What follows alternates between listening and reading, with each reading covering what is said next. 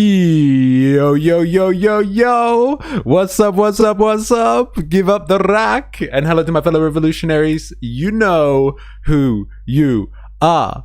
And welcome to today's live stream. It is Friday, the 12th of June. And happy Friday to all y'all. Hey, it's Friday. We made it. It is the best day on the working calendar, ladies and gentlemen. You know why? Because for us working class people, we're sailing into the weekend and it is our time of freedom. We get granted by this wonderful system called capitalism. We get granted 2 days of freedom out of every 7. So make sure you fucking enjoy it. And if you don't get to enjoy the freedom, hope you get compensated for it. Let me just say, Lab Jeff, hello. Hello, internet friends. It's good to have you. That's another fucking... That's Stream Law from Far Right Fridays. Hello, internet friends. How about Joe? Yo, yo, yo. Voltateur. You know who I am. A dirty commie. Emphasis on the dirty. Very, very well indeed. We love dirty commies here. And yes, I hope you are doing wonderfully today. We're going to also celebrate a wonderful occasion that happens at the end of the week, and you know what it's called. It's called Far Right Fridays, ladies and gentlemen. Far Right Fridays. It's become a mainstay. I think we're up to I want to say part 22, 23. We've done this for 20 something Fridays. It's pretty mental, actually, if you think about it like that. And what a journey we have been on, understanding how parts of the working class get sucked in to a certain type of political ideology, a conservative form of thinking, right-wing thinking, but we affectionately call it Far Right Fridays because the alliteration is just so fucking good. Have you seen Hunter Biden just being a gigger chad on X? The Dems has let him off the chain, and it's funny as fuck. I have not. And let him let him off the leash for the boys, for the Dems. I have not. If you got anything interesting to show us for the lols, I'd happily see that. But before we you haven't seen the clips of Hunter and Candace?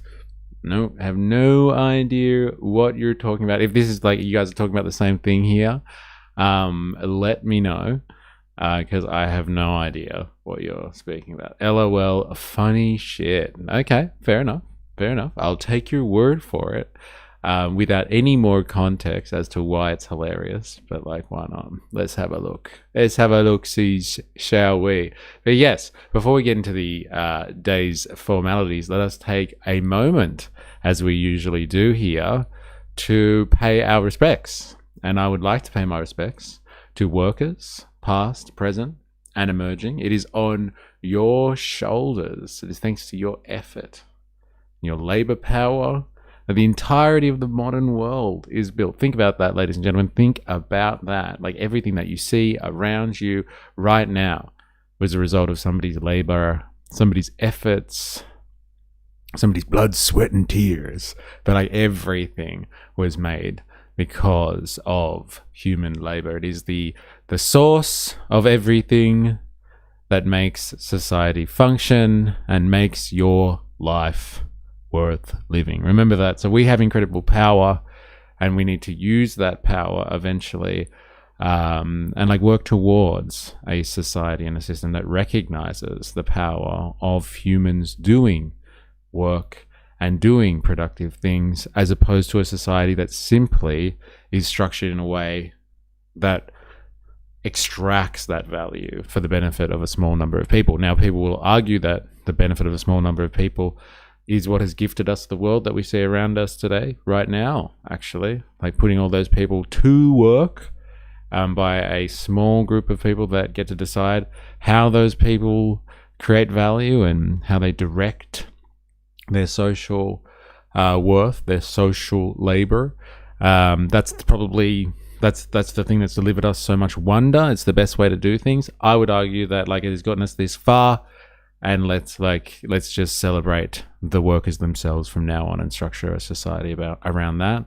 And I hope you would feel the same way, and that's why we're revolutionary on this channel.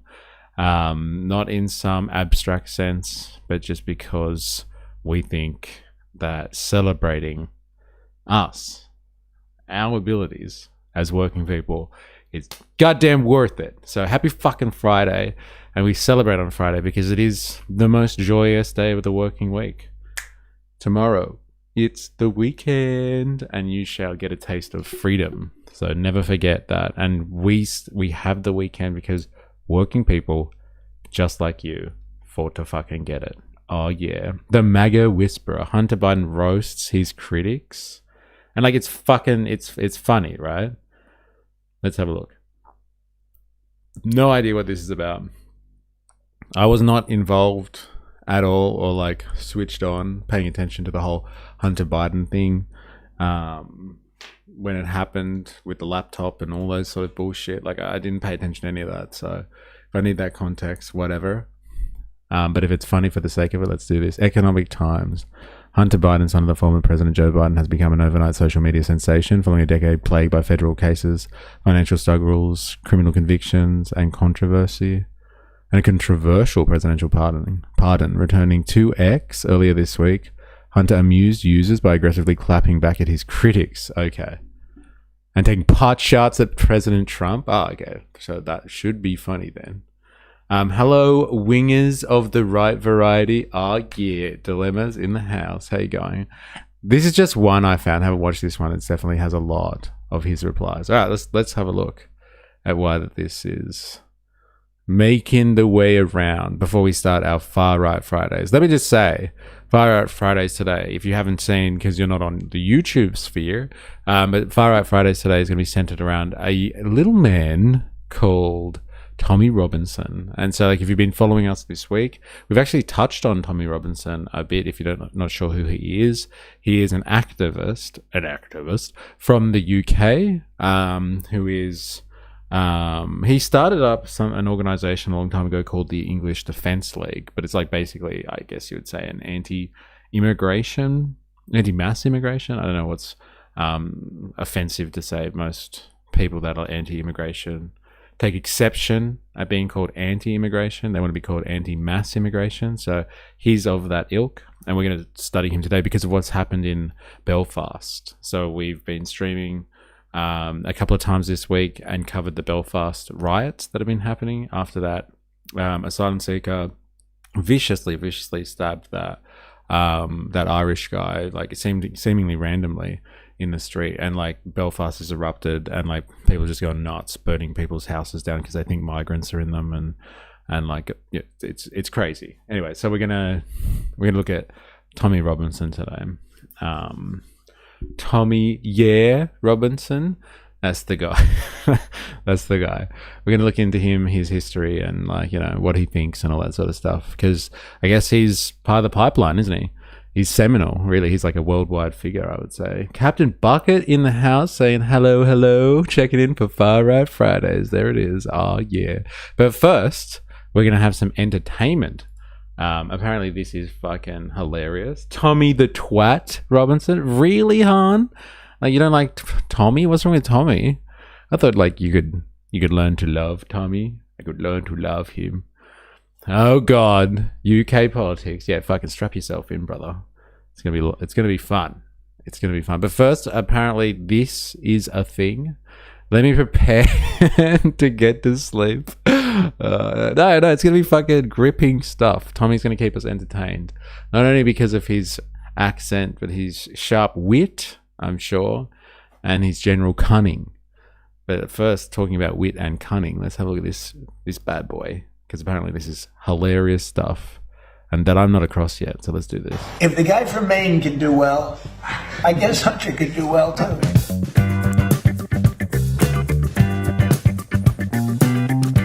Hunter Biden, President Joe Biden's son, has posted hundreds of times to X in recent days, clashing with critics, speaking candidly and cracking self-deprecating jokes about his addiction, defending his father, and criticizing the Trump administration.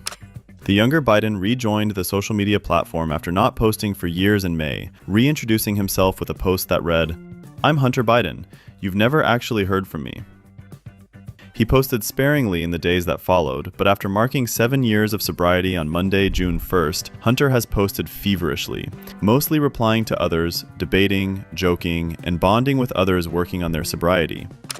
"I know this may sound petty, but I can't stand it when people Photoshop a meth pipe in my mouth," Biden wrote on Thursday, June 4th, in response to one critic who made a mock political poster depicting him smoking drugs. "A crack pipe doesn't have that little bowl at the end. This is why we can't trust AI. Please make the appropriate edit. Thank you for your attention to this matter." Is this the Candace thing as well, though? Or is this just ye old Hunter Biden? Pretty funny. Let's smoke the competition. Can't trust AI. It's nice to have a pardon for your known crimes and unknown crimes. Yes. And was it his father who pardoned him as well? Like, talk about a conflict of interest. Just ye old Hunter. Okay, so like he's just been going nuts on X. And like people are losing it. Who let him off the leash? Please make the appropriate edit. Thank you for your attention to this matter. In another post, Hunter denied the bag of cocaine found at the The auto pen pardoned him. Joe doesn't know who or where he is. How would you know what a crack pipe looks like, Hunter? Eh? the White House during his father's administration, and after Hunter got sober was his.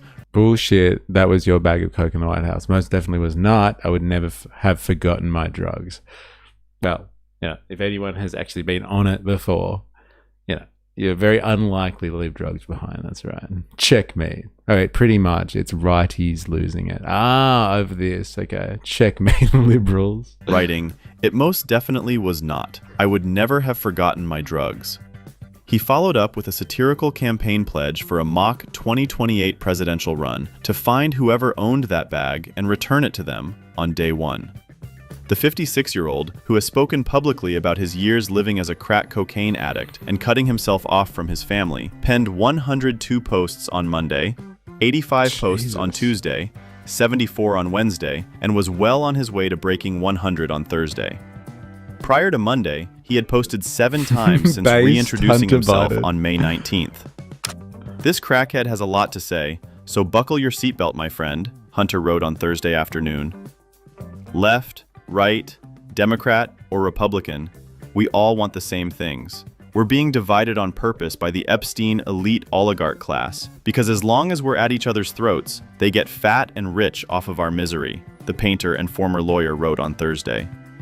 "The second we figure out we agree on more than we disagree, they're done. Love your neighbor. Be yourself. Radical honesty. No f***s given. No f***s taken. Everything else is just noise," he added. Hunter Biden has also mocked Donald Trump after the president sneered at the... How's that? Bit of fucking class politics going on right there. Let's all just learn to get along and agree where we can and get the epi class. Get it! the idea of him running for the White House in 2028. Hunter posted a clip of Trump taking a question about his presidential prospects in the Oval Office. Solar Bear in the house. Hey fam, how you going? We are starting on Far Right Fridays today by having a look at Hunter Biden's re-entry into X, I guess, and him just going nuts posting.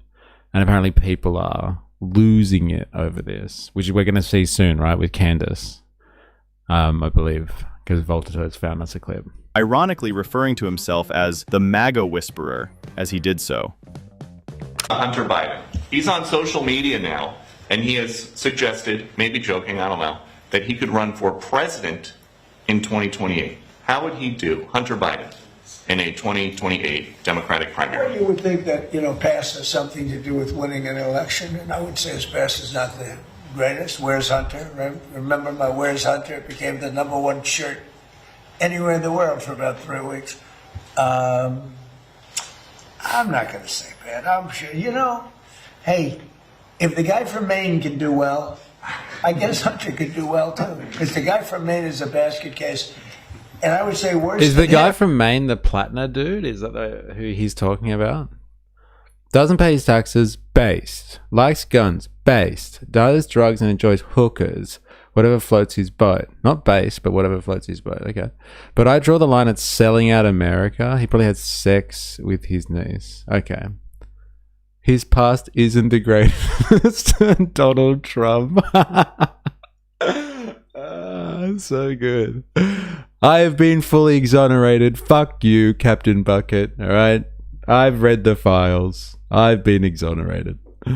Is the one from Texas that looks like Alfred E. Newman.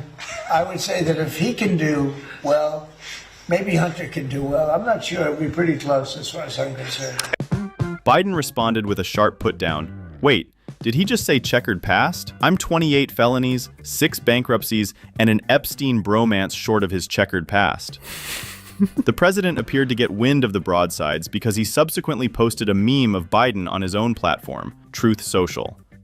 Trump mocked the younger man's reinvention as artist by photoshopping an image of him over his sketchpad so that it looked like he was drawing a fine pencil portrait of Trump. Could you imagine, like, if that's what the Democrats needed to, like, withstand the way that Trump has changed American politics forever? That you needed a fucking, what, like a sober... Yeah, so like he's sober now, right? Is that the thing? Is that why he's coming out? Like a reformed crack addict who has been part of the political establishment himself. And like he'd be like, he just does better shit posting than Trump does. And like that's how Americans end up voting in. And like that's the end of Trumpism in the United States. Someone who can out shit post Trump because like, hey, they're both pretty deplorable. Like who are you going to choose? Look at that. I've been exonerated. Look at those redactions. Look at those redactions. Hey, what are you trying to say? He's definitely been exonerated. Hunter Biden. He's on social media now, and he has suggested, maybe joking, I don't know, that he could run for president in 2028. How would he do, Hunter Biden, in a 2028? We just saw this. Why did my man You again? would think that, past has something to do with winning an election. And We I would just say saw his this. past is not the This is AI greatest. slop Where's for you. Hunter? Remember my Where's Hunter? It became the #1 shirt anywhere in the world for about 3 weeks. I'm not going to say bad. I'm sure, hey, if the guy from Maine can do well, I guess Hunter could do well too. Because the guy from Maine is a basket case. And I would say worse than him is Matt the one... Bond in the house. I have arrived. How you going? Hope you're well. Learning about the Hunter Biden's situation. I don't know what to call it. He's back and he's shit posting on Trump. And people are going nuts. Just a crackhead. Could you imagine, like, that's his... I am a reformed crack addict. And, like, if Trump can do it, I can do it too. I have changed. Sounds a bit like the charming George W. Bush. Yeah, actually, you know what? Now I'm thinking about it. Like, it's been like this since the start of the fucking century, right? Ravy, ayo. How you going? Laugh, Jeff. No, I read that. Rogue, the #1 shirt. All the kids were wearing one. All of them. My main man. How you going? The reporter asked him a question and he's like, remember that time I did that thing? All right, let's listen to this one. Is this the crazy thing?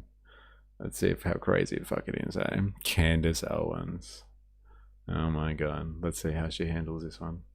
Genuinely, like, I'm so sorry that I just didn't even consider he's a crackhead. And like, like that's actually a very relatable thing. And I thought you were dumb. Yeah. Because, I don't know, maybe because Meghan McCain was on The View for too long or something. And I was like, here we go, just like rich political kids. I went up to her and I said, can I get some crack? And I think it was basically, I said, can you help me commit suicide? Let me figure out the way not only to kill myself, but to maybe kill my dad. We don't want to be gaslit. Yeah. Nope, he never smoked crack. It wasn't real. Yeah. The laptop is Russian propaganda. Yeah. They should have let me go out and talk. Yeah. But it was 2 weeks before the campaign. If we could have this conversation, I think just opens the door for and a few other people. Genuinely, like, I'm so sorry that I just didn't even consider he's a crackhead. And So, like, is she opening up the door now for the normalization of Hunter Biden. She's like, I didn't realize you were a crackhead. We shouldn't fucking make fun of people that got problems. He's a crackhead. And that's relatable. Yeah, Candace Owens. The main male man. So good. And Freud was a cocaine addict, I think. Well, like, it was just the dumb thing in that time. Like, they had little snuff boxes. And, like, it was just normal. Like, it wasn't like it was like having coffee or smoking, like, tobacco out of a pipe. Hey, cocaine was just normal. It's the state that's come in. Come on, where are my libertarian friends here? Come on. It's the state that's come in and told us that we can't enjoy drugs. And then they started a war on drugs, which was really a war on the working class, let's be honest, to control us psychologically. They didn't want us taking drugs. They wanted us to be good little workers. Go work for the man. I'm sorry, I just never considered that you were just a crackhead. Here I was, trapped in the culture wars, and you were just fucking a crackhead. And, like, I should have just sympathized with you. I'm so sorry. I'm so sorry.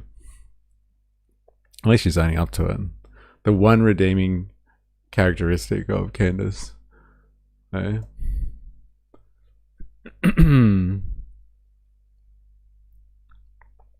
Like, I've legitimately, in the last 2 years, I've had moments where I have been looking at a picture of Hunter Biden's penis on my phone. Like, just fucking, no. Is it really? Okay. And then someone will come out and be like, what are you doing? I'm like, I'm reading the fucking news. Like, I've legitimately, in the last 2 years, I've had moments. Thank you for the submissions, everybody. Keep it clean, please. It's Far Right Fridays. It's Far Right Fridays, alright? Calm the fuck down, yeah? Calm the fuck down. Alright, let's have a look at... Is it this one? Yeah, I want to look at this. This is in relation to... Once the hope was in my hand, I just ran. What we've been checking out this week, and I thought we should just give it some fucking airtime, because why the fuck not? This is the guy. What was the thing that he used? So, like, if you weren't here all week, we've been watching the like the Belfast riots that are underway at the moment. And like Belfast is rioting because there was a asylum seeker that went nuts and like started like slashing it like just a random, and like Irish people are upset about that, and they've got their misgivings when it comes to immigration and asylum seekers and all that sort of stuff. Like it's we know this story. Anyway, they've been like rioting basically and burning places down. We've been watching that, but like there was a guy who stopped the attacker and had a hurling stick and was just like, you know, whacking him to try and get him off the attacker. And so like this guy is like the Irish version of that Al Ahmed guy or whatever his name was, the guy from the Bondi shooting who like went up and disarmed one of the shooters and like took their shotgun off them and stuff like that. But like he's got a hurling stick instead. So like this guy's like a hero now in Belfast. And I was wondering if that'd be a nice little segue into learning about Tommy Robinson, who is our Far Right Friday investigation special today. We're just reading the news about his blackjack and hookers and cocaine orgies, notably with women very much over the age of 18. Hunter was unblackmailable. I wonder if that word actually comes up a lot. Unblackmailable, I wonder. But we're going to use it. And it's good context for it. No, Tommy. Hey, Bensel Bennett in the house. It's UK's White Avi Yemeni. That's interesting. But yeah, so we're going to be watching him. But like, I want to hear what this guy has to say, if we can understand him. Like, I don't want to be offensive or anything, but like, we've struggled this week with listening to some of these Irish people talk. Like, you really have to concentrate. So turn yourself up if you really want to understand what the fuck is going on. Hello. I'm a cheese wing in the house. How are you? I can't do Stephen. Well, when you're open to a fault, LMAO. All right, let's do this. Straight across. He's been Once the herd was in my hand, I just ran straight across. He's been described as the hero of Belfast. Hero of Belfast. That's just what someone's reaction should be. We'll assist those in danger. Now, Matthew McTiernan has told us exactly what happened that night and what the reaction has been since. The kids, they made me a poster about how proud they are of me and stuff. Let's sort of start at the beginning and talk me through the sequence of events that led you to be in that road, in that car, in that road that night. Yeah, of course. We were coming down, me and my friend Andre, we were coming down the Antrim Road, which is in North Belfast. We were actually on our way to a petrol station. We just dropped my son off from playing hurling. So Andre had said to me, look, take a shortcut. There was a wee road that was up to the right. As we were driving up the road, I love when they say we. It's so good. So good. Parked in the middle, across the way, so we were going, just go on there. So Andre's like, yeah, just go around it. So as we were driving around it, he's looked out his window and seen there's a lady panicking on the phone. So I'm like, what's going on? Got slightly on past it, looked out again, seen two guys. We thought at the time it was just a fight. So Andre's straight out of the car, he's running across the road, shouting, trying to break it up. I haven't even stopped the car yet, so the car's still rolling, he's already run out. So as I've stopped the car, Andre started to run back. So I've just opened the boot, Andre's running around the back looking for the hurl. He couldn't locate it because obviously it was me to put it away. So by this point, I've then stopped the car. All I can hear is potato, potato, potato. They don't speak English. They are. This guy's actually much better than the other guys that we had been listening to be honest. You should do a collab with Boy Boy. Yeah, get him on stream. Interesting. I wonder, eh? Get him on stream. And what do we talk about? What should we talk about? Gum and cheese wing. Get out, run around. Is that Gaelic? Grab the hurl, and I've just run straight across to where the attack was at the time. And then Andre straight in after me. Have you ever stepped into something like that before? Was it your instinct? Was it emotion? No, so I'm a... What the fuck does a hurling stick even look like? Anyone? Hurling stick. Here we go. I wonder how the searches for hurling sticks go these days. Ah, okay, right. Whoa. And did you see the way he was pelting that guy in the face with it too? God damn. He hit him like 3 or 4 times before the guy stopped. God damn. From West Belfast, so where I grew up, that type of environment was common as like from a child right up to a young adult. And even now, where I live now, like I'm down in Lurgan at the minute, so it's still a bit crazy down there. And Belfast in general, it's sort of that mentality which you need to have.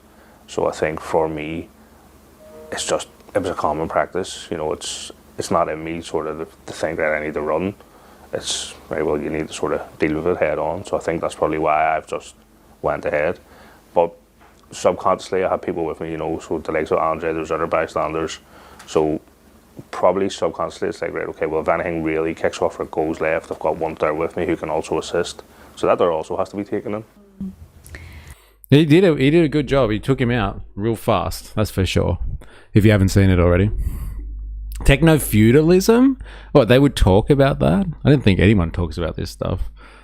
Interesting. Yeah, alright. Gum and cheese wing. I'm down. How do I do this? Do I reach out to them somehow? Send them a blind email. Yo, come on the stream. Let's talk about techno-feudalism, baby. I agree with Boy Boy. Okay, there we go. Just saying I can understand them perfectly. It's a skill issue, but I agree. Get Boy Boy on. Yeah, right. There we go. They know Geordies. Okay. Fair enough. Ah, I see what you're suggesting then. Just talk to Geordies about it. Okay. Fair enough. I don't know Boy Boy though. So like I don't watch any of their content. I know they exist. But like, yeah, don't watch anything of theirs at all. So I guess I'll have to do some research. This is less interesting than I thought it was going to be. But like, hey, kudos for breaking that shit up, brother.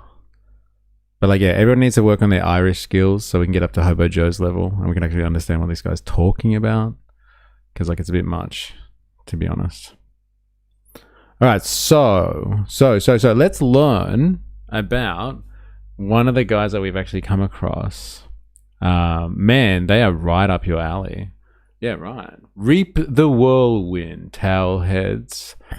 Govan's in the house. How you going? Hope you're well. They're right up your alley. Okay, fair enough. Well, it's something to consider. But it might be a little bit small fry for people like that. But like, happy to run that one and see what's going on there.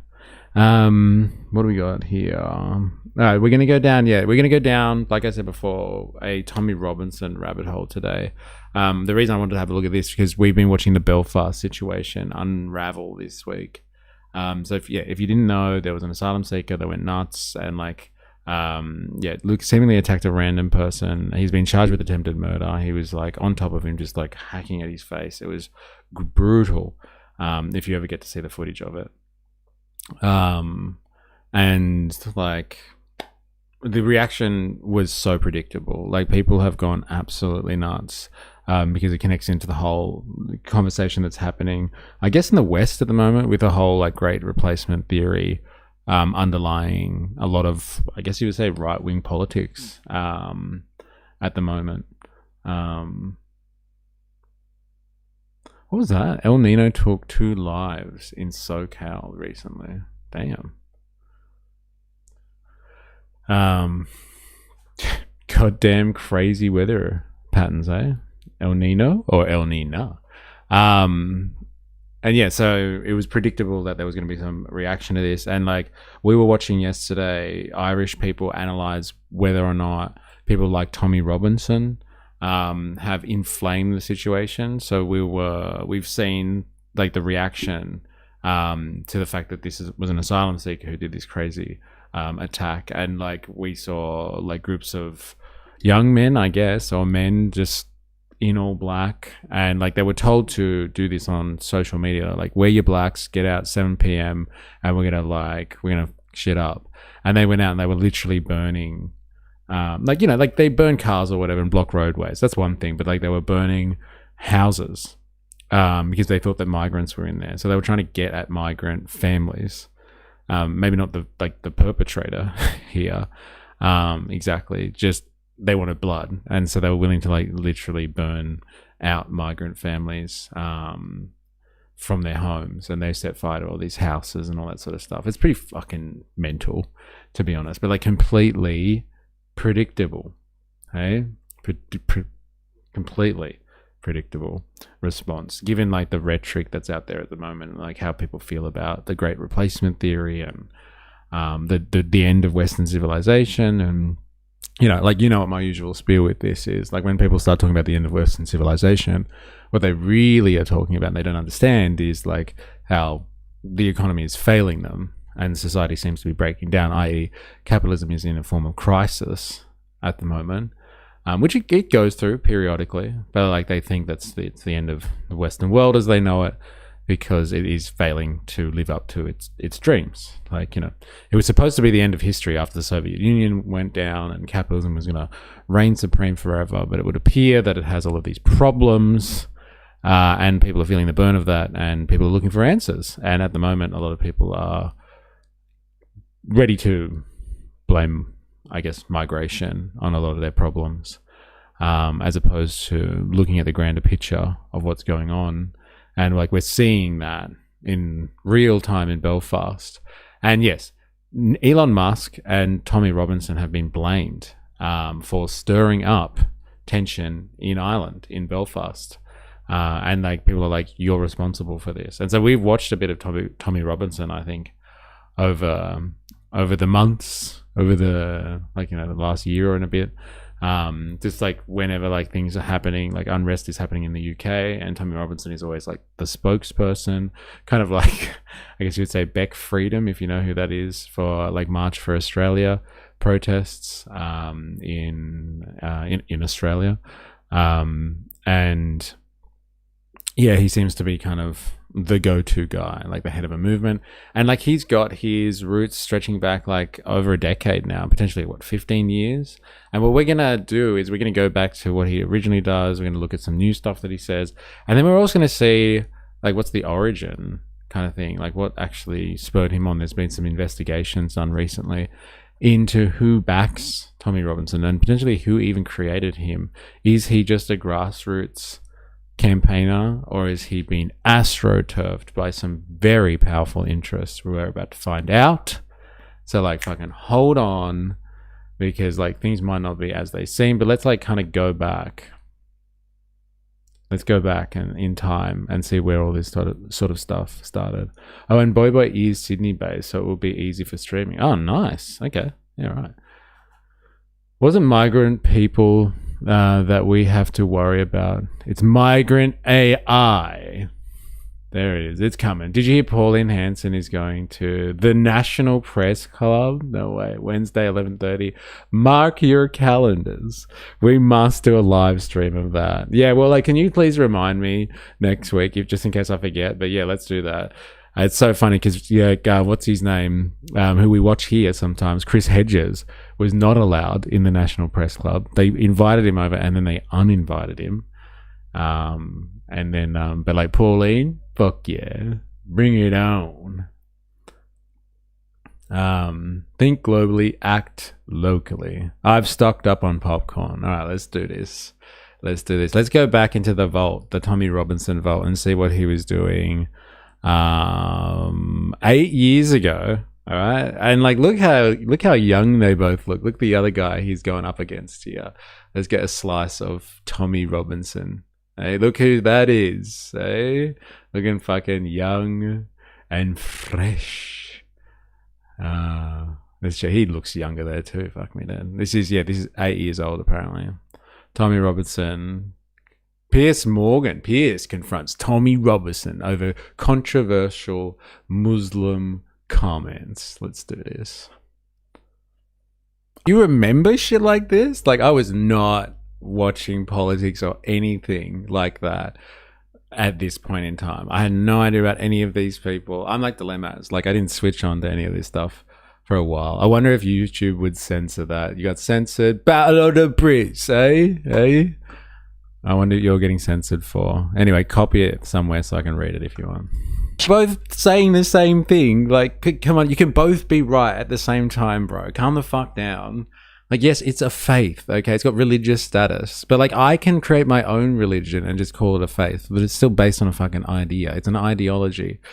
Like, this is the problem, right? Like, this guy looks super intelligent right now because this fuckwit, and I'm sure there's heaps of people that try to go up against him. And it's like, no, it's a faith. It's a faith. He's like, it's a fucking idea. Like, hello? Are you stupid, Piers Morgan? Come on. And so, like, he looks like so genuine because I just won't acknowledge the fact that, like, yeah, okay, fuck, you're right, but what's your point, dickhead? Come on.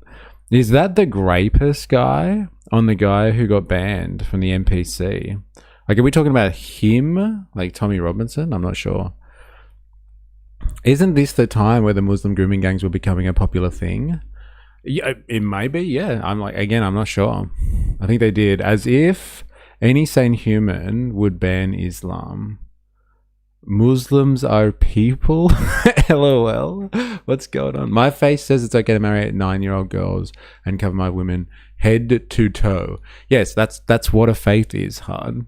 Yes, it's cultural. And there have been many cultural practices over the centuries, over thousands of years. Would you believe it?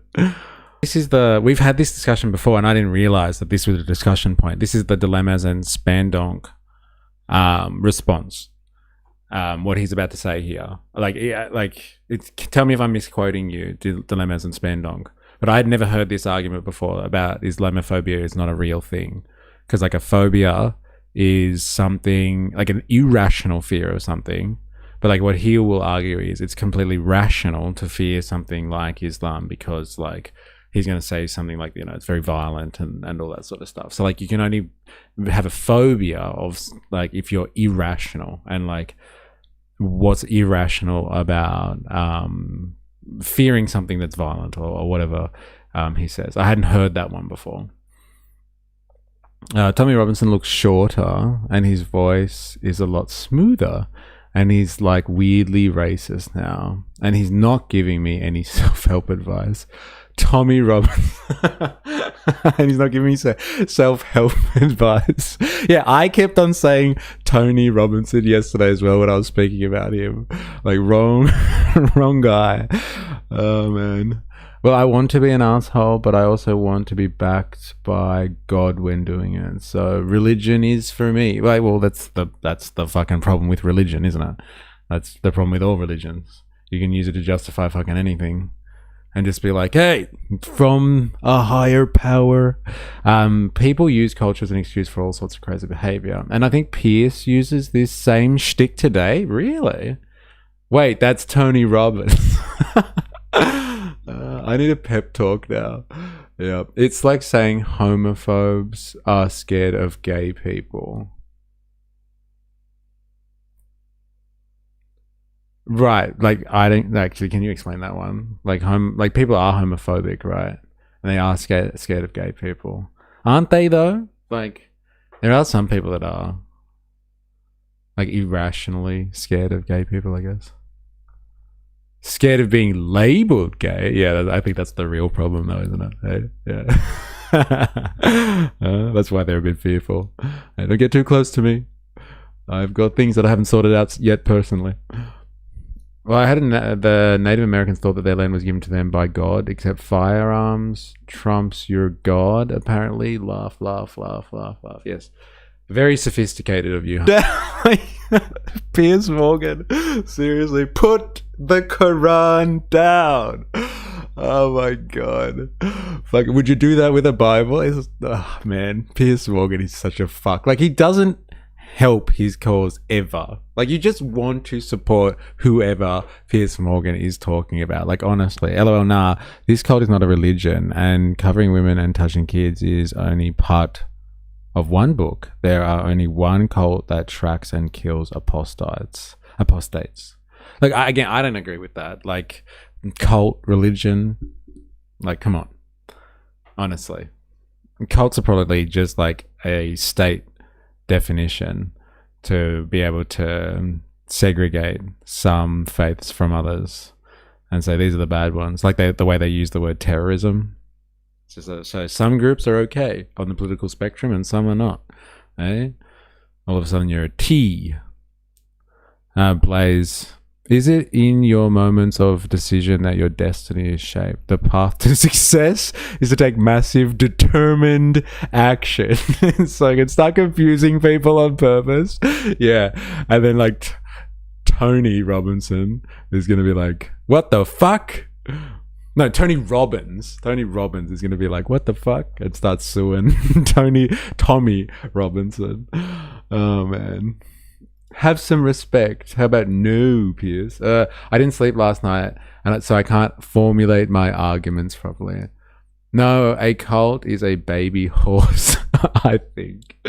That is the left, though. They replace religion with their idiotic ideology. Blind faith is all it takes. Rational thought goes right out the window when faith is... What are you talking about, Han?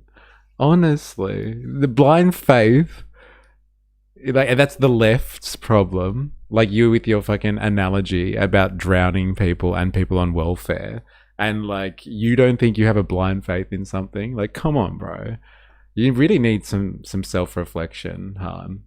It's a big thing. Maybe you should listen to some Tony Robbins, not Tommy Robinson, Tony Robinson. Yeah, 100% agree. It is a defining label, and I use it very strictly. I only call cults cults. Yeah, you call cults cults that you don't like. That's the point of the word cult. It's a religion that people don't like, so they call it a cult. Like, I'm sure you understand how to use language in a sophisticated manner. Scientology, Mormonism, and Islam are the three big cults passing as religions. Yeah, and like the other ones are acceptable. I find them okay, so I'm not going to call them cults. Like, yeah, okay, fine. It helps categorize them as these are the bad ones, these are the okay ones. Communism versus economics, faith first, hard data. Han's continuously fighting a woke ghost. Not here to circle jerk the commies. I need to educate them. Oh, you are failing. Failing hard. not educating anyone. My faith in capitalism isn't blind. I learned it constantly in school and then in the workplace and from my parents and authority figures. Yeah, okay. You know what? Let's go with the fucking cult thing. Then, like, capitalism is a cult and it's fucking dangerous and it has killed millions and millions of people. And, like, you can't even calculate the damages of it, let alone the environmental damage. What's the left, Han? Please explain. Yes, I am failing. Yeah. I think the only jerkin that's going off here, Han, is like when you come in and try to troll people and you get off on it. Nah, you are arguing against comments no one made. All right, let's do this. Yeah, and what's a defining factor in the decisions are based on? Usually violence, strict adherence to rules with a threat of punishment and finally cut off from friends and family. And, like, you don't think all religions are capable of that and have done that historically? Like, come on, bro. Honestly. If that's the test, like, you must hate religion hands down. Those who cannot educate themselves will look to educate those far smarter than themselves. This is your story. I've never heard that before. People's religious beliefs, right? I should show some respect for a book that incites murder against me. Put it down. And calls me. This calls me. Put it down. No, I won't put it So down. good. It's like he's holding a gun. Put the gun down. Put it down.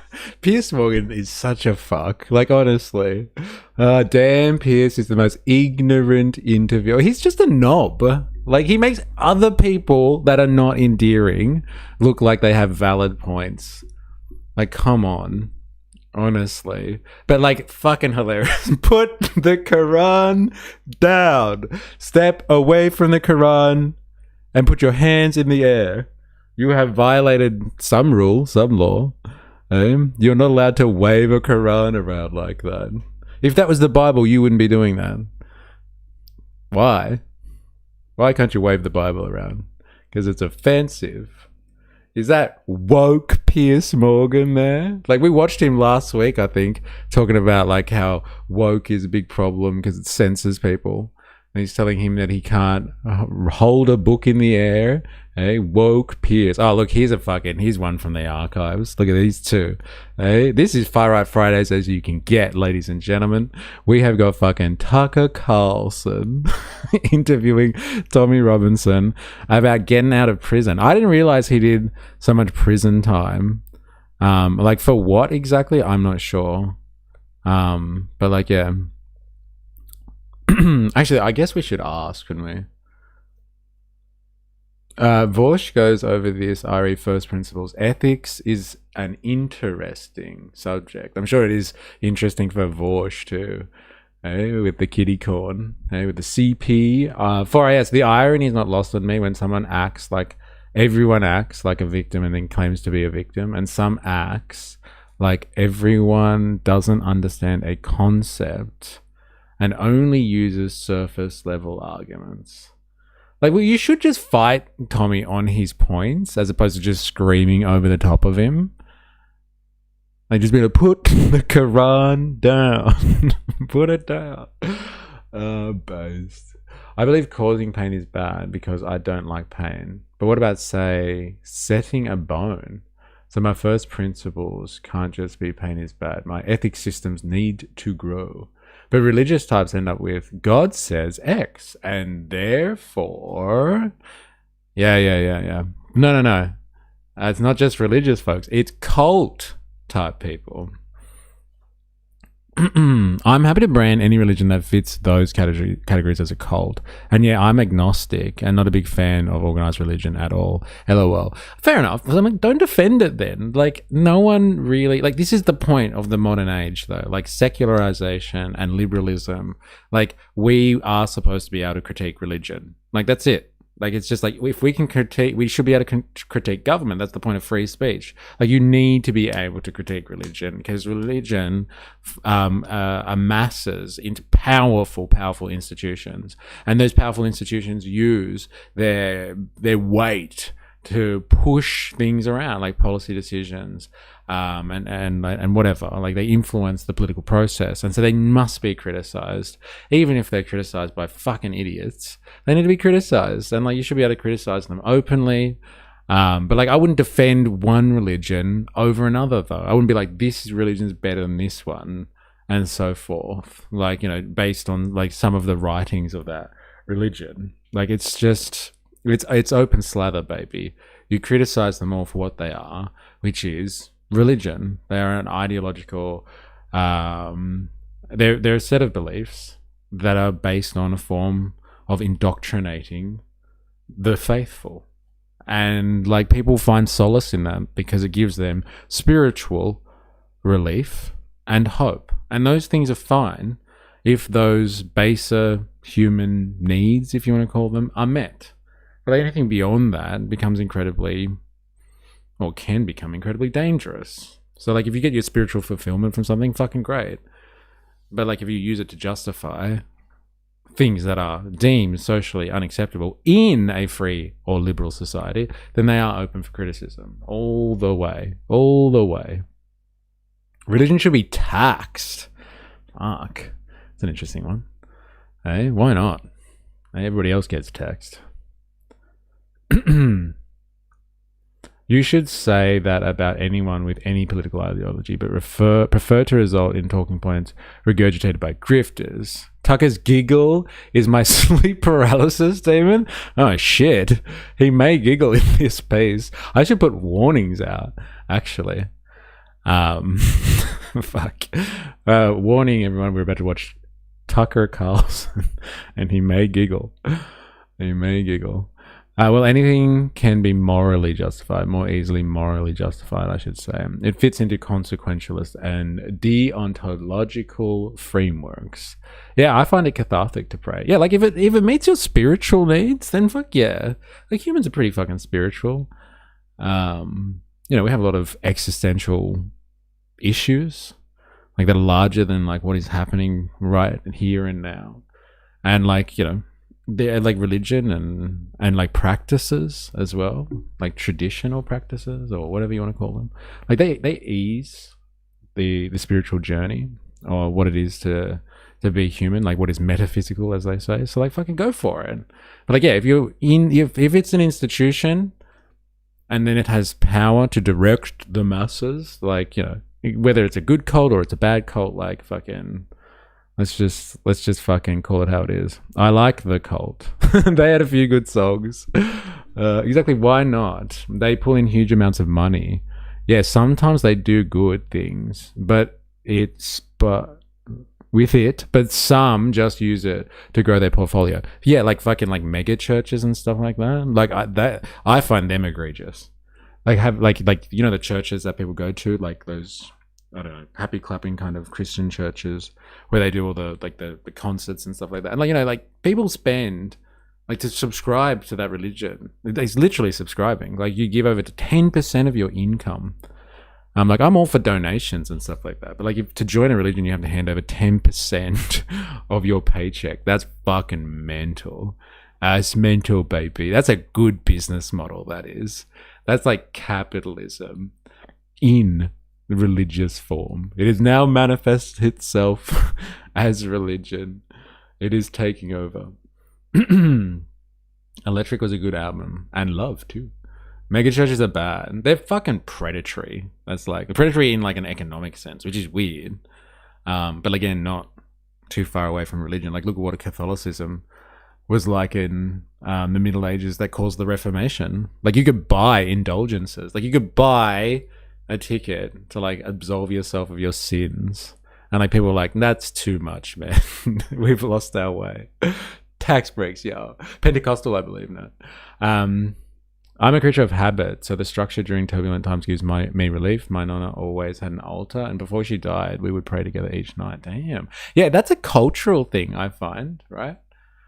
Like, I was raised Catholic, and so like, you know, I had to get baptized, I had to go to Catholic school, I had to pray, like all that sort of stuff. And like, but as soon as I was able to consciously make my own choice, like, I was just like, fuck this, I'm out of here. And like, I just thought church was boring as fuck. But like, now as an adult, like, my father takes my grandmother to church because she can't do it, she's too old.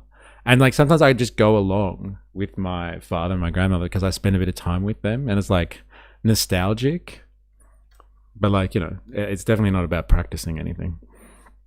She always said it doesn't matter whether you attend a church or not. Everyone has quiet moments of reflection and you can practice anywhere.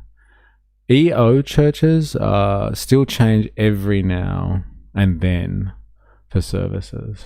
Look at this. I didn't think we were going to fucking talk about religion today. Oh my God. Thank you, Tommy Robinson. All right, let's see Tucker Carlson talk to Tommy. Why did he go to prison? Does anyone know why Tommy Robinson went to prison? Anyone across that? I guess we should ask. I'm going to ask my research assistant. Unless somebody wants to jump in and is a Tommy Robinson historicist. So jump in on that one. Anyone want to jump in on that? Why did Tommy Robinson go to prison? Hate speech, I think. Bang! Do you see how fast they came with the response? Is it just clear today, or is they've got a lot of stuff already in the bank on Tommy Robinson? Tommy Robinson has been in prison more than once for different offences. The most widely reported case is the 2018 contempt of court case. He was jailed for live streaming outside a criminal trial in Leeds involving grooming gang defendants. Okay, so this was 2018. So that makes sense because this video is like 7 years old. So that makes sense. Courts ruled that his filming and commentary risked prejudicing the jury and could have caused the trial to collapse. He was initially sentenced to 13 months for contempt of court, though the case later went through appeals and was reconsidered. Mortgage fraud? What? Okay. 2014, he served time after pleading guilty to mortgage fraud, connecting to false financial information used for property applications. Oh, whoa. Okay, recent contempt proceedings. 2024, he was again jailed after breaching a court order relating to repeating defamatory claims about a Syrian refugee schoolboy who had previously won a Labil case against him. Yeah, right. Interesting. He was claiming freedom of speech at the time, if I remember correctly. When he was done for live streaming outside of a court. Interesting. All right. Let's hear about his prison set. I wonder if it's going to be the same as like when we watched Banana Boy, Thomas Sowell. That's Thomas Sowell, the Australian neo-Nazi, not the other one from America, the black conservatism guy. Yeah, and we were watching him last week on Fire Out Friday talk about his prison time. He was talking about being in solitary confinement in a fucking in a concrete box, but then he was also talking about like he was talking to other prisoners next to him. So we're not sure if that guy's too right in the head after coming out of prison, but we'll see what Tommy Robinson's like. So many trumped up charges on Tom. Wait. Don't point out the flaws in the system, otherwise they'll throw the book at you. Yeah, well, I guess they don't have free speech laws in the UK, right? Of rights, free speech rights. Yeah, man, the right loves having criminals in power. Well, look, he's if anything, he's an activist, isn't he? He was just trying to do a good piece of journalism, and like the state came crashing down on him, threw the book at him. If anything, he should be innocent. Why did the Nazi go to prison? Is it like asking, why did the chicken cross the road? Yeah, all right, calm down. I see your point there. But he was exercising his freedom of speech, all right? Yeah, he first came on my radar when the grooming gangs was an issue, because the narrative was that the police was defending arrests and the public wasn't able to talk about it because they were being labelled racist. Yeah, well, look how it's manifested now. Like, it's all come out now, and I'm sure this guy feels so vindicated, doesn't he? Eh? He probably feels so vindicated, like, since what has happened. Like, it's all come out of the wash now, and like they weren't talking about it. They were covering stuff up, and like, you know, people like, this is the thing. Like, you suppress these people. Like, this is my argument about what's going on with Banana Boy in Australia. You suppress these people once they, like, all they have to do is stumble upon a truth, a half-truth. Stumble upon it, you fucking, you drag them through the dirt for no necessary reason at all, instead of just casual state repression for the sake of it, which is what we're having in Australia at the moment. Like, they're repressing people to test out a law, And like these people will come back and like their supporters will be galvanized, and they may even double or triple in number as a result of that. And I bet you he feels he feels exonerated, just like his boy Trump, I'm sure. I feel like Carlson would do a great drag show. Already has the name for it. Hey, he broke the law. You can't talk about ongoing trials. But the other charges and sentencing he got on top seemed like an authoritarian crackdown. Almost like censorship. It's a terrible idea. Some free speech right would be nice. Well, like, I don't know if they have it there in the UK. I'm assuming they mustn't, right? Like, America's pretty special like that. Do the UK have free speech constitutional rights in the same way that people from the United States do?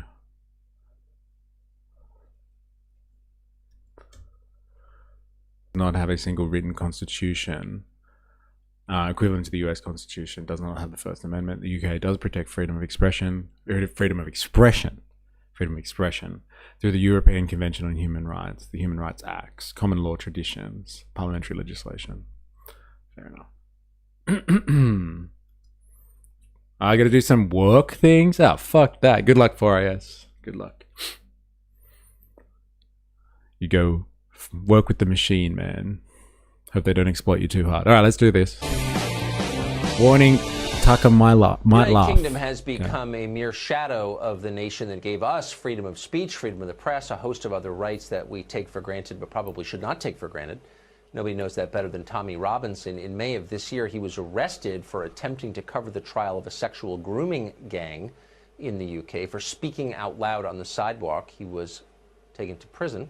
With barely any time to muster a defense, he was tried and sentenced to 13 months in jail.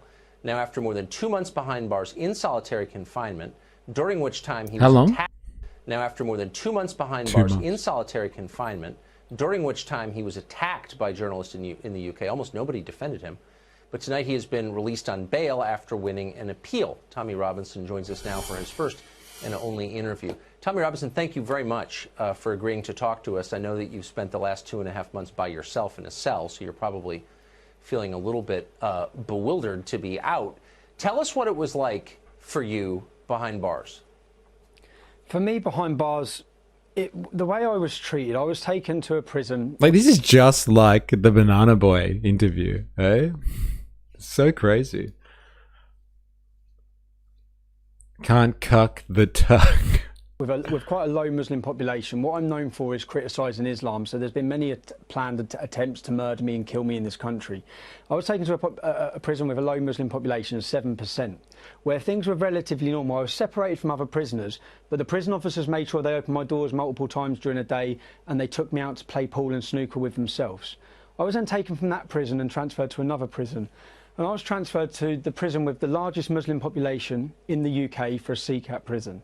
I was then put on solitary confinement, where I spent 2 months not seeing or speaking to anybody, and they used the reason that I was in danger. Now, they would have had risk assessments before I went there. I was purposely taken to be put in danger, so that then that reason can be used to then put me on solitary confinement. And if you think about what has happened in this case, it took a number of hours to take me before a court, prosecute me, unlawfully imprison me, and then it took 2 months with the prisons moving me to prevent my legal access, shortening my legal visits, and it took months before I got the opportunity to go before a judge. Once the judge heard what had happened in the trial, we found so many illegal and wrongdoings within this kangaroo court. Tucker is like a frog. Then it took another 2 weeks. Sitting there, still as watching, waiting to catch a flight. It's a very interesting expression, isn't it? I can't wait to see him giggle. Like, he's concentrating hard. Before I judge, once the judge heard what had happened in the trial, we found so many illegal and wrongdoings within this kangaroo court that then it took another 2 weeks before I was freed. And to be honest, this whole encounter, if you talk about, I haven't eaten. I've lost nearly 40 pounds in prison. I had 1 tin of tuna and a piece of fruit a day. I was supposed to be in Her Majesty's prison service, not Guantanamo Bay. I couldn't open my windows because I was having excrement and spit put through them. I believe this whole process, and Tucker, this isn't the first. I'm sorry to interrupt, but who is putting excrement through your window and spit through your window? So my prison cell that I was put in was on the lower level, the ground level, which it didn't have to be. So it's on the ground level. So every prisoner would walk past my cell window, everyone as they walk out. So when my windows were open, every prisoner's walking past. The mosque for the prison was directly opposite my cell. So every time, and we've had huge heat waves, I was literally drenched day to day, and I had excrement and spit thrown through the doors, through my windows. So in the end, I had completely blocked up windows, had to block up all of my cell windows. And all of this, when I say this, to a lot of people around the world, this current case, and the world has watched it, has shocked them. For me, this has been nothing new. There's some things I have not spoke about in the past, where in 2012, I spent 5 months on solitary confinement in the British prison. This goes against every human right and every law. I spent 5 months on solitary. Have you heard of Jimmy the Giant, Mr. A? He talks about UK politics in a way that doesn't make me fall asleep. He also have done some stuff on Tommy Robinson. Okay, no. Never heard. If you have any suggestions, happy to have a look at in Lacord, if you want to drop something. Danger is my middle name, baby. Yeah. Austin Danger Powers. He's so still. Is he okay? Oh no, poor baby. Is he struggling to understand the accent? Yeah, you can see he's really concentrating. He's like, huh? What?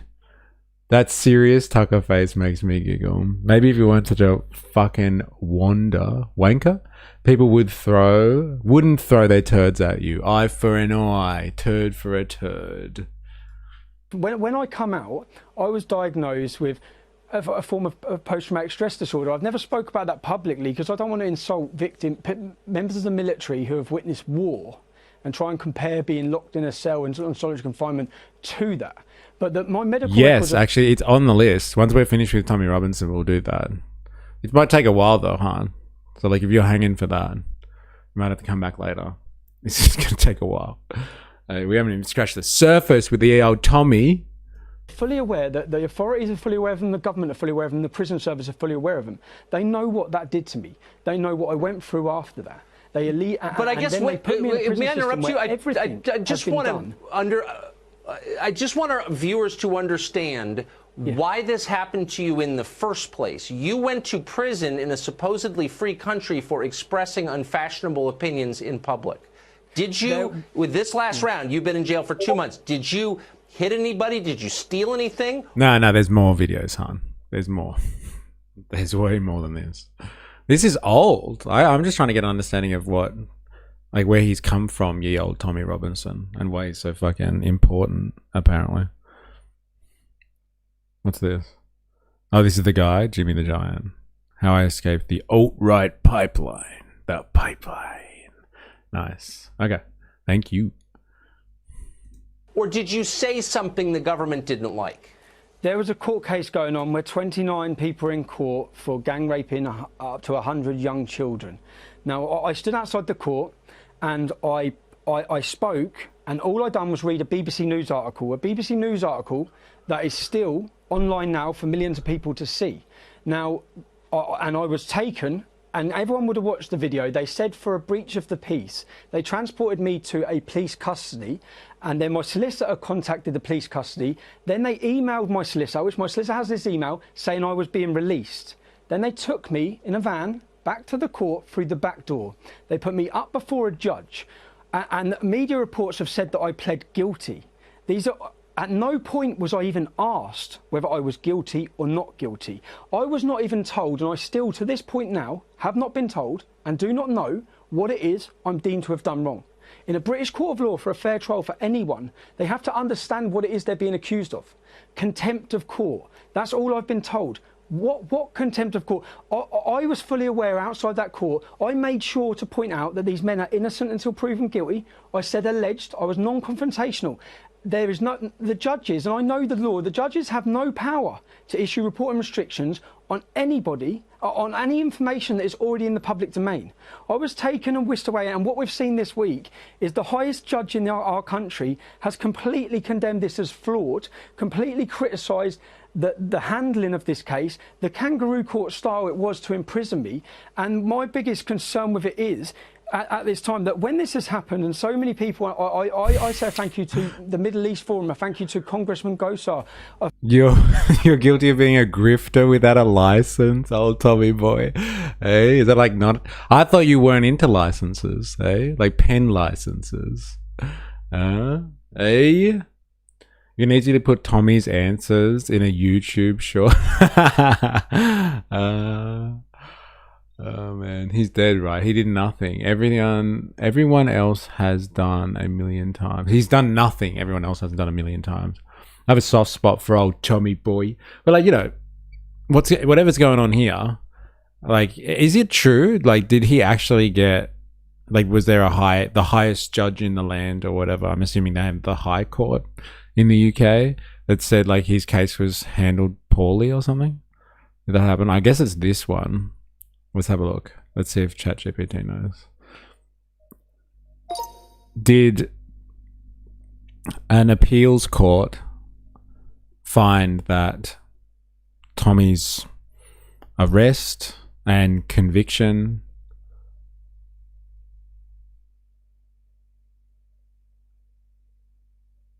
was unjustified?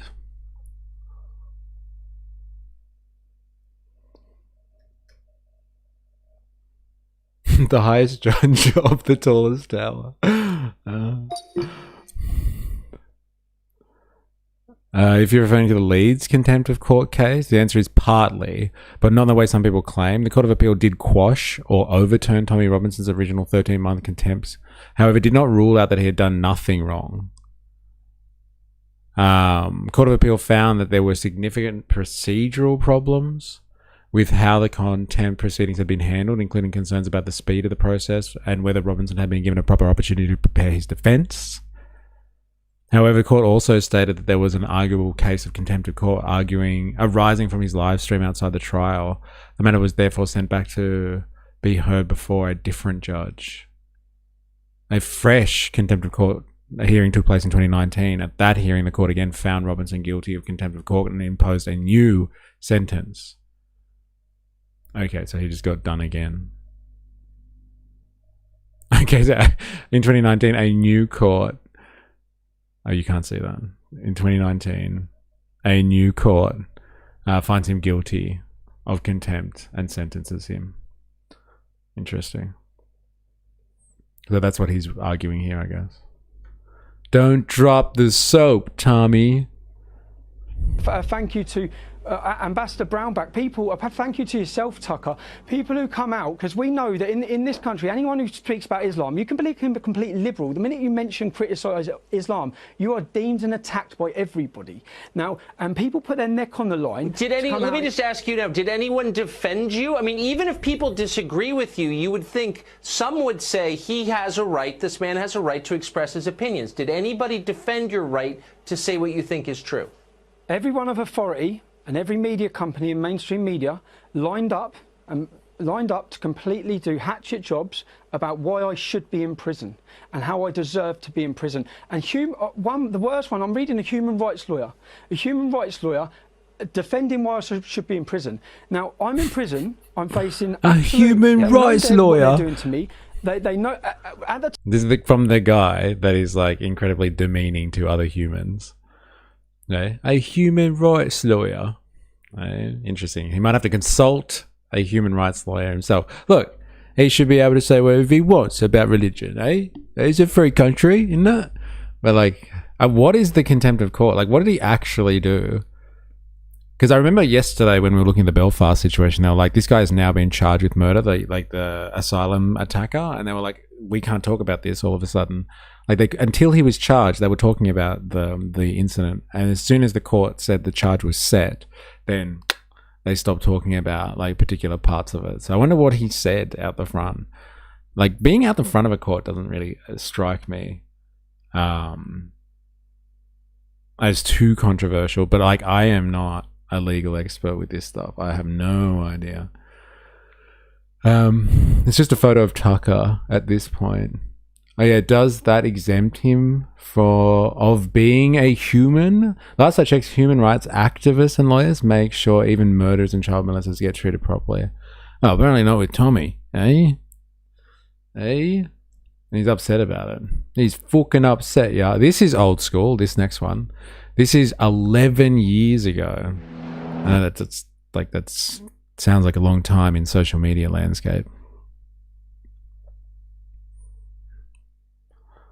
And this is him at Oxford Union. Like, isn't that where, like, you know, Charlie Kirk and all them go to fucking debate against, like, Oxford, like, students and stuff like that? They go into these forums and they debate and stuff. Yeah, not if you talk about Islam, then you don't deserve it. Naturally. Yeah, well, I guess give credence to people thinking like that, doesn't it? When he feels like he has not actually, like, there's no procedural fairness in what's happened to him. Again, it just fucking completely vindicates, especially with what has happened with, like, the whole grooming gang situation. Like, he would feel so empowered by all of that. Not feeling. You talk about not feeling safe in your hometown. Well, I am from Rotherham, and we were shocked and disgusted by everything that happened. And it was hard enough living in a town that had to deal with that. But then the following weekend, the EDL and other members of the far right came to our town. Where are you from, sorry? I'm from Rotherham. Rotherham, okay, yeah. And members of the groups from the far right, like the EDL, the BNP, came to our town, and we had to lock ourselves away. EDL. So he apparently founded an organization called the English Defence League. And then he disappeared from that organization at some point because it got too, like, hardcore. Like, it got too Nazi, I think. Like, it was just a bunch of, like, fucking skinheads and football hooligans that just wanted to fucking beat up on anyone who didn't look, you know, indigenous English, if you catch my drift. And so he had to distance himself from that organization. So, like, that's what she's asking about here, just for context.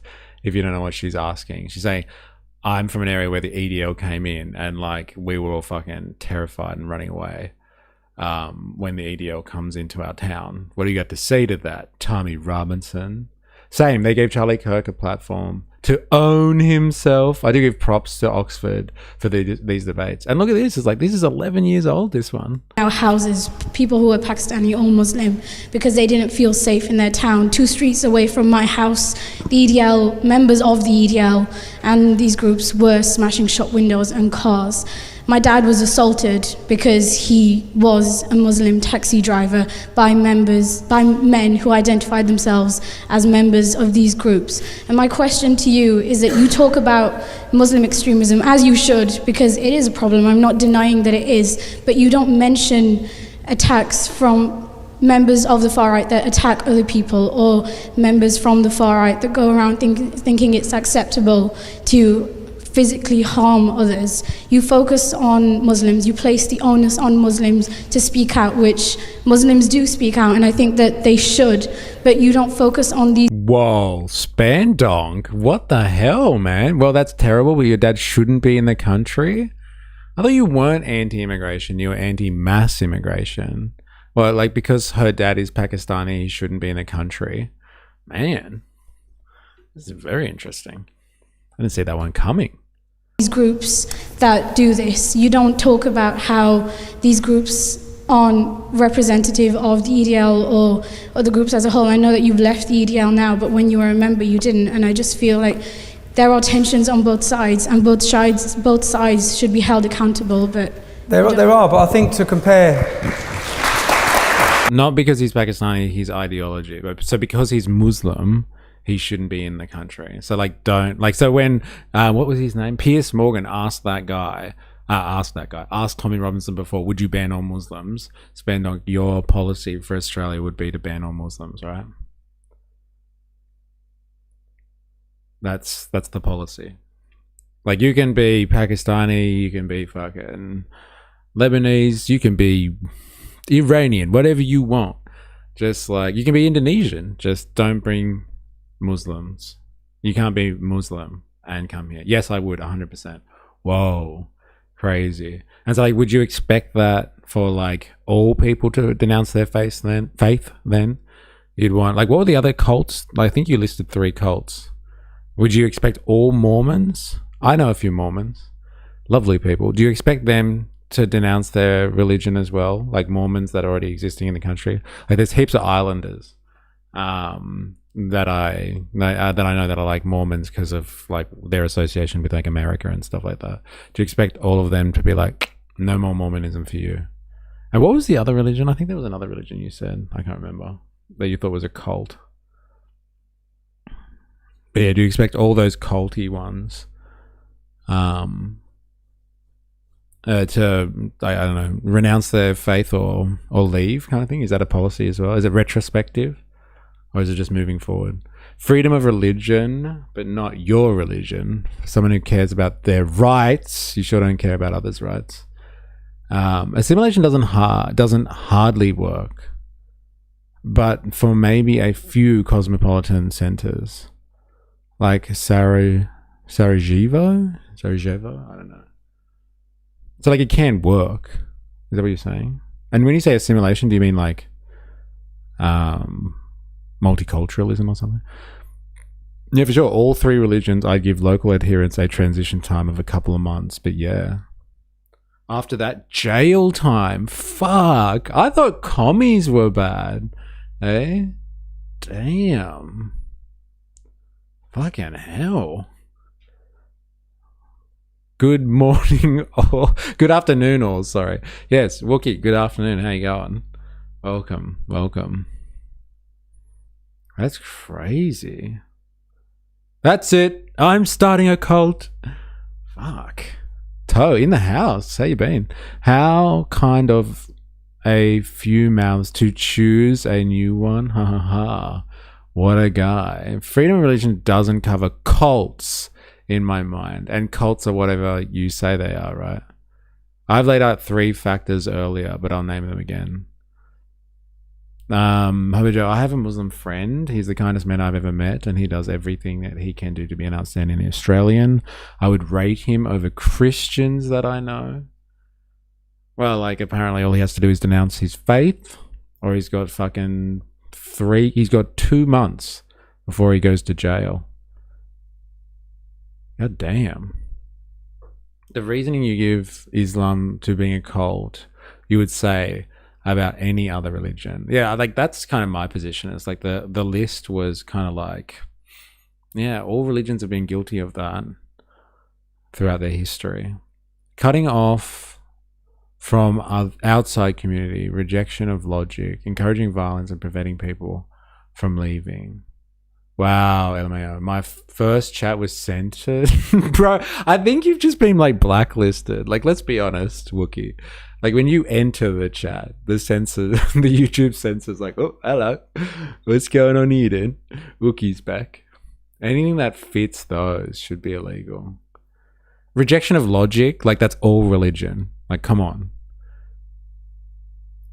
Cutting off from outside of the community, like historically, you would struggle to find a religion that doesn't do that. Encouraging violence and preventing people from leaving. Hello?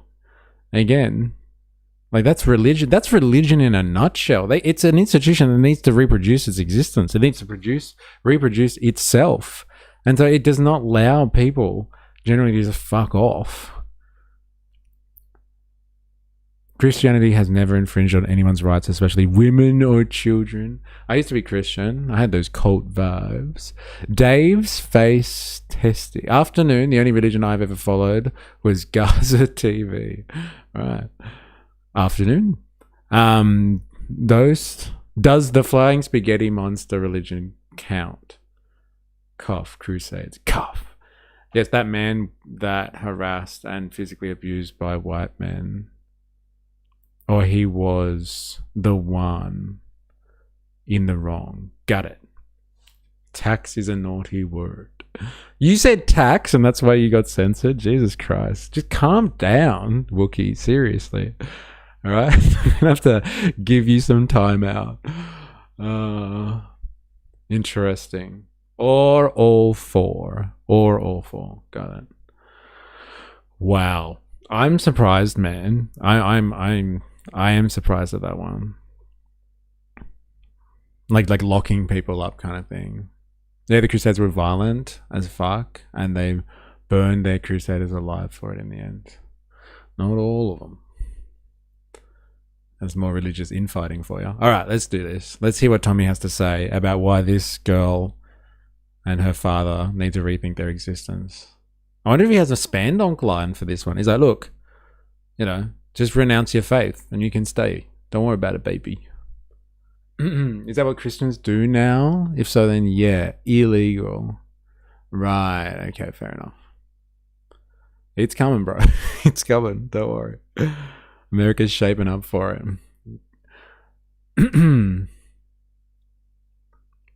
Alright, let's do this. I think to compare groups on the far right with Islamist terrorism who wish to kill, murder, maim, and they are killing, they are murdering. There's no groups of EDL or groups of the far right picking up young Muslim girls and raping them. It's not happening, okay? I know it's disgusting and sick if your dad's been attacked. You're from Rotherham. The grooming case from Rotherham. A local councillor, Muslim, went to court and gave a character reference for the groomers. He gave a character reference. The ex-mayor, who's a Muslim, went to court and gave a character reference. After that court case, once those men were convicted for rape, disgusting, sickening crimes against kids, there was no outcry. I'm not trying to justify any of it. I'm just trying to... I remember looking at it and thinking, hold on. A councillor who's gone to court and gave a character reference for a paedophile who's raped a kid, and he ain't lost his job. And yet, when you say I don't speak out, I actually hate the far right, the real far right, as we've seen, who the far right I see as the far right. And I think it's right to bracket every people who are... What do you reckon the far right is? Of Islam as an ideology. Like actual neo-Nazis or something like that? I guess that's what the far right is. It makes sense, right? That makes more sense. Those same right-wingers will make a woman carry an artist's baby to term. Tony Abbott, anyone? There's a million problems with all faith, Ravy. I'm talking about what makes a cult, though. Love that it's Ireland. Not too long ago, Kneecap and the other Irish artists in the Eurovision competition. They're Jew-hating fashionistas too. They've got their Jewish-hating fashionistas too. I often feel like, bad boy Byron in the house. I often feel like I've become a member of my mate Derek's cult.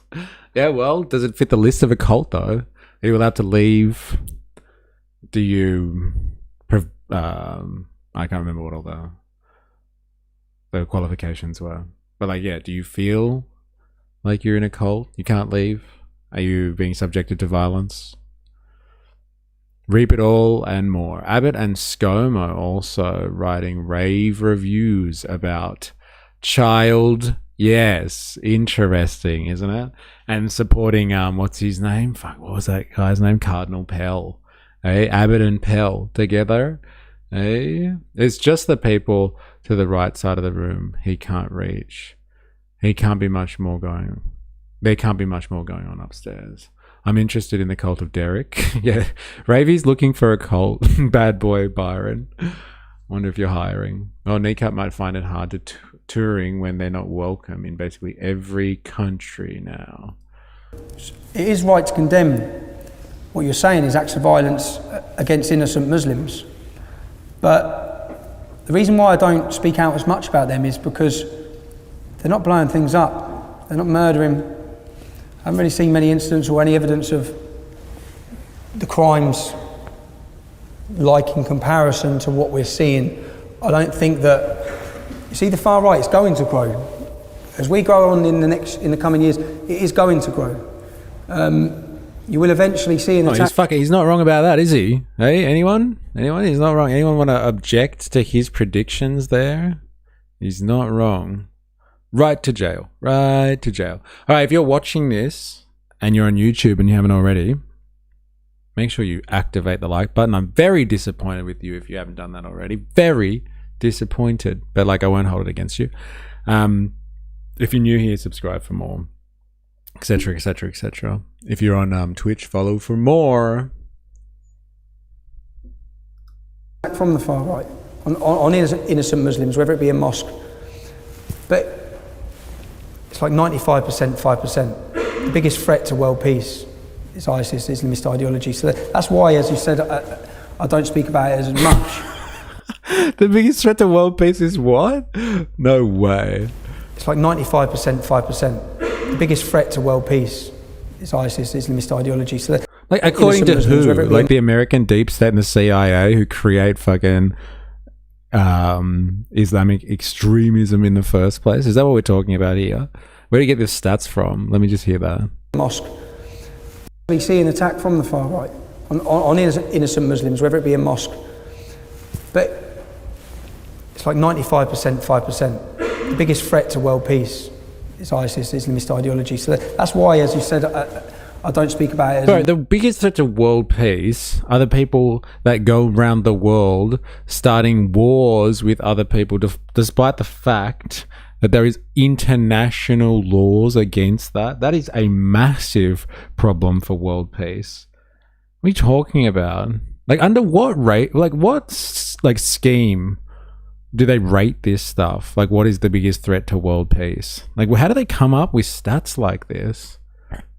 And is that really your view? All Islamic violence is just caused by the US? Oh, look, there is a lot of evidence out there to suggest that, like, the actual extremist groups that exist at the moment were established and funded in the large part by deep state organizations looking to fracture up certain areas in the Middle East. Like that's I think there's overwhelming evidence on that, Spandonk. Now, whether or not these groups splinter off and cavalcade into other organizations and all that sort of stuff, like, they are a tool in the arsenal of, like, the American empire, for example, or something like that. Like, they create these groups to destabilize regions. Like, you must be aware of that. So before the US even existed, there wasn't violently enforced. No. That's not what we're talking about here. We're talking about, like, terror organizations. He was talking about Islamic State, which is a terrorist organization. We're not talking about, like, inside some type of Islamic society or something like that. We're talking about extremist groups. And he said the biggest threat to world peace is, like, ISIS or something like that. I would argue that it's like it's people that start wars that are the biggest threats to to world peace. Like, literally, like, they literally go around starting wars with other people. But, like, hey, I guess I just have a warped definition of world peace, apparently. Trump literally just said that he gave the Iranian protesters weapons and he wasn't happy with their performance. Are we? I thought the question was the biggest threat to the world. Well, I thought that's what he just said, the biggest threat to world peace. Sorry, let me just go back then. Coming years, it is going to grow. You will eventually see an attack from the far right on innocent Muslims, whether it be a mosque. And we did. It's like 95%, 5%. The biggest threat to world peace is ISIS, Islamist ideology. So that's... He said it, bro. Like, what do you want? Like, he said, like, the biggest threat to world peace, like, is ISIS or something like that. Like, come on. I don't know. Like, I really would put it down to countries with enormous militaries who go around threatening other countries and destabilizing the world. But, like, whatever. That's why, as you said, I don't speak about it as much. I do think it's something that, again, the government may not really address until something really terrible happens. But sorry that you experience those things, but I don't speak about them on an equal level because I don't think they are equal. But tough As a follow-up to that, you said you don't hear about sort of non-Muslims committing the same sort of crime and the same sort of world piss. Yes, so good. That was from the remigration videos I was watching, right? That guy loving his world. The biggest threat to world piss. The Borned Western open societies are horseshoeing at the panacea global intifada and Jew hate as Poland, Russia, China, Israel, India, and the Gulf states resist the intifada. But truly, whatever. People really need to look at our own country's involvement with other countries that the migrants are coming from. Yeah, who did we hear the other day arguing with? Tommy Robinson? No. They were arguing that like the majority of the migrants that are coming into the UK at the moment are from like Gaza, Afghanistan and Syria, all places that have been like recently war torn. So the correlation between migration or asylum seeking is like overwhelmingly from war torn countries or something like that. Mehdi. Yes, he did mention that. He was arguing with that peanut butter guy, PBD or something. Sorry about your father, but ISIS is Muslim and your dad is Muslim. It was pretty much like that. It's like, sorry, love, but tough tits, eh? You're not wrong, Voltador, criticizing our trade with China, criticizing our trade with China, Middle East, etc. for ages. Scale. What would you say to someone who sees that obviously there have been a lot of evidence and reports against British troops and American troops from the West in Pakistan, in Iraq, in Afghanistan, etc., raping the women there? I know for a fact, I'm from Pakistan. Lots of incidences of chopping up sort of the genitals of Pakistani soldiers in the north, that sort of thing. And obviously you don't see it being given the same sort of airtime on Western television, but all of these things are happening and feed into people's resentment against the West, or sort of not. How would you respond to that? Do you think that that is not something that also needs to be addressed? What about is it? Yeah, but I don't really know what answer I can give you to that. If people are murdering innocent people and torturing them, then it's sick, it's disgusting, they should be brought to justice. But I don't get what you're getting at with your question, in the sense of I don't take it out. Say for example, look, Christian, when I see Muslims say they feel upset and hurt because this is happening to their Muslim brothers worldwide, yeah? Well, it's happening to our Christian brothers worldwide in every single country where they're a minority. You've got Boko Haram taking slave girls, you've got all these different things going on worldwide. And Boko Haram, like this is something that's like still, this is 11 years old. Very interesting how the talking points haven't changed too much. Very interesting. Christians, what's happening to Christians worldwide? Like we recently went through this phenomenon, like what, 6 months ago, when Trump was like talking about striking Nigeria. He wanted to take out Nigeria because he wants to stand up for violence against Christians around the world. And he was talking about like violence against like whites and stuff like that. So like they're importing people from the right countries. So like they wanted to migrate people from South Africa, the whites, because they're being persecuted, and Christians are being persecuted around the world. And so like Boko Haram has come up like repeatedly recently. It's kind of like it's being recycled, all of this stuff. Very interesting. I don't hate Muslims in it. People don't take it out on Muslims in this country. Do you know what I mean? So it's. I don't know. I don't really know how I can best answer that question. I don't agree with it. I don't support it for 1 minute. If anyone's doing that, it should be brought to justice. I don't really know where I can go with that. Sorry about that, love. Tried me best. Something, bottle of water, or whatever you guys say in the chat all the time. Let's have a look at this one.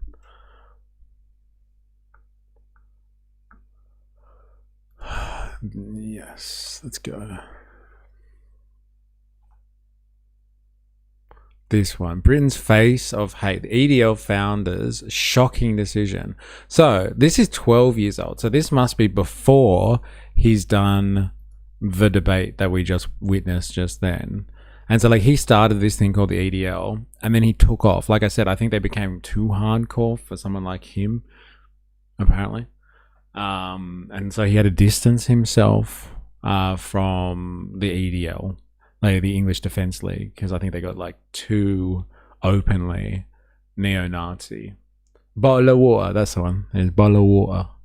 My lord. Well, after Charlie Hebdo and Salman Rushdie, I don't think anyone was blind enough to suggest Islam wasn't a massive danger. Then the terrorism ramping up everywhere with Islam. It was very clear. Now it's a no-no to even suggest the ideology is the issue. Okay. Like the religion, you mean? Like the ideology, the religion. Ayatollah Arsola. It works for every guy. All right, let's have a listen, because like here he's backing down. So from his origins, it would seem in this video, like this is just at a point, like a critical juncture, it would seem, for Tommy. He's like, this is one of those moments, like similar to him going to prison, I guess. Like him leaving the EDL was apparently a defining moment in his career, I guess you would say. You won't get me to call it a religion. Oh, right, the cult. Sorry, yes, the cult. The ideology of the cult. Got it. They are a notorious right-wing group accused of being violent racists who have taken to the streets to fight what they view as homegrown Islamic extremists. But what happens when their leader has a change of heart? ABC's Lama Hassan continues her fascinating and very personal journey. We're inside the nerve center for one of the most feared groups in Britain. They call themselves the Infidels. They are a radical splinter group of the notorious English Defence League. The Infidels, and like that's the thing that like Pete Hegseth has got some Arabic writing on his arm, is that right? And it's infidel, and he considers himself an infidel, right? And that's like a code word for like people that are like against like Islam or something like that. We're here to find out if this is the future of the far-right movement, a movement that just lost its... Proud infidel. Got it. In my cult, guacamole is an extra. That's my selling point. Zinfidel. Leader. A lot of people calling me a sellout, calling me a coward. In a bombshell announcement, Tommy Robinson, the founder of the English Defence League, and his top deputy publicly denounced their protest movement. I have to do what I think's right. This is what I think's right. Saying they could no longer control racist radicals in their midst. I despise Nazis as much as I despise Islamists. Am I willing to be the public face for them? No, I'm not. Robinson's followers were furious. They're traitors. Traitors. They should be hung for treason. Okay, calm down. He should be hung for treason. God damn. Islam isn't a language. Right, sorry, you're right. It's Arabic, I guess, then? Yeah, that's the kind of guy that shouldn't be the Secretary of War. Yeah. No, you said prond. We saw it. Prond. Prond infidel? What does that mean? Gotta go prond one out. Yeah, it looks like that's a bit of a cult, don't you reckon? What did you say? One of those the qualifications for a cult is like persecuting people or stopping people from leaving. Tommy Robinson leaves the EDL and they want to hang him. It sounds very cultish to me. Reap what you've sown, Tommy. Oh, well. Tommy, goat. Oh, damn. Tommy, can you hear me? But public face for them. No, I'm not. Robinson's followers were furious. They're traitors. Traitors. They should be hung for treason. But what would ordinary people make of Robinson's change of heart? Just 2 days after he stepped down, I joined him on his first trip back to his hometown. At first, it seemed like Robinson was getting a warm welcome. But the mood shifted as we went deeper into town. definitely feel there's more tension in the air now that we're walking through here. Yeah, of course. Luton's a very divided town. You were here when you walked through. I was the leader, mate, I was. That's racist. No, it's not, Bob, no. Why do you think it's racist?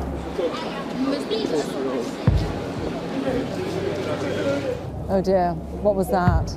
What did Oh they just dear, say what to was you? that? Like fucking journalist over here. Oh my god, what did they just say? You're fucking inciting this for your views.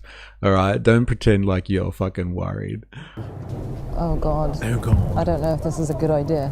It was clear that for Robinson's views, past though. would not be quickly forgotten or forgiven. Don't point your camera at me, I'll break your camera, I'm telling you. Go on, then you got something to say. What have you got something to say? Come here. Hey, fuck What have you got to say? Huh? No, fuck you, don't it? Oh god. Oh god. No, no, no, no. Oh, What god. do you need? Say something there. Pussy. Go on. Yeah, I know, man. I'm lucky to slot from that, Bob. Oh, go on. Remember my face, yeah? My local. Welcome to Luton. Did you get that on camera? Hi, I've just... Ooh, scary multiculturalism. No-go areas are a myth. Like, who said there are no-go areas?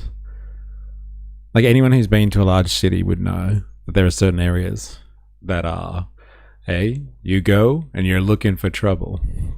But, like, isn't that just the phenomenon of a metropolis since, like, the dawn of time?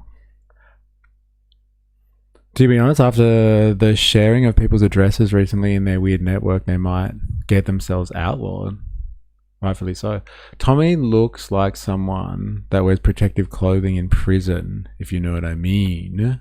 Pencil Bandit, how you going? Right behind you, I see the millions. What a lovely bunch of guys, hey? No-go areas are a myth, lol. Look, I won't lie, I'm terrified of women wearing burqas. You have no idea who is under there, and at any point it could be Pauline Hanson, and that's not a risk I'm willing to take. Yeah, there it is. Is that you, Pauline? Oh, it's so good. There's enough individual journalism done from both sides on that one. Yeah. Been attacked in Luton Town Centre. How we doing, all right? Yeah, good. Where'd they go? Tell me what's happened. It was very, very frightening. I'm so glad we caught it on camera. Again, I found myself in the middle of an ugly scene. Get on with your life, man. No point causing a commotion. It seemed like the whole town was surrounding us, and everyone had an opinion. Obviously, he's got all the people behind him, all the white people, yeah? And we're in a white man's world right now. He doesn't have a relevant point. I think Not he's relevant. made out to be 10 times worse than he actually is, though. My brother went to school with him and he said he was a dick. What about Afghanistan? What about Iraq? All the millions of people who are dying there for what? Even as Robinson tried to leave, the confrontations just kept coming. Do you think that will look good? I've got children to take home. Can you just... Yeah, get the fuck out of the way. Why is it so divided? We were born here. Listen, I was born here. Listen, I'm proud of where I was born here. Clearly, the divisions here run far deeper than Tommy Robinson. We'll get out of your countries when you get out of our country. The truth is, many Muslims feel like outsiders in this country. What do you mean get out? You're born here. Have you ever, do you think, incited any of this? Well, that's what they're saying. Well, you deserve it. You deserve it. What? Because I exercise my freedom of speech and I'm critical of an ideology. America's going to see firsthand what's going to happen. How their freedoms will be under attack. This is what's happening. This is coming your way. Remember that. Okay, we're going to look at a piece later. And just remember what he says there. America is going to experience this. That's not just a prediction. That's a veiled threat. And like that will make sense later as we go further down this rabbit hole. But just remember what he's saying there. America will experience this. Blame the US. Tommy the twat Robinson doesn't believe in freedom of speech. Why? I thought he was an advocate for freedom of speech. Tucker Carlson thought so. Conversation was cut short. Robinson thought we were being followed. We just got the finger. Do you think we should go? He just got the finger. You could feel the tension on the streets in Britain, and there's a lot of anger there. He's not. He's freedom of speech for him. Interesting. Okay. And like, where's your line on that one, Han? How do you know he's only for freedom of speech for himself? I don't know how anyone can change that. In fact, it seemed the only thing the Sharia Patrol and the EDL have in common is that they believe this conflict is coming to the United His States. past actions. Okay. As for the rest of us, the majority, we can only hope the voices of the many drown out the screams of a few. For Nightline, I'm Lama Hassan in London. There's the indigenous population, it would seem. Eh? Lovely bunch, yeah? Lovely. Since we shot that story, there's some updates on the people we covered. Tom. It seems so old school. It was only 12 years ago.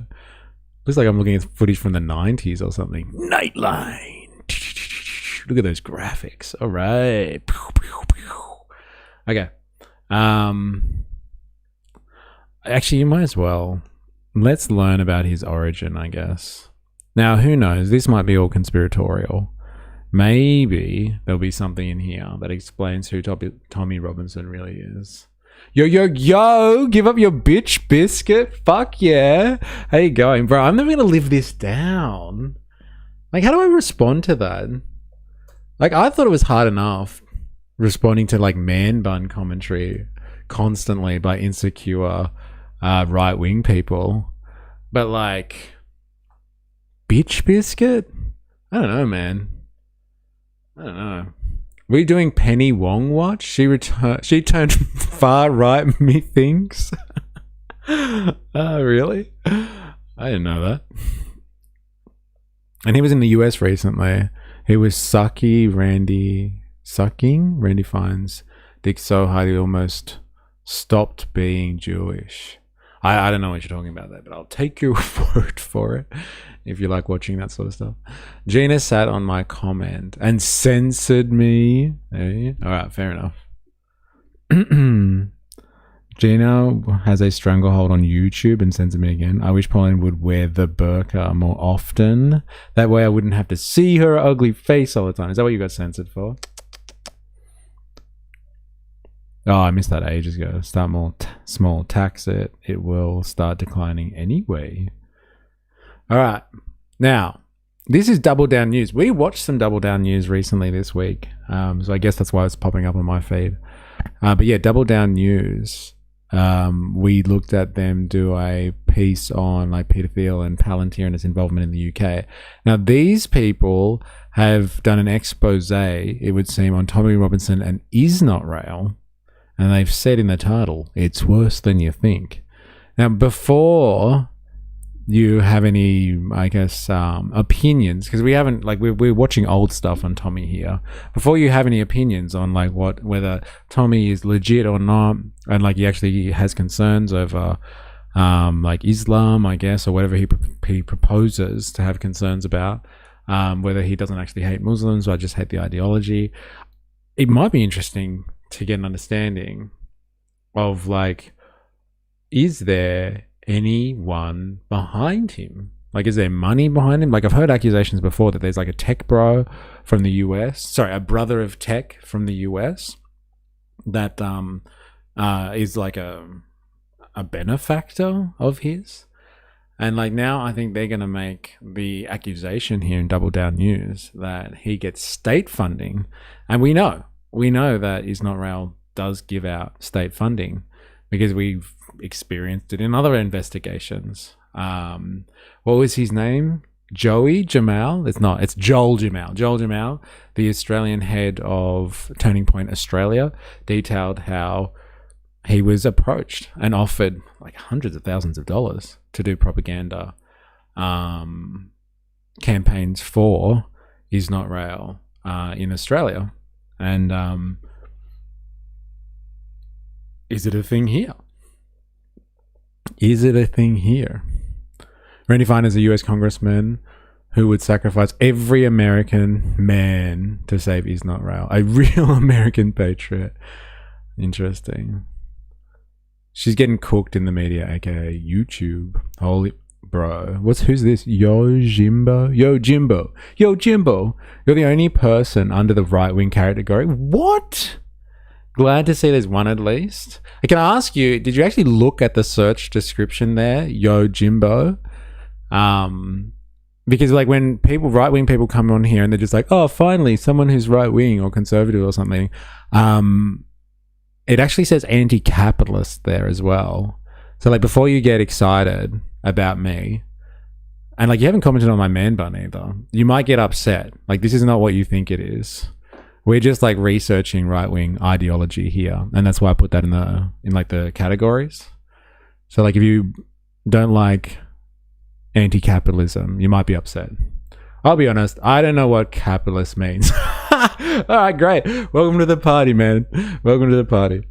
Penny Wong is doing a good job re-sewing our relations with the Pacific and China. Why is Penny getting flack? Who knows? No KFC until you finish your shoe. Oh, man. All right. I'm kind of new to following politics. Bro, we're chill here. It's all good. You're a communist? Well, not self-described, but everyone else would call me a commie, yeah. And especially because I have a man bun. I see Yo Jimbos in all the political streams. Okay, well, fair enough. Han's vouching for you, man. We critique the culture wars. Yes. We try our best. It's hard to disengage, though, I must admit. Right-handed burns are right wing. What was the thing that we saw the other day? Only turkeys have left wings or something like that. So good. Filthy commies. Hey? Goddamn filthy commies. Well, he's full of shit. Who's full of shit? Yo Jimbos? Harn? The culture wars? Alright, let's do this. Let's find out.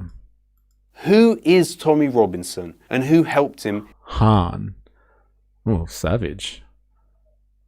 Uh-oh. Han, you've got a reputation, bro. Who is Tommy Robinson and who helped him get to where he is today? Robinson sells himself as a patriot working for your interests. But who is he really working for? When we look into the background of the organisation he founded, the English Defence League, we could take the view that it was intended to be an offshoot of the terrorist Zionist organisation, the JDL. Now, the first time that the English Defence League was... Whoa. Slow down.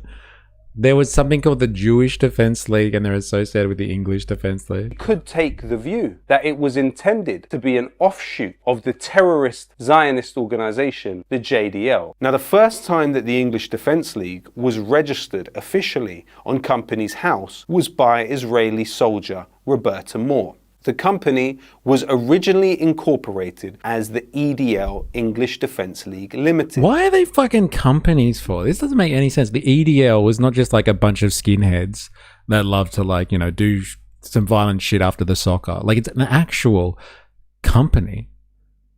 English Defence League. Where the fuck is this coming from, honestly? I have heard that the English Defence League was registered as an actual company in the UK, and it was first registered by a lady by the name of Roberta.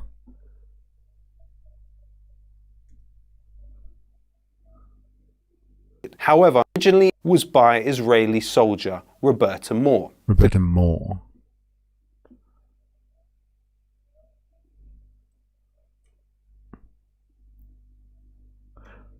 Are you able to verify this at all? Don't speculate. Just a yes or no, if you can verify it.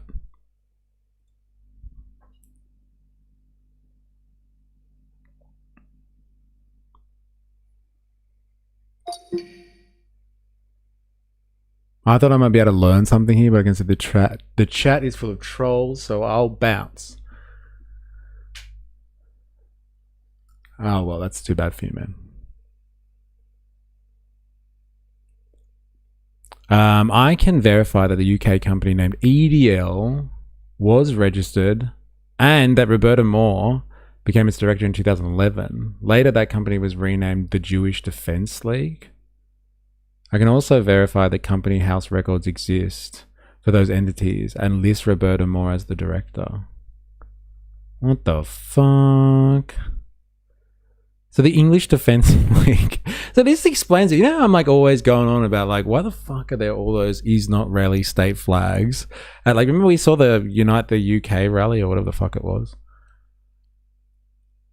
And it's full of fucking is not rally flags. And it's like, why? I thought you guys are like hyper nationalists. Why you let them fly other flags there? It doesn't make sense. It makes no goddamn sense. But like they've registered the EDL, who've kind of like the founding fathers of this type of stuff in England, are like completely associated with,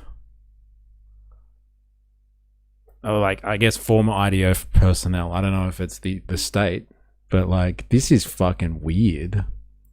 This is really weird. CIA torture. What's your stance on free speech?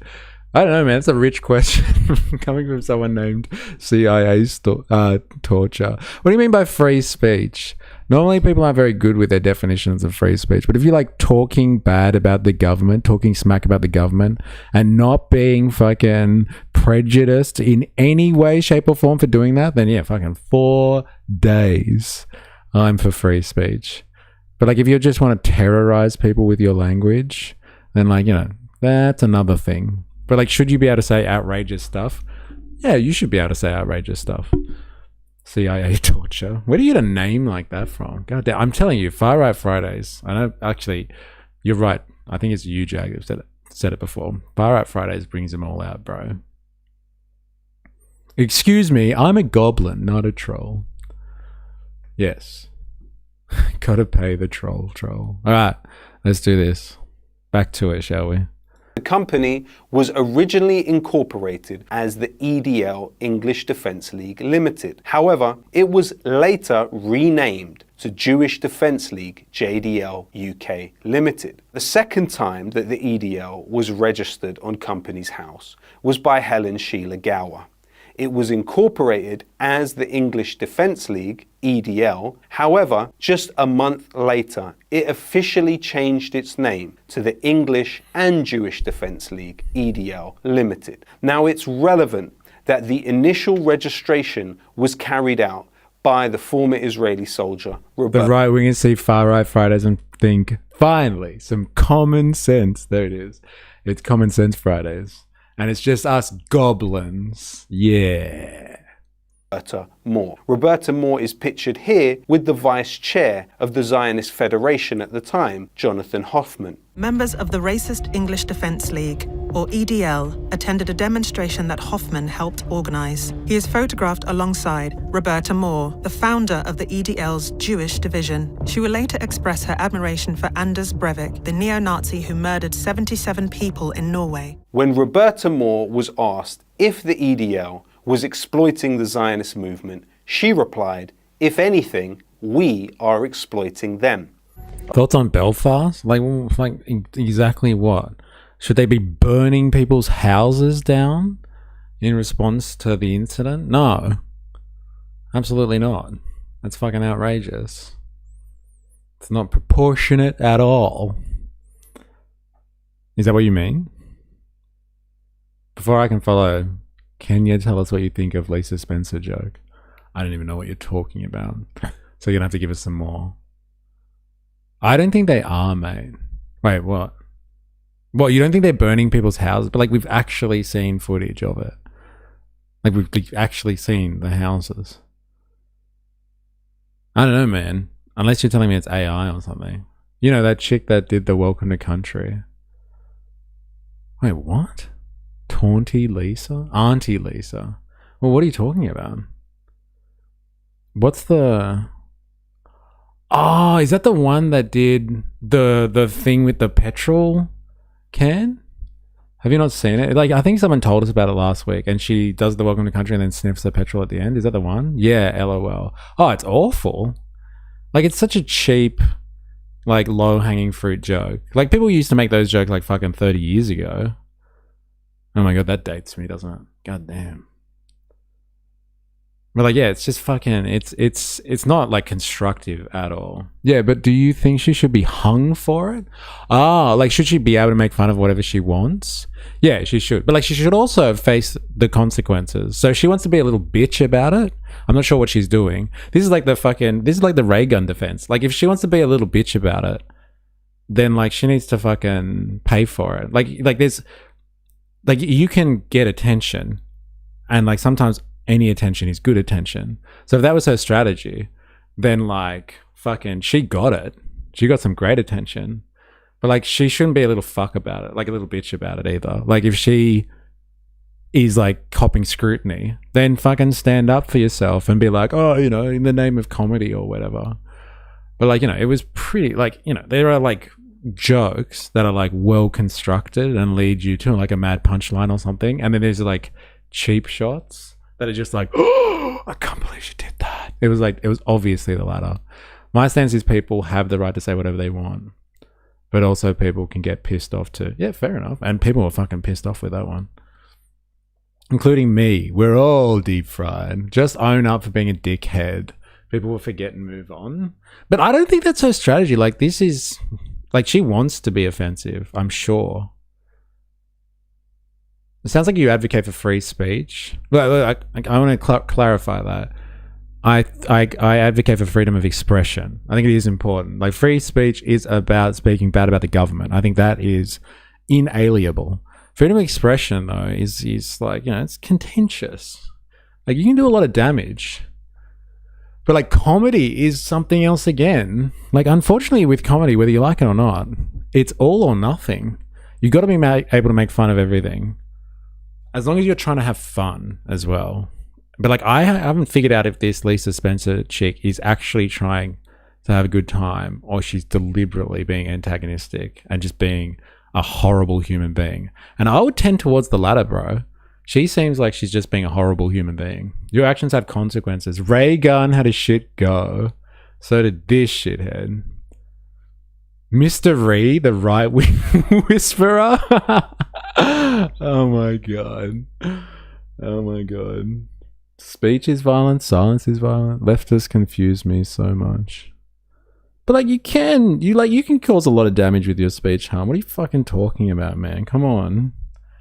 Especially if you have influence. You can tell people do some crazy shit. That's why Spandonk is so upset about... I was about to say religions, but I better say the cult word. I've got to use the cult word. If you're siding with that comedian, you're siding with Ray Gun. Oh, it's so horrible that I have to use the Ray Gun defense on that comedian. Because like, you guys were all like, but she's being a little bitch about it. She sucks. Like, if Ray Gun just copped it on the chin, then we would have fucking liked her. And like, there's no defending that one. I've tried. We're bottom feeders, not leftists. Oh man, left and right should be able to say whatever they like, in my opinion. It's complicated, but freedom of speech, yeah, fucking speak bad about the government all the way, because the government, like the state, is controlled by like the capitalist classes, the economic elites, the 1%, the bourgeoisie, whatever you want to call them. So you need to be able to protect yourself against the state and speak out about the state, because it is the tool of the ruling class to oppress, or repress anyway, generally the masses. Not Ray Gun. Man, he will be going for hours. Oh man. Show them the same E. Oh man, fucking hell. Con in the house. Happy Friday, yo. Happy Friday to you. Happy Friday to you. Hey, it's our favorite day of the week. Hey, so what's your answer to Europe's immigration problem? Mass remigration? I don't even like that term. When we first heard about remigration, I thought it was like they wanted people of European ancestry to move back to Europe, but they don't even want that. They just want to kick people out, like round people up and just fucking send them like back to where they came from. Like, I didn't even get that. But like, is your answer to Europe's immigration problem mass remigration? like it depends what you like. I don't think that Europe has a immigration problem as much as it has an economic problem. This problem is called capitalism, or neoliberalism specifically, actually, and that's what's causing all the stress. And like it's being piled on. That stress is being piled on by other factors. All right, it's factors. Is the stream lagging for everyone? Hello? Hello? Anyone? My stream's okay here. Alright, let me know. I can agree, liberals are the problem, specifically neoliberals. So why do so many people flee to capitalistic countries? I don't know, you tell me, hon. Like, tell me all the fucking socialist countries out there where people can flee to first. Give me a list. And then I'll fucking answer your question. Because capitalist countries steal all the wealth. You gotta follow the money, baby. Man. Not just for the Jews, a remigration. Always the template. I only heard you mention stream lagging, so maybe. Oh, really? That sucks. It seems to be fine on my end. Let me just check the stream health. Give me a second.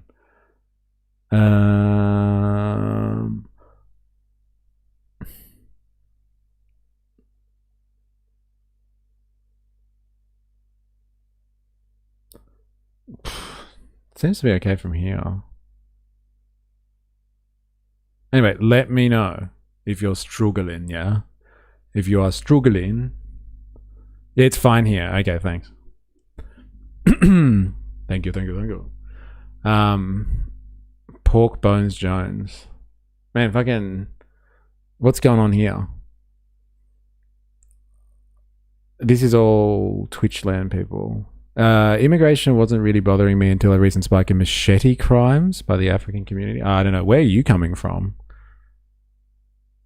That sounds like a Melbourne thing, I guess. Dilemmas would know. Or maybe a South Australian thing. When are we starting our sovereign nation? Yeah, I don't know. Like, what is it called? Oh, fuck. Network state. We're going to start a network state with Peter Thiel and the tech bros. YouTube sometimes is just shit. Okay. Alright. Did you see Han's shit examples? Wait, of what? What did I miss?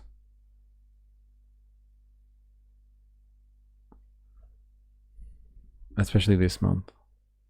Wait, did you give us examples of something? Postcode wars in Vietnam. Wait, what are the... Oh, wait, do a lot of people flee to... Oh, to Sudan, Somalia, Libya. And, like, are they capitalist countries, Han? So it sounds like they're fleeing one free market society to another free market society. Like, what's your point, Han? Are they not capitalists? Sudan, Somalia, Libya?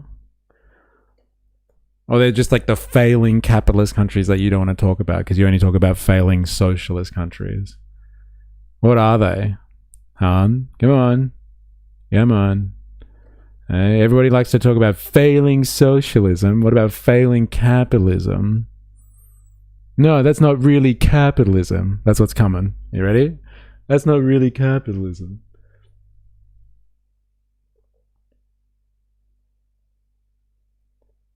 Other than spiking and machete crimes, I'm all for immigration. But like, where are you coming from?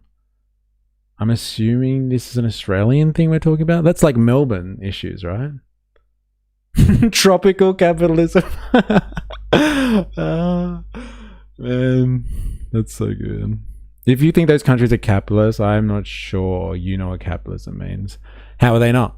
Tell me how they're not. Explain exactly how their economies are not part of the capitalist system. Go on. I'll wait. Do they not have market? Do they not have capital investment? Like, do they not produce things in a capitalistic method? Like, do they use communism, huh? Hey, have they collectivized the means of production? Like, come on, Han. Like, just because they aren't examples of fucking capitalism. Like, people flee to capitalist countries. Capitalist countries are only the successful ones. Like, come on. Like, what is it about them that's not capitalistic? Give me an example, please. They're dirt poor because their people are not productive. Okay, so, like, they just don't do productive capitalism. It's about race, not economics. Now, that's the truth. Finally, we've gotten to the bottom of it. Hey, Han, they're not good because it's a race thing, isn't it? It's not about economics. Yeah, Australia, mate, for fuck's sake. Where else would I be talking about? Well, like, there's a lot of different people in here, man. Colonization will do that to you. No, don't talk about history or context. You can't have a truly free market in an authoritarian regime. I'd say China aren't true capitalists in the same sense either. They play the game, but they aren't signing up. Yeah, interesting. Okay. Might get back to this. Some of us are from the mainland, New Zealand. The only history and context I need is Belfast. All right, well, like, we're down that pipeline at the moment, so if you want to know about Belfast, learn about Tommy, because Tommy is connected to Belfast because we heard conspiracies from the mainstream media about the Belfast situation saying that Tommy Robinson is out there, listen to this, promoting violence and, like, the violent response that has happened as a result of what has undertaken in Belfast, including the burning of homes, which we have seen. And so, like, Tommy Robinson, who's behind Tommy Robinson? Let's find out. I've received these packages today. He's admired somewhat as one of the brains of the EDL. He's just got a delivery of quotes from the Quran from his researcher in Israel.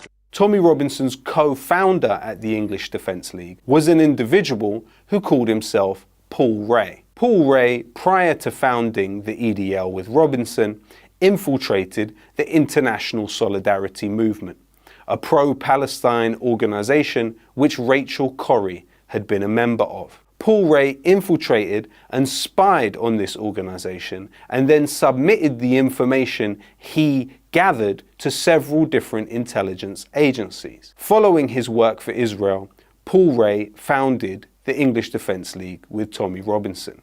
You've had a pro-Israel stance. Let's just have a look at that smiling picture again, shall The we? English Defence League with Tommy. Whoa.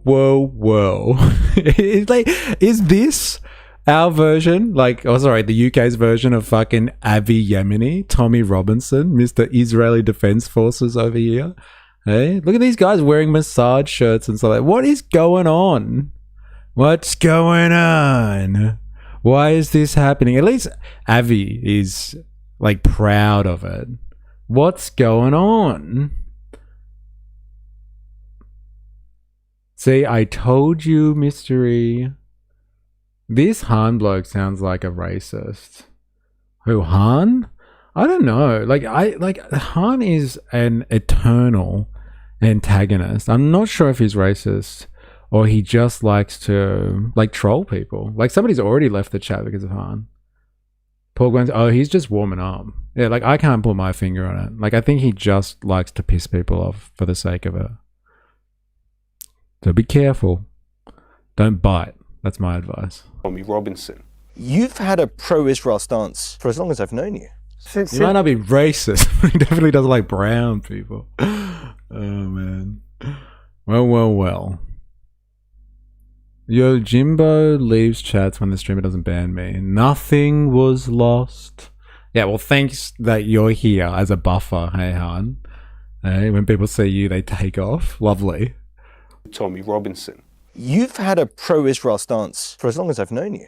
Since the first day. It's important to remember the first time that the English Defence League was registered officially was by Israeli soldier Roberta Moore. Roberta Moore is pictured here alongside the head of the Canadian branch of the JDL and the genocidal Israeli politician Moshe Feiglin, who said, "Every child, every baby in Gaza is an enemy." מה יותר מוסרי מלמחוק כל Oh, wait, sorry for the locals. What could be more moral than erasing all presence of the Islamo-Nazism, youth, elderly,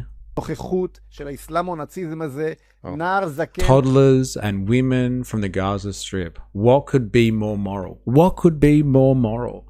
And like, these are the people that are behind the original EDL and then transferred, what?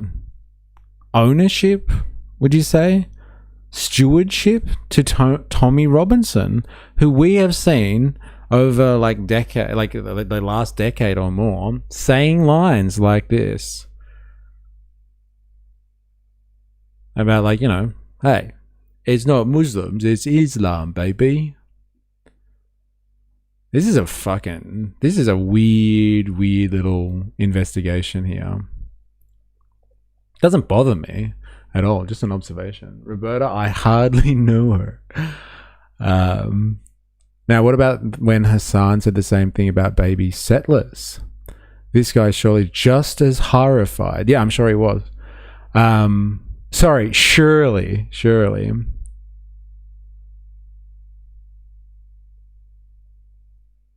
When I get banned, chat goes dead. Yeah, right. Yes. You always find a way to make yourself the center of things, don't you, Han? Doesn't bother me at all. No, I read that before. Han is here to keep the chat small so you can't forget about it. Don't you think that the founding father, when they wrote in freedom of religion, just meant Protestant or Catholic? Yeah, I'm sure that's what they meant. Yeah, because there would have been a fucking religious war going on at the time between Protestants and Catholics. Like, that's evident. But like, what they were fighting against when they said that was like, everyone can practice, and like the religious war gets in the way of a good and functioning society. The fight between Protestants and Catholics is not the religious war of the 21st century. It would seem that thanks to, you know, state intervention, the religious war in somewhere like England is the fight between apparently Christianity and Islam. And so, like, you know, freedom of religion might have meant at one point, let's protect ourselves from fanatics in a religious war. But now the religious war we have is just different. It's not between Protestants and Catholics anymore. It's between, Christians and Muslims, apparently. So, like, yeah, okay, fine. They were thinking of one thing, but like their intention was, I believe, to ensure religious war doesn't get in the way of a good operation of society. Let's run it up the Supreme Court. Well, that's the point of the Supreme Court, isn't it? Samuel Smith. What's up, guys? Hey, how you going? Are you new here? Let us know. Apologies if you've been here before. Stream chat. Oh, yeah, right. NATO countries participates in the military-industrial complex and bombs the fuck out of the Middle East. Middle East flees the war zone to their country. NATO countries. Yeah, I know, right? Shut the fuck up about immigration in Europe. It's your own fault. Yeah, like it's a factor. I mean, to be fair, could anyone in Europe stop the US? Interesting point.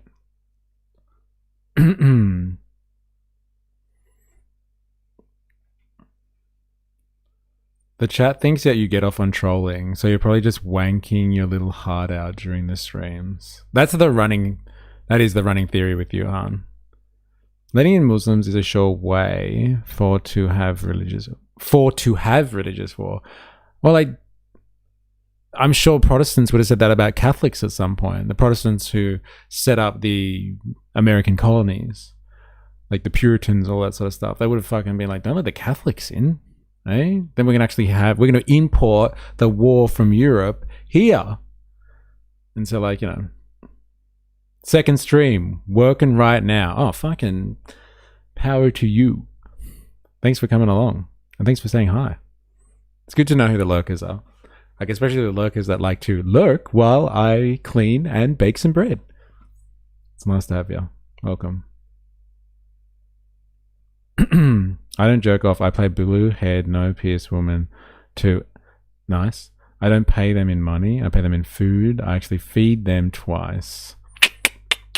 Always an answer. Always an answer. The JDL, the Jewish Defense League, was formally categorized as a terrorist organization by the FBI in the United States, following decades of plotting bombings and assassinations on US soil. It was founded by Meir Kahan, the well-known Israeli fascist who advocated for the complete ethnic cleansing of Palestine. If I were the Minister of Defense, there wouldn't be one Arab. Like, does that sound like a cult to you, Spandonk? Like, does that meet your test for the cult? Like when you have some sort of splinter organization that is part of a grander religion that like wants to eradicate and ethnically cleanse an entire region and then carries out terrorist activities on US soil or something like that? Like, does that clarify now for you that there are more religions than just 3 in the cult list?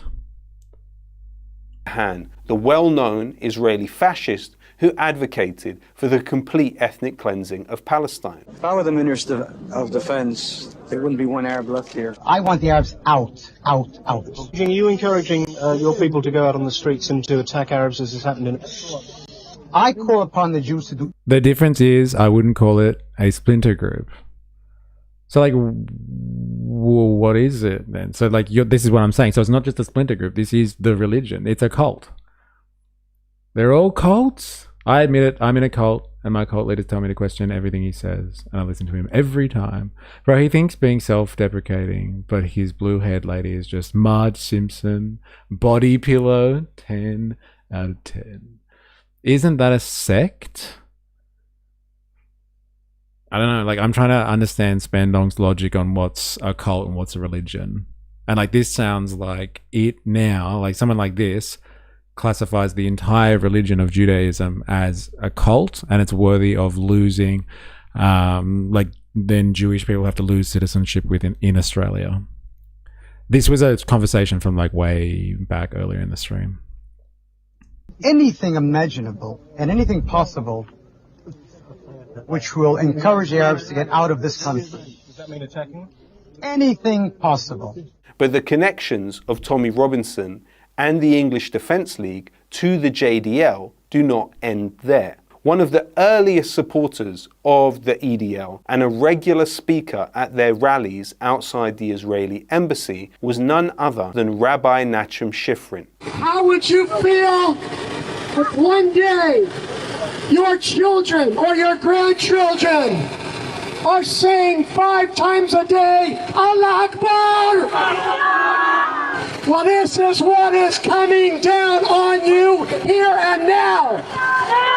It will be recalled on this day that it was the EDL that started the liberation of England. Nachum Shifrin. Like it totally makes sense for these Zios, these Italian uncles over here, to like want to like sow the seeds of discontent in Western countries in order to support, like if their mission, the Zios, is to get rid of a certain ethnicity and a certain people from their land, like it totally makes sense for them to go around with the resources they have and stirring up the same feelings in other populations, like against Muslims. Like it makes total sense. Like they wouldn't be able to do that with like Christians, but like they could definitely do it with Muslims. Like this I'm not seeing anyone in the chat being like, this is outrageous. What type of nonsense is this? I see. Yeah, this cult. Man bun equals cult. Tax write-off equals religion. So good. But like, could you imagine if we started a cult that then got tax exempt status? Like that's where it's at, bro. What is Zionism and what's wrong with it? Not going there. I don't think I'm allowed to on Twitch, apparently, speak about Italian uncles and Zios at a great length. So like not going there. You can Google it, my friend. Google it. Like if that is a sincere question, like fine. But like I'm sorry. I can't go there. Like I've been censored too much this week already. We literally got kicked off a stream once this week. cults don't get tax exemptions. What? This is outrageous. Is it just you want a home for your people? Yeah, but like, you know, you're also, like, as like I was saying, you're willing to do anything necessary to get it, including something that we like to refer to as Jenny-side here. So like, you know, that comes with a lot of baggage, man. Was the driver for the founder of the JDL, Meir Kahane. So the question has to be asked, was Tommy Robinson's English Defence League founded to be an offshoot of the Zionist terrorist organisation, the JDL? Tommy Robinson's relationship with the JDL was so close that in January 2011, the Canadian branch of the JDL, led by Meir Weinstein, officially announced that it was forging ties with Robinson's English Defence League. The JDL even organised support rallies specifically for Robinson and the EDL. During a 2011 event at the Toronto Zionist Centre, Tommy Robinson addressed the JDL. The JDL even went on record praising Tommy Robinson as addressed the JDL. The JDL even went... JDL and far-right parties find common ground. Extremist Jewish factions and far-right parties team up against Islamization, despite the latter's anti-Semitic past. It's a crazy marriage, isn't it? Like the coming together of these forces of people that are like, you know, like they've carried the banner of anti-Semitism for so long, and now they are joining forces to fight against the Islamization of the West, I guess. It's an ethno-supremacist ideology based on ethnic cleansing and genocide. Like, there it is. There it is. What's the deal with Zionism? Oh man. Alright, back to this. Don't the Palestinians want the Jews dead? How are they intended to assimilate into an open society? If that's what you advocate for. If America is any example, they won't assimilate. I think you're putting the cart before the horse in that sense. I think you might find that like it's not Palestinians that need to do the assimilation. It may be the other way around. So like, you know, it's a difficult one. On record praising Tommy Robinson as a shining star of democracy, quote unquote. Robinson cited his Zionist credentials. I notice you're wearing a shirt or a button that says I'm a Zionist. What does a Zionist mean to you? Well, a Zionist is someone who believes in a homeland for Jewish people. My definition when I've looked at that is Israel first. It means Israel first? Yes. Okay.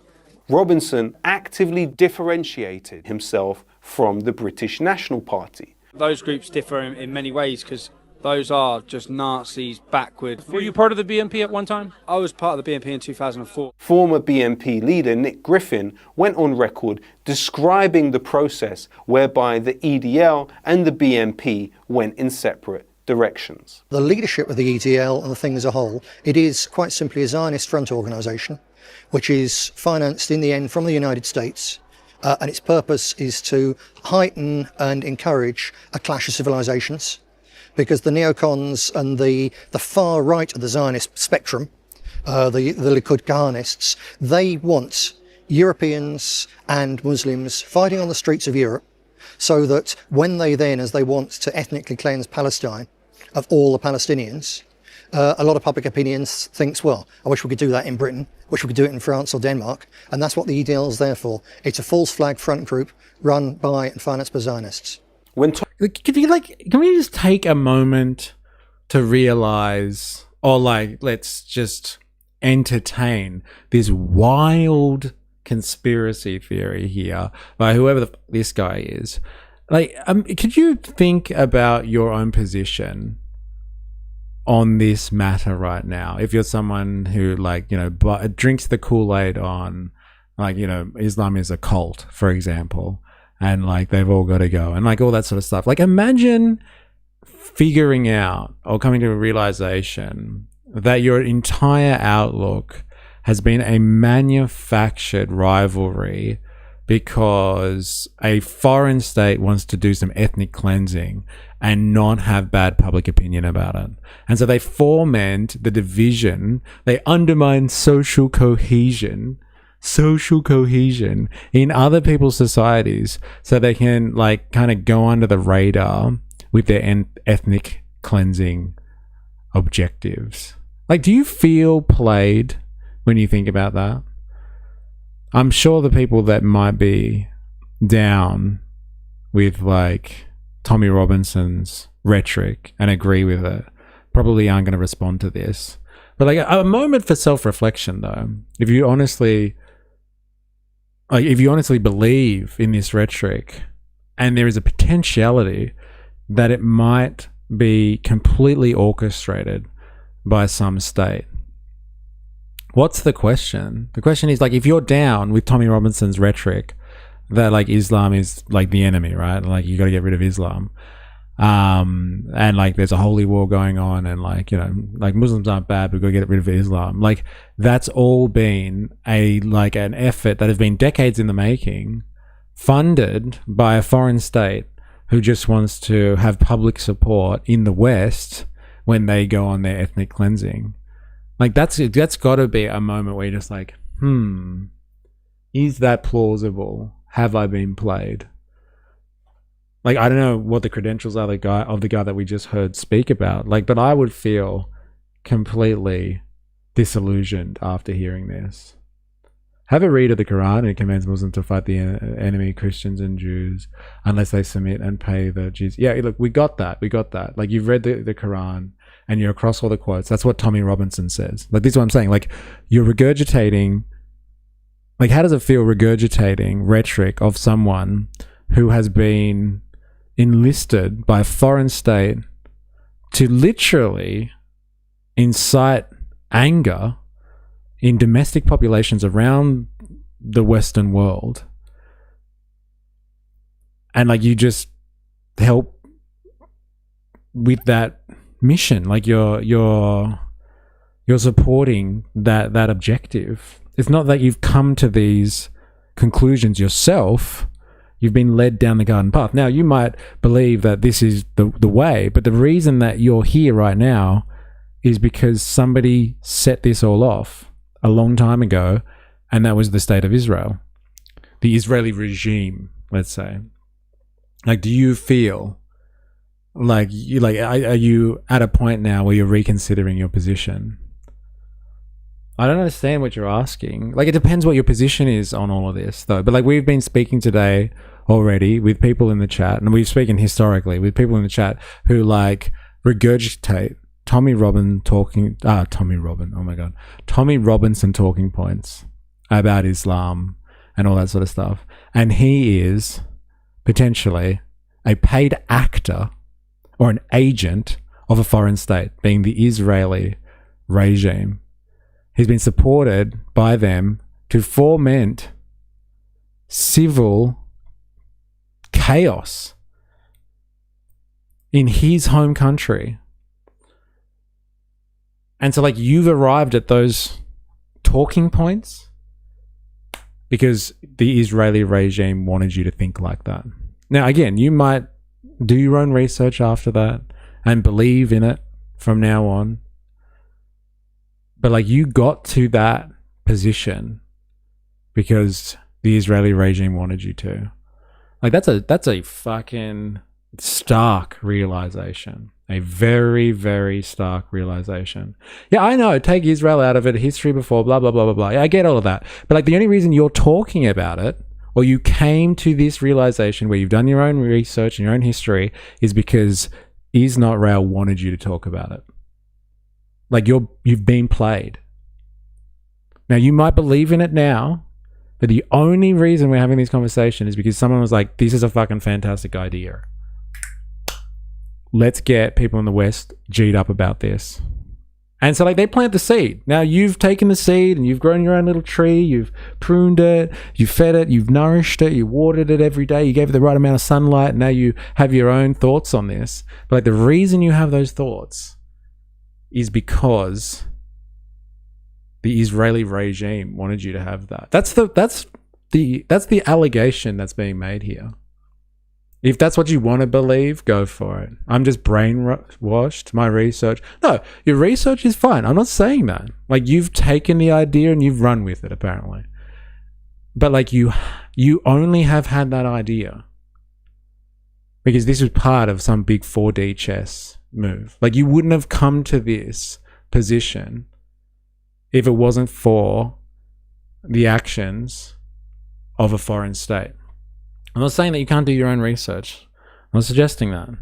I think you're more than capable.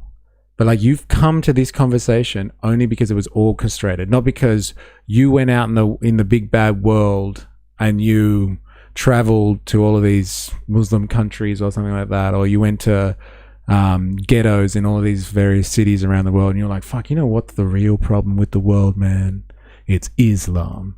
It's not that. Like, you've come to this point because a foreign state put this out there to potentially divide society. I just like history. But okay, whatever narrative, like, yeah, like, man, I know, like, this type of stuff is confronting. I get it. It's hard. It's difficult.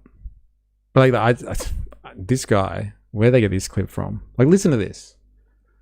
Went in separate directions. The leadership of the EDL and the thing as a whole, it is quite simply a Zionist front organisation, which is financed in the end from the United States, and its purpose is to heighten and encourage a clash of civilizations, because the neocons and the far right of the Zionist spectrum, the Likud Kahanists, they want Europeans and Muslims fighting on the streets of Europe, so that when they then, as they want to ethnically cleanse Palestine of all the Palestinians, a lot of public opinion thinks, well, I wish we could do that in Britain, wish we could do it in France or Denmark, and that's what the EDL is there for. It's a false flag front group run by and financed by Zionists.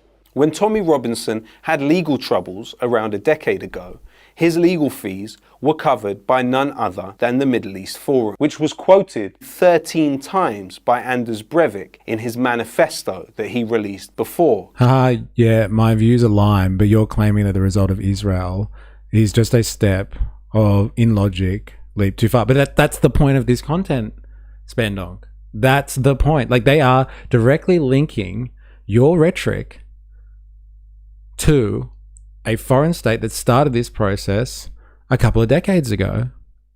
And like, the reason I would put it to you is not because you are a student of history, but you picked up this rhetoric from somebody else.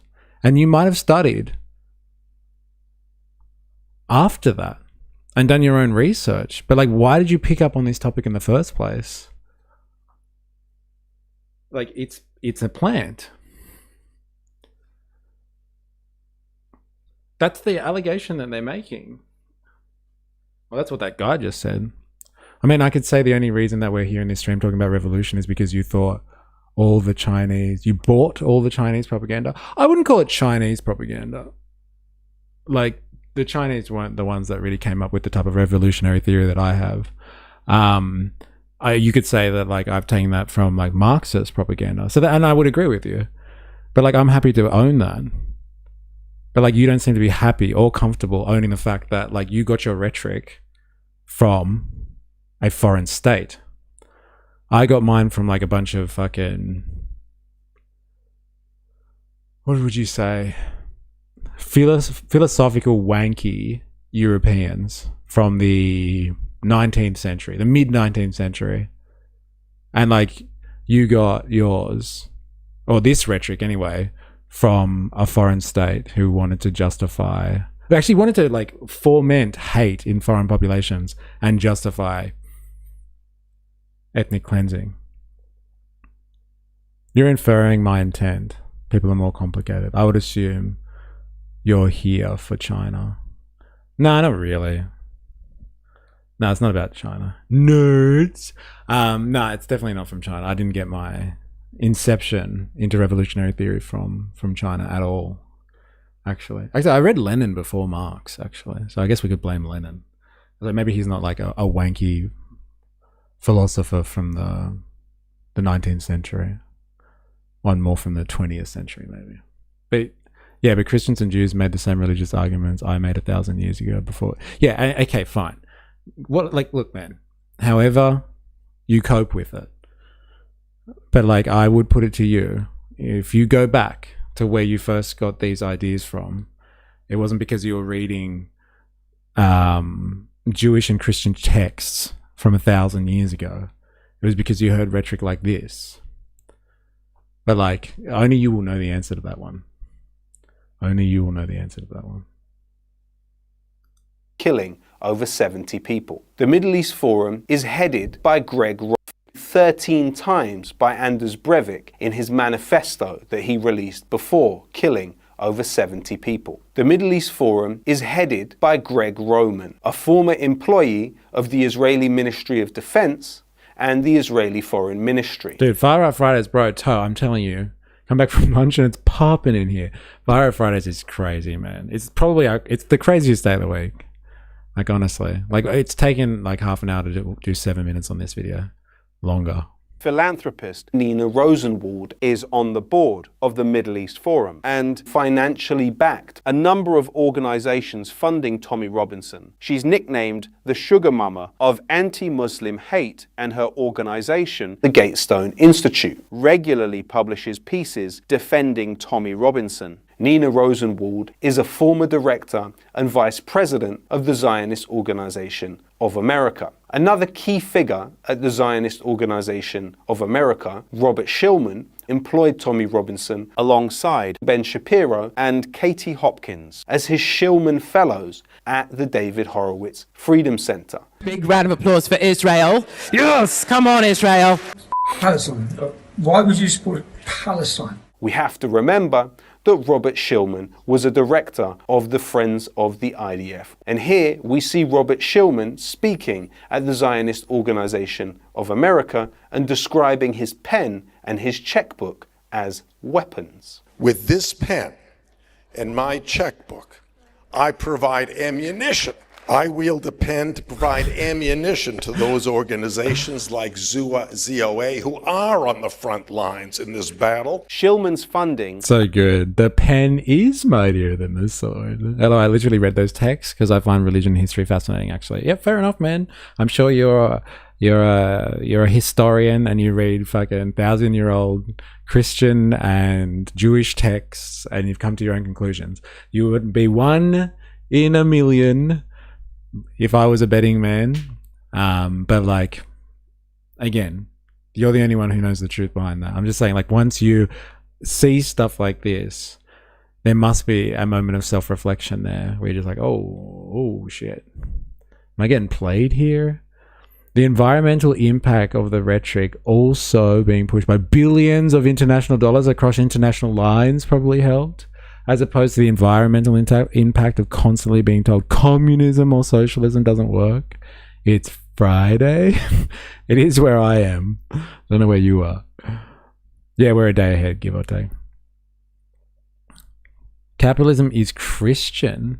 An interesting one. Check his license. Check his bin. Check his pen license. Ah, there it is. Okay, I got it. Very interesting. The world can't end today because it's already tomorrow in Australia. Yes, believe that. I also read the Bhagavad Gita, the early Chinese text from Lao Tzu on Taoism. It's all fascinating. Yeah, fair enough. I'm sure it is. It is, I'm sure. Right, let's finish this one. We haven't even fucking I wanted to go to modern Tommy Robinson. Allowed Rebel Media to pay Robinson a substantial salary. Rebel Media is run by Ezra Levant, who Robinson cites. Oh, he is our Avi Yemeni then. That's Rebel News. So Avi Yemeni's company, Rebel News, is not Avi. I thought it was Avi that set up Rebel News. It's a foreign thing. That's interesting. Salary. Rebel Media is run by Ezra Levant, who Robinson cites as the person who created him. Ezra helped me, coached me, trained me. Like I said, LOL. Yeah, fucking sorry. Created me. So I'm very grateful to Ezra Levant. I'm very grateful to, and I know at the time, Dr. Bob's here. I know at the time Dr. Bob was sponsoring my employment. I didn't know that at the time. I didn't know what Shillman Fellow meant at the time. But Dr. Bob was supporting Rebel, who was supporting me. Now, Shillman has recently gone on record, on camera, in an interview with Tommy Robinson, and stated he will support the protest, providing $100,000. So I'm happy to tell you today that I've come to the conclusion, the decision, that I will support the Unite the Kingdom rally to happen on May 16th. So, I've just contacted the production company to let them know that there is an invoice and money on its way. Dr. Bob Shillman donated $100,000. Double Down News reported on the relationship between Robert Shillman and Tommy Robinson as far back as 2000. Is Shillman the guy? Is he the brother of tech that's behind Tommy Robinson? That's interesting. 21. We reported on it again in 2024. It seems the news cycle is only... Avi Yemeni, the Israeli shill, is foreign funded. Colored me shocked. Yeah, but I thought he was like, I don't know, some fucking independent journalist that set up Rebel News for himself. It's a brand. It's a franchise. And Tommy Robinson is in that franchise. That's kind of what I thought the reason was. Yeah, fuck. Rebel Media was created by Gavin McInnes. Interesting. Just catching up to the He's investigative how I found Avi, right. work that we have done here previously. In October 2025, the individual known as Tommy Robinson travelled to Israel at the invitation of... You speak his name and he appears. That was Avi, wasn't it? Individual known as Tommy Robinson travelled to Israel at the invitation of Israel's Minister for Diaspora Affairs, Amit Chikli. This trip was paid for by the Israeli government. It included visits to the Knesset, the site of the Nova Festival, and the settlements in the West Bank, an area which Tommy Robinson... Macinus. Rhymes with penis. Thank you. ...dutifully refers to as Judea and Samaria, using strictly Zionist terminology. During his trip to Israel, Tommy Robinson was informed by an interviewee that there was a special place in hell for Britain. They really helped give birth to the Jewish state in World War I. The Balfour Declaration, the San Remo Accords, the mandate for a Jewish Palestine, the UK was at the forefront of that. And then they turned on us. Yeah, I was about to say that. They turned on us, man. And therefore they have a special place in hell. This proud patriot, all he could do was stick his tongue out gormlessly as people like you and the people of this country... Where was he? Like, I thought he's a football hooligan. Why doesn't he fucking headbutt that guy? Hey, what do you mean UK's got a special place in hell? How much are you giving me again? $100,000? Alright, maybe I could suck it up for 100,000. Vindicated. Do was stick his tongue out gormlessly as people like you and the people of this country were told there was a special place in hell for them.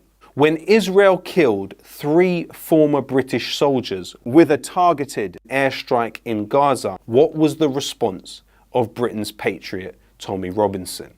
He said, British people that do aid work in Gaza are cucks, play stupid games, win stupid prizes. How can Tommy Robinson define himself as a patriot but speak with such callousness about the death of former British? People who do aid work are cocks, play stupid games, get stupid prizes. Holy shit. Soldiers. Wow. I think that Tommy Robinson owes an apology to the families of John Chapman, James Kirby, and James Henderson. All of these connections certainly would cause you to question where Tommy Robinson's ultimate loyalties lie, especially when he has been pictured on the top of a tank in the Israeli-occupied Golan Heights of Syria, and stated so clearly that if a war was to develop in the Middle East, he would actively fight on the side of Israel. If there was a war tomorrow, I would be there on the front line fighting for Israel. What Tommy Robinson is doing now could be interpreted as just that. At Double Down News, you have... I love how I don't see caps from you like that often. Doesn't know how to hold a gun. Oh my god, the takeaway. A very unique and rare thing. It's an organization which is working every day to give you... Well, that was interesting. Very interesting. And like, damn. I wonder if we have more of our peeps in here that love, like, you know, slamming on Islam because, like, it's the right thing to do, man. It's not Islamophobic. It's not irrational to fear this thing, etc., etc., etc. Which is okay. Okay? It's fine if you have come to those conclusions by yourself. But, like, if you were ever to have fallen prey to a very sophisticated propaganda regime, propaganda operation to distill chaos in, like, Europe or in the West generally, so like America, Australia, it would seem, all of the behest of a foreign state, like, damn, I would feel duped, like massively duped, if I had drunk the Kool-Aid on that one. And I want to do more research on that. I want to do way more research on that. Figure out why I've come to this conclusion. Bit of self-reflection, goes a long way. If true, this could be propaganda in itself. Who knows? Alright, so... Fuck, man, I didn't even get through like half of this Tommy Robinson stuff that I wanted to get through. Now, there are two people that we can watch next on Tommy Robinson. Like, one's hilarious and one's like, it sucks. I'll give you the two options. There's this guy. This guy is fucking nuts. Has anyone come across this guy before? What's his name? Jesse Lee Peterson. This guy is fucking mental. Like, you should see the way he talks, the way he interviews people and stuff like that. Yeah, yeah, this guy, Jesse Lee Peterson. Like, I'm not sure if he's like, you know, that guy that's in the room. What's his name? Tommy Wiseau. Like, he seems like Tommy Wiseau. Like, he seems like, you're not sure if he's, what was the thing with Tommy Wiseau? Foreign or retarded or whatever it was. Like, you're not sure if he's slow or he's like European or something like that because of the way he speaks. Like, this guy is just like that phenomenon. And so, like, he interviews Tommy Robinson and, like, it could just be hilarious just to see Tommy Robinson say that thing again. It says in the Quran. I think he's actually brain rotted. I don't know, like, is he or is he just like that? Like Tommy Wiseau, like, he's just like that. Damn good selections. Let's see the other guy. Like, this guy is hilarious. There's that guy, or there's Trigonometry. And like Trigonometry, like we've watched a bit of Trigonometry recently, but like they interview Tommy Robinson, and like I feel like they would just they're supposed to be comedians, but like it's not funny stuff at all. So like we can watch them give him a soft interview, or like someone like this, like throw curveballs at someone like this because he just sounds like mental. Ew, no. Alright, so I'm feeling like this might be more entertaining. Yeah, JLP all the way. He's nuts, this guy. He's like, I don't understand him. I don't get him. Like, let's have a look, shall we? Why the fuck not? Well, how about all people? Alright, let's and go. So, very to him. Welcome to the Fallen State. Good to be here, man. You have a very, very interesting life. Interesting. One word to explain it. Eventful, chaotic. I like to say. Backed by Israel, apparently. Nice chaos. How old are you now? 43. And so I want to know you first, and then I want to get into what you're doing and everything. Yep. What's important to you? What's important to me? Yeah. England. England? My children. My country. My people. White people? You just said white people? My people. Oh, does that mean white people? The way that he asks questions so good. And like, he won't answer the fucking question. Just say it, Tommy. What are you worried about, bro? You just said white people? My people. Oh, does that mean white people? It means all people.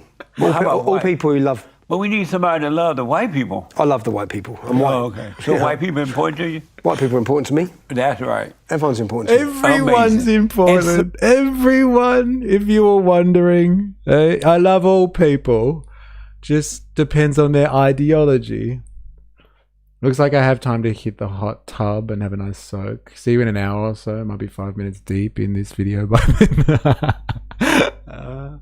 Yes. You've probably got an hour. Good luck to you, mate. So why are people so important to you? So I started in Britain.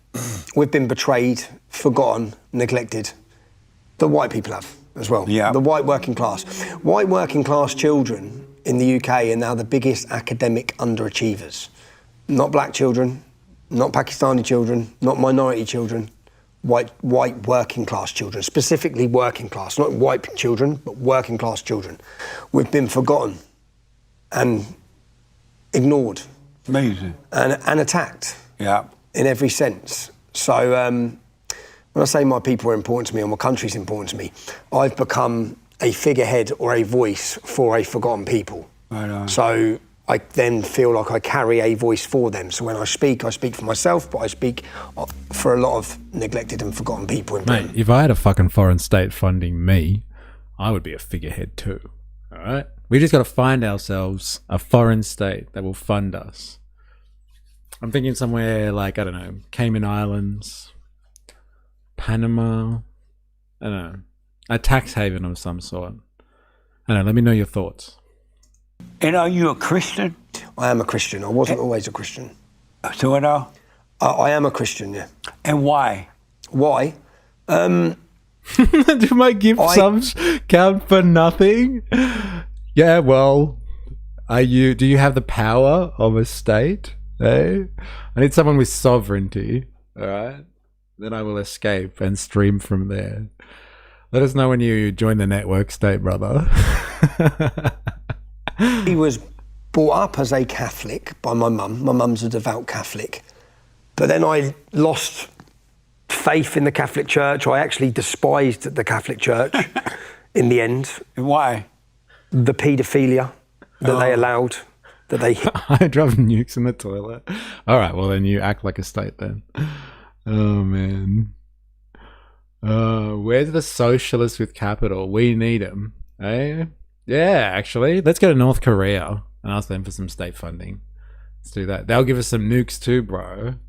Eh? Damn, I'm doing this for free? Someone get me Gavir on the phone. I needs to get paid. Talking to Jesse is like talking to a random old man at the bus stop, and you're not sure if you disengage that he won't chase you down the road. His questioning is definitely unique. Why? The paedophilia that they allowed, that they hid, that they covered up, and a weakness. And right now I despise the Pope. Right now I despise the Pope for his recent comments as well and his betrayal of Christians. But I then found my faith more recently. I think as a nation loses its culture and loses its belief in its faith, something else fills that void. And that's what we've seen in Britain. We've seen an attack on the church, attack on Christianity, attack on the family, and another value system has filled that void. Marxism, communism, Islamism, LGBTQ+, all these different ideas. Marxism, communism, Islamism. What's the thing? Come on, stream historian. What is the massive acronym again that we have? something jihadists or whatever. God, wish I had your memory. There it is. Marxism, communism, Islamism, LGBTQ+. It's all filled the void that has been left behind by Christianity and the family. Intersectional coalition of global South communist jihadists. That's it. So if you subscribe, if you're not just hate watching this, and you subscribe to my cult, this is what we are. The intersectional coalition of global South communist jihadists. That's what's filled the void when you lose Christianity, eh? Fuck off, you're Christian.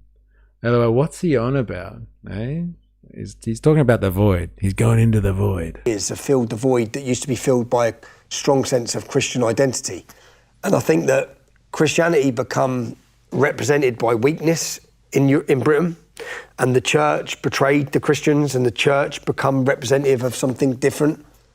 And but right now there's a growing momentum of masculine Christianity that speaks to the men again.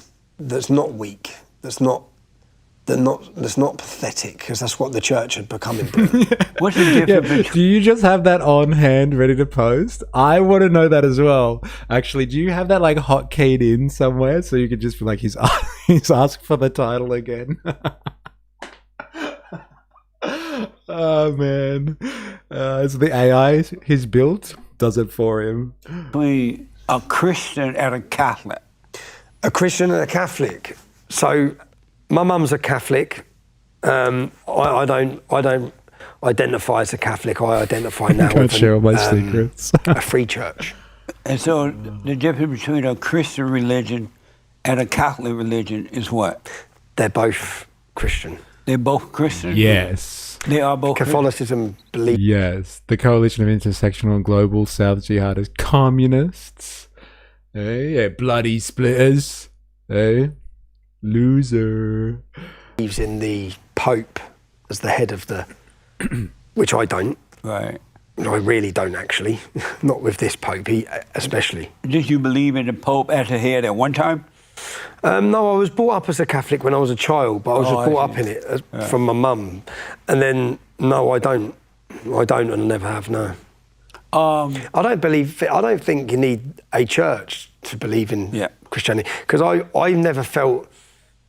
When I look at the church leaders, I feel so detached from them. I don't think they've modernised with time. I don't feel much in common with the church representatives in the UK. Amazing.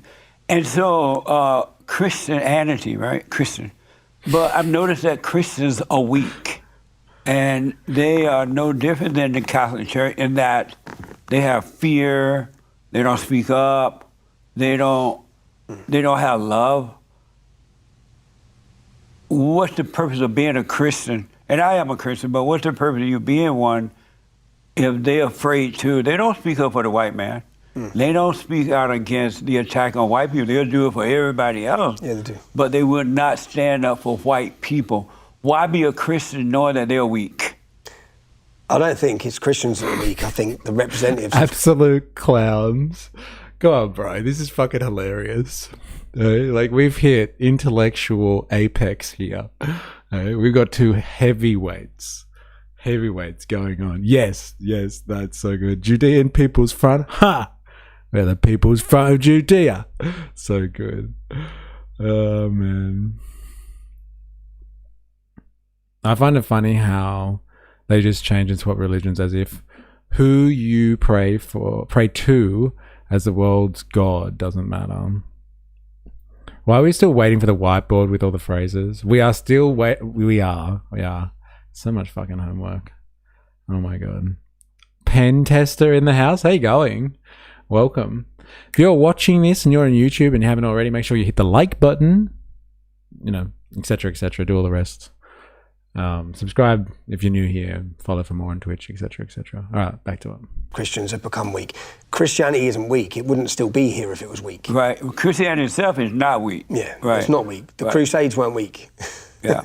We need to refine our identity again and our faith and our strength. And I said, I always struggled with Christianity for that point it was weak. And then when I met a pastor when I was in prison, and I asked him, when Jesus said turn the other cheek, what did he mean? And he said he meant hit me like a man. I can relate to that. That's not weak. We hear so much that Jesus said turn the other cheek. In other words, it's a sign of weakness, whereas it wasn't a sign of weakness. Right. And I think but for too long, what's become representative of Christianity, or the Church of England, especially in Britain, is total weakness. Is that really the message to take away from turning the other cheek? I thought it actually takes a very strong and determined character to not respond or retaliate in a situation where you can rise above it. It's not weakness at all. It's actually the opposite. Like, someone slaps me in the face and I don't hit them back. That's weak, that is. Like, no. It's like someone disses you, man, and you rise above it. Like, I thought that's what it's actually about. It's not a sign of weakness, actually. It's a strength of character. Like, it's actually being an adult kind of thing. Unless I completely have missed the point of that entire story there. Don't let the door hit you where the good Lord split you. Like, come on. Turn the other cheek means judge not lest ye be judged. You didn't learn in prison? Total cowardice. I got invited when I was leading the English Defence League. I started my activism in 2009, which is what I become known for, which was a large group of mainly white English working class men who took to the streets in opposition to Islam and the rapes and the problems coming from the Islamic community. And we weren't weak. We bore the symbol of the Crusades, of the Knights Templar. That was our emblem. And we were men who were not going to back down and weren't going to be beaten into submission.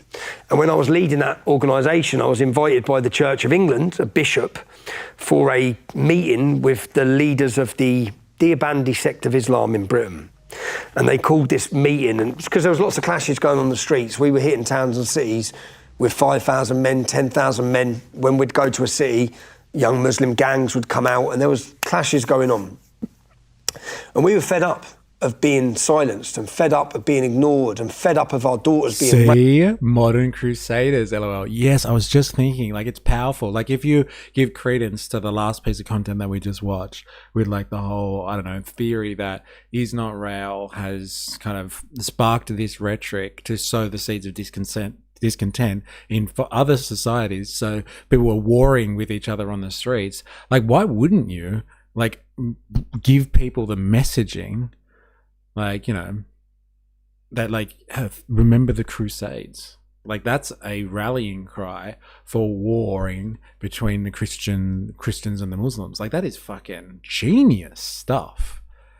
Like, genius stuff. Like, you go back into history to a time and, like, reinvoke old wounds. You pick open old wounds between cultures so they start fucking fighting against each other in a warlike manner. It's fucking genius stuff, honestly. Like, this is how you control populations, through propaganda and, like, information and like all that sort of stuff. Like, it's just, it's the power of propaganda. It's crazy. Yes, hit my cheeks like the big strong man you are. I turn them all for you and all.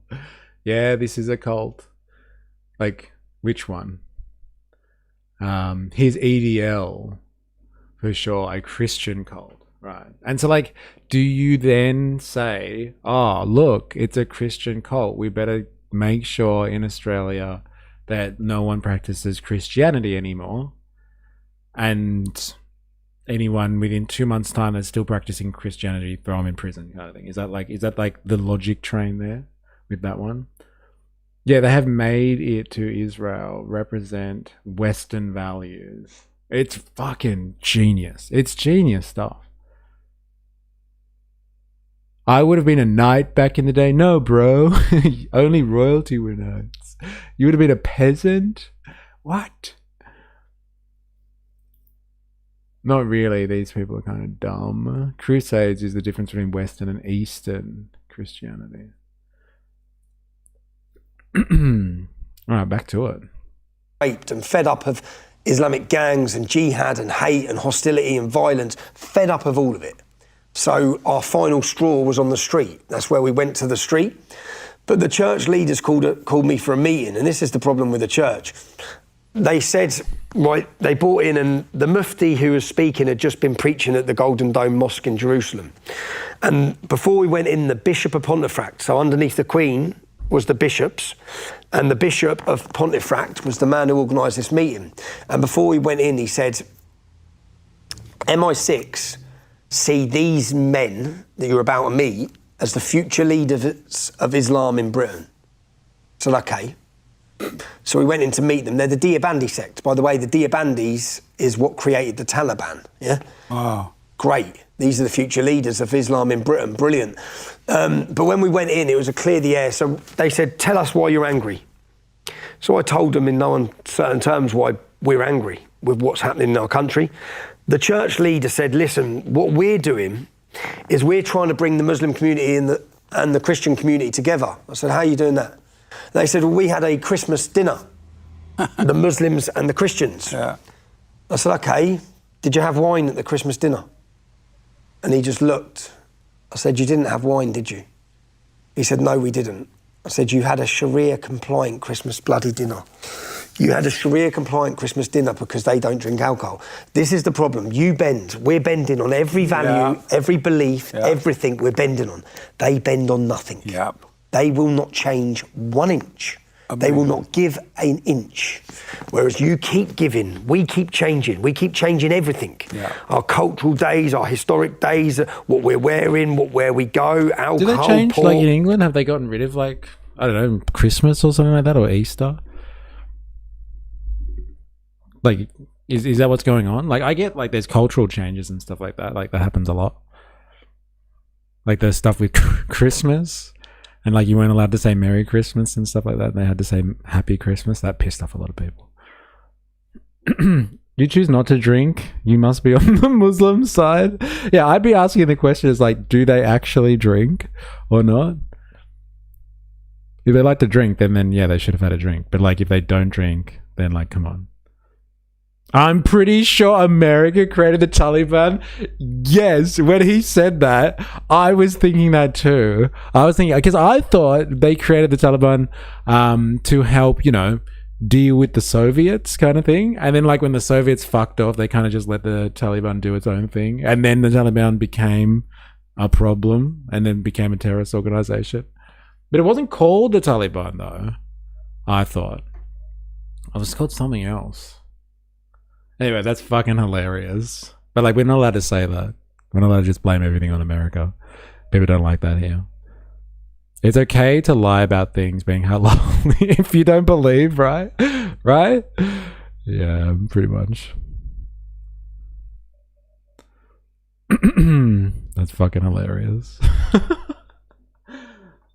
Everything's changing for these people. Amazing. They won't change. Do you have perfect peace? Do I have perfect peace? Yes. I don't have any peace. I get it from every angle.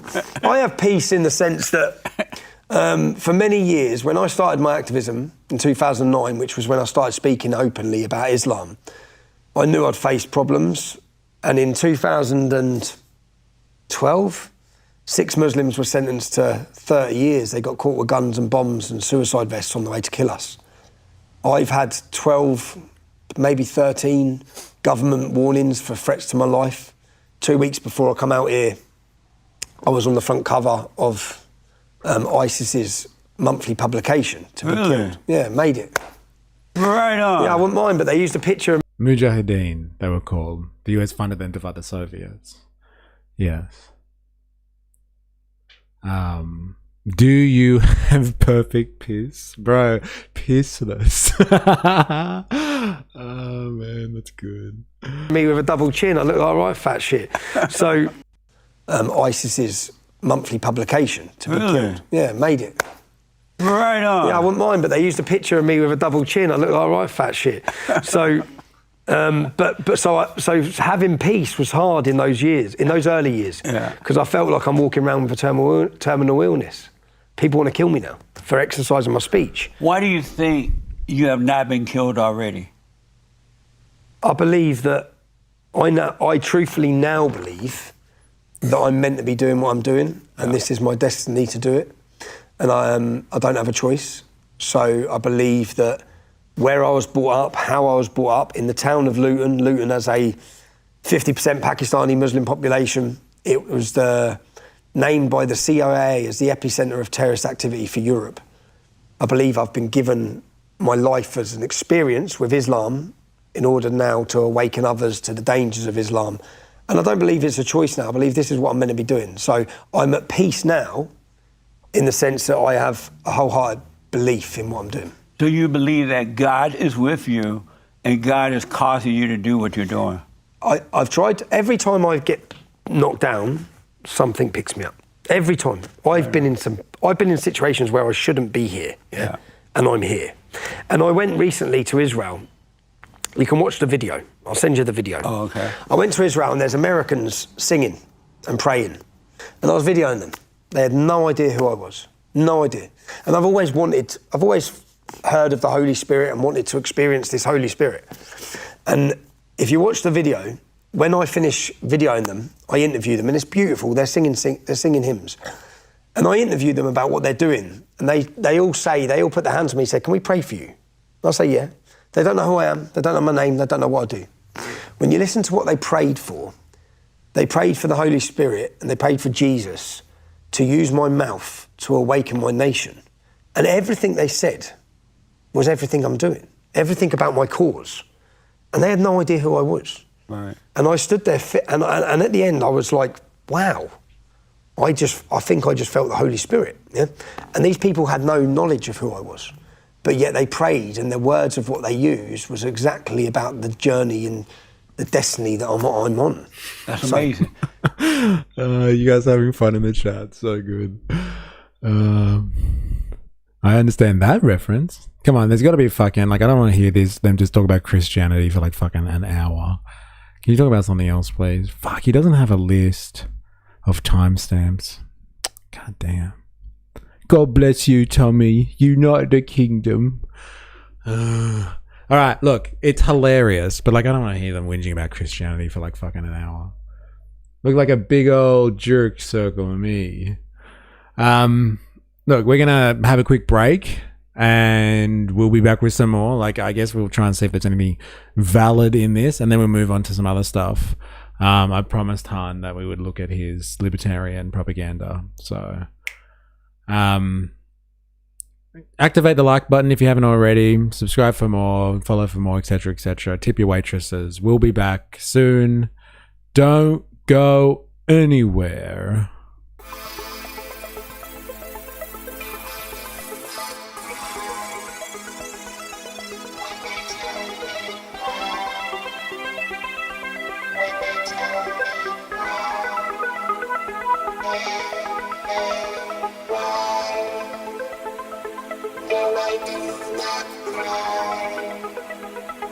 When they tell me why, when they tell me why, why.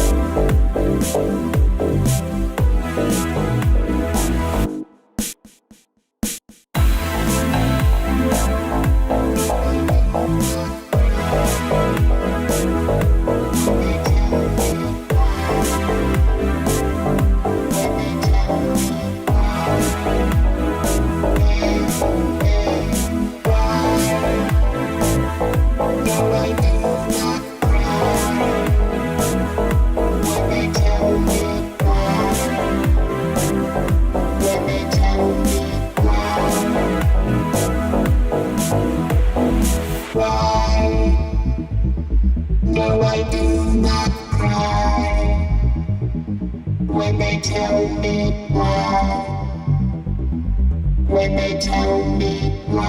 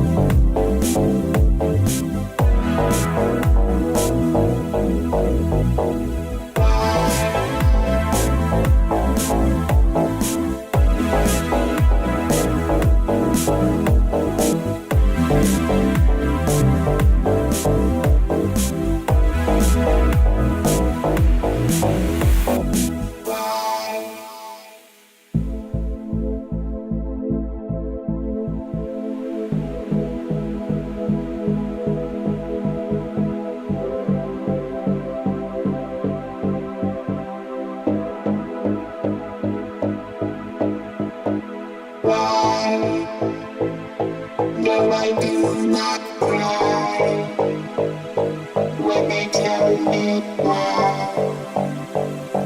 When they tell me why.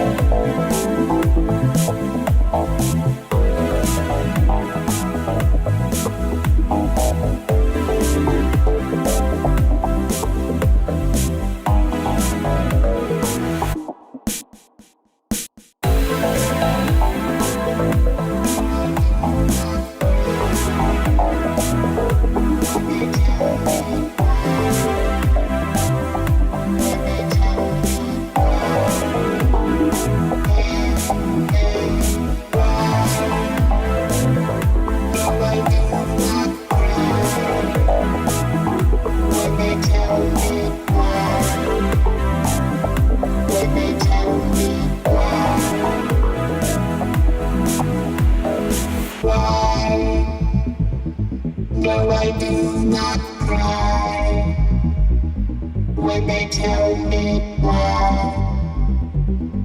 When they tell me why.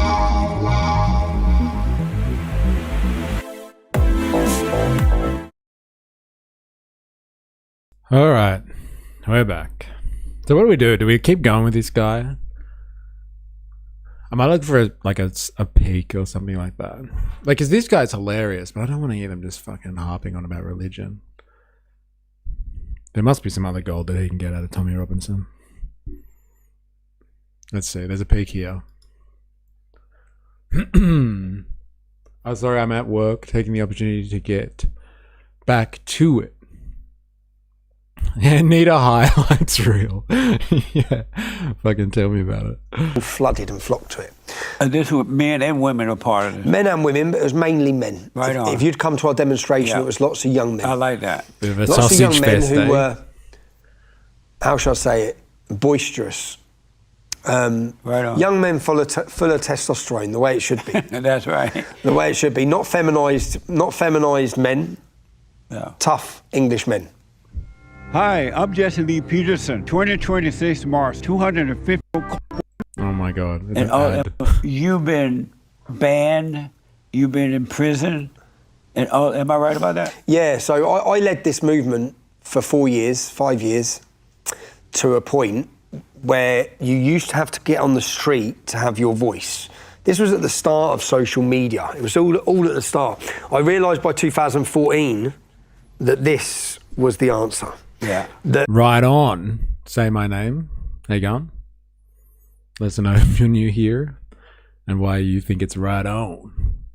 The way it should be, but not Islam though. Then it's bad.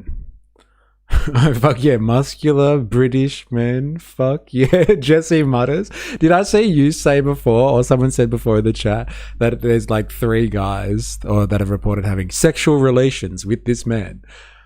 Hey, where's fucking Ninja Nurse when you need him? You watch Reels because you have a low attention span. I watch Reels because it takes too long to critique an entire video. We are not the same. Yeah, fair enough. But like, there might be some gold in between, right? The best parts. Young Islamic men full of testosterone. Ooh, bad juju. Tommy, probably. Yeah, like, which type of men are we looking for here? Good British men, eh? Young Zut man. That's where it at. I also said that, yes. Bypass the media and get straight into people's lounges when they're sat at home and speak to them through this. So I then become a citizen journalist and I started journalism. I realised that I just need, because I'm from Luton, a town that's been destroyed. I know Luton's a blueprint for every town and city. New York is a blueprint for every city in America. Yeah. So my town was Luton, and I first come here in 2011. Well, what happened in New York? Did something happen in New York, or it's just like too cosmopolitan for him? Like, it's too multicultural. Did the Muslims take over New York? I thought it was like way like more multicultural than that. Oh, it's because they got a Muslim mayor, maybe? Hey, it's finally happened. The takeover has happened. And I gave a speech called A Warning to America. It's before I had the platform I've got now. Because I wish someone come to my country 30 years ago and warned me. Right. This is what's going to happen. This is how it's going to happen. So I come to America even now on this trip to say, I'm telling you how it's going to happen. I've seen how it happens. They've took over my town. They've took over most major towns in the UK. They've changed the culture. Chickpeas are the original soybeans. Those people and their hummus have made them soy left-wing extremists. He liked the old York better. Pronounced Zut, just to clarify. Oh, thank you. Thank you very much. The government surrendered to them. The police surrendered to them. The influence and money that comes in from Saudi, Qatar and Iran. It's a real... Isn't that rich? Like him complaining about money coming in from Saudi Arabia and Qatar when his money flies in from Is Not Rail. Very rich stuff, isn't it? Eh? Real problem. And if you don't get a grip on it now, you'll be in the position we're in where our government don't know what to do. They're unwilling or unable to tackle this Islamic problem through fear. They don't know what to do. We've got 5 million Muslims who are not going to integrate or assimilate. Yeah. That we've got 5 million. We've got a fifth column in the UK that hates us, and it's growing at a faster rate than any other community. Yeah. What are you going to do about it? At one time, were there no Muslims in the UK, or only a few? How did so many people get there? So many Allahu Akbar people get there? Well, the same way. You've just had how many? 10 million come in the last 4 years. What did he just say? Oh man, one more time. So many people get there. So many Allahu Akbar people get there. Well, the same way. How did they get there? Oh my god, teleportation devices. Maybe they're like pollen and they float on the wind, and then like, or spores. And then once they land somewhere, they start to gestate. Boats! Yeah, I knew it! It is Far Right Fridays. Do we want to Zut deep dive? No, Zut deep dive. But like, Zut isn't right wing though, is it? I think you guys have talked about this stuff before, and you're like, you must talk about this. Jesus Christ, who the fuck is this? My God. Oh, you've changed your name. Oh, wow. That's what it is. Say my name. Is that Yuto? I didn't recognize the name. Damn. $20. Thank you very much. Holy shit. What a legend. Thank you. Thank you very much. Straight to the stream, baby. Hey, that's what we do here in this cult. When people throw money at it, we throw it back into the stream. You legend. Fuck yeah. Thank you very much. Thank you very much. Goddamn legend. You've just had how many? 10 million come in the last 4 years. The same way your borders were opened, our borders were opened. You have to, you know Manchester, the city of Manchester. Have you heard of Manchester's like the London of the North. Right. Well, when Ariana Grande concert was blown up by a suicide bomber called Salman Abedi, he blew up 26 children, murdering them. When he did that, I looked at Manchester.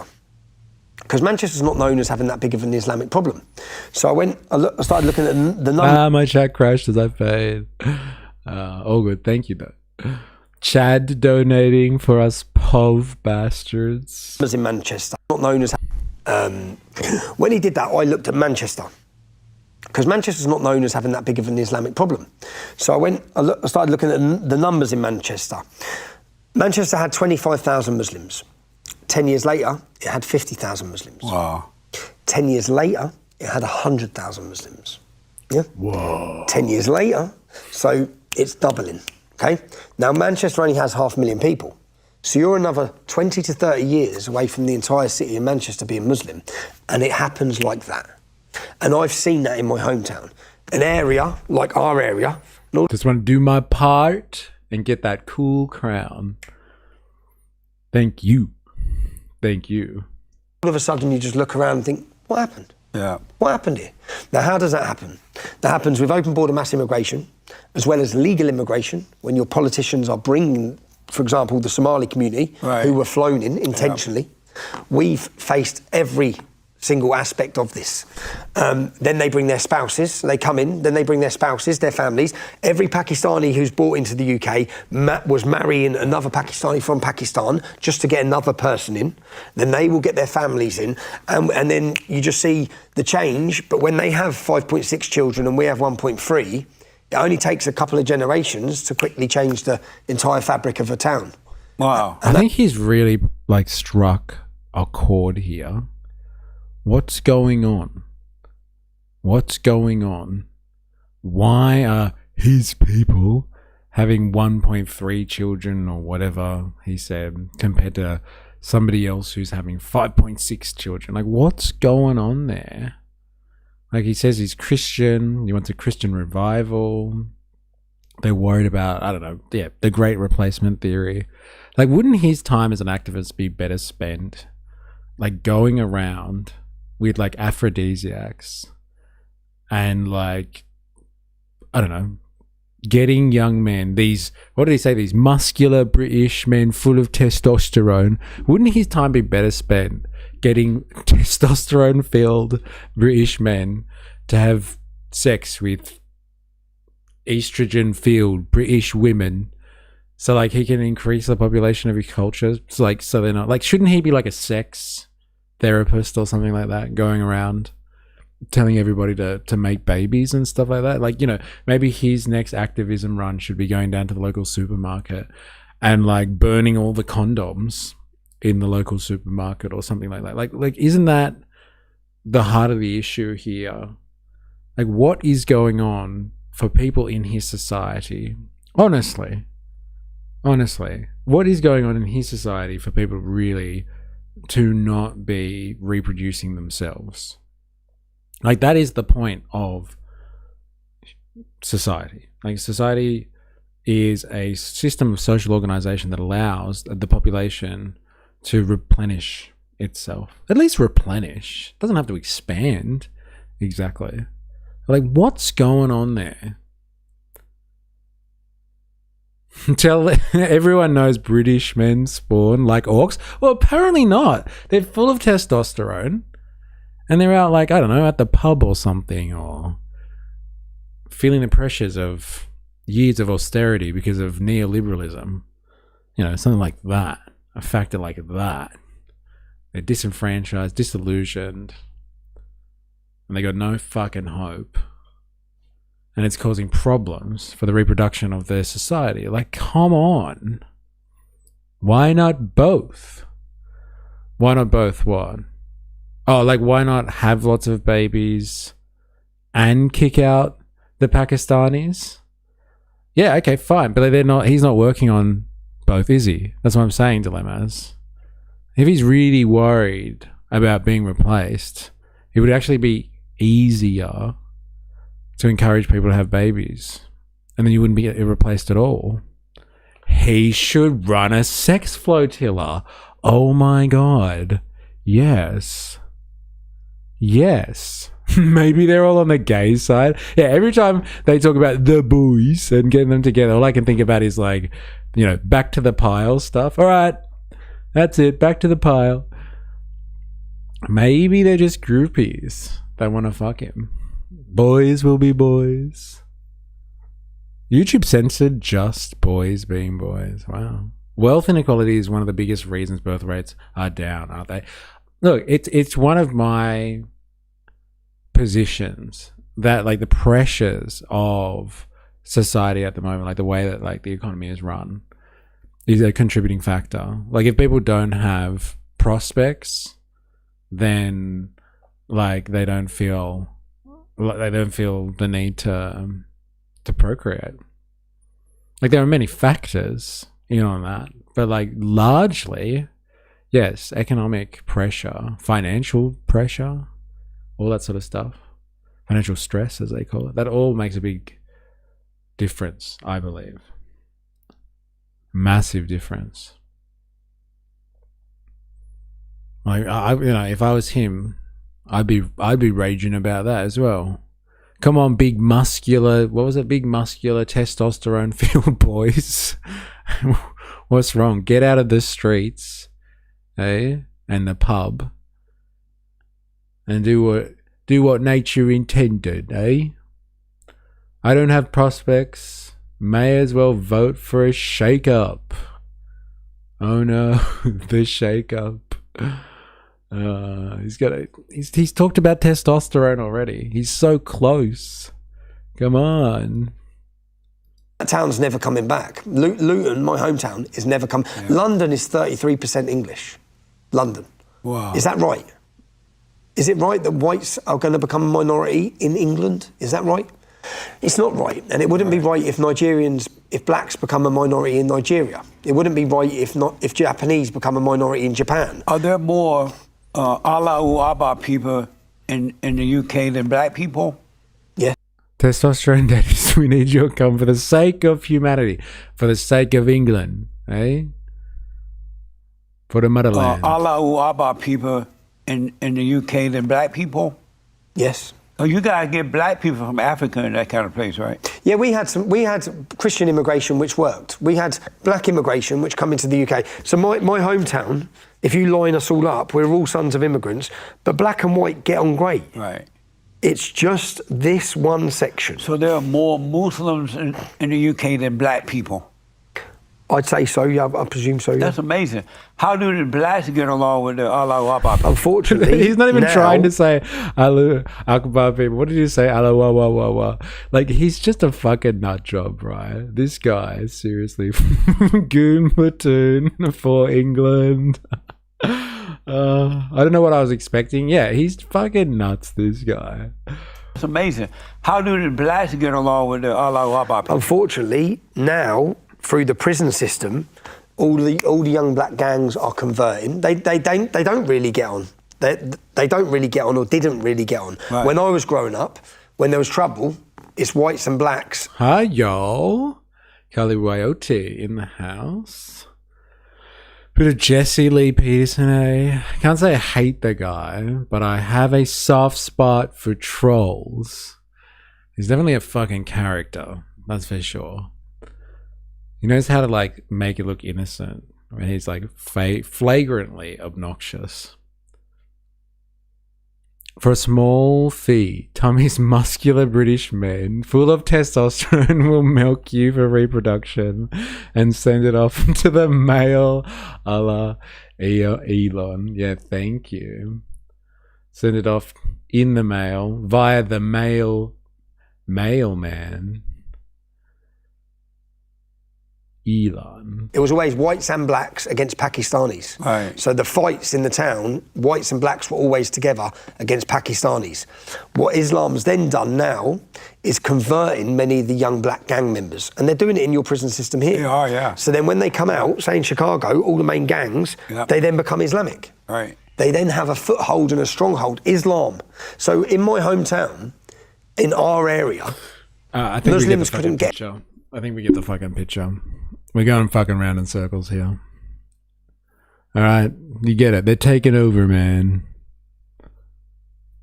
I didn't think like the reason why blacks have been converting to Islam was actually anything to do with the fact that they're being like indoctrinated into a system, but it's more of a protest. Tommy Robinson talked in a single small English town. Next thing I knew, I was pregnant. Oh my god. That's all that needs to happen, eh? All right. All right. Let's move on, please. This is fucking tiring.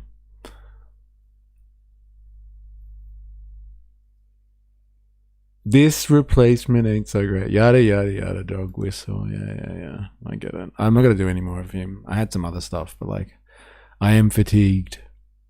Oh, should we do this? Oh, I don't know. Actually, I'm gonna do this Han thing real quick. I wonder if Han is here.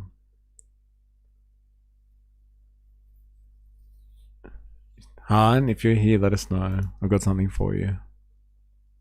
I know you wanted us to do this. I am here just in time. Oh, great. Here we go. Fuck yeah. Hope you had a nice bath. Yeah, black folk have been Muslim for a minute. Yeah. It's an interesting take on it, isn't it? They're just converting now because they're being brainwashed. Have you been to North Africa? Come on. Like, why don't we watch the whole thing, Han? Why have you timestamped it? Still in the tub.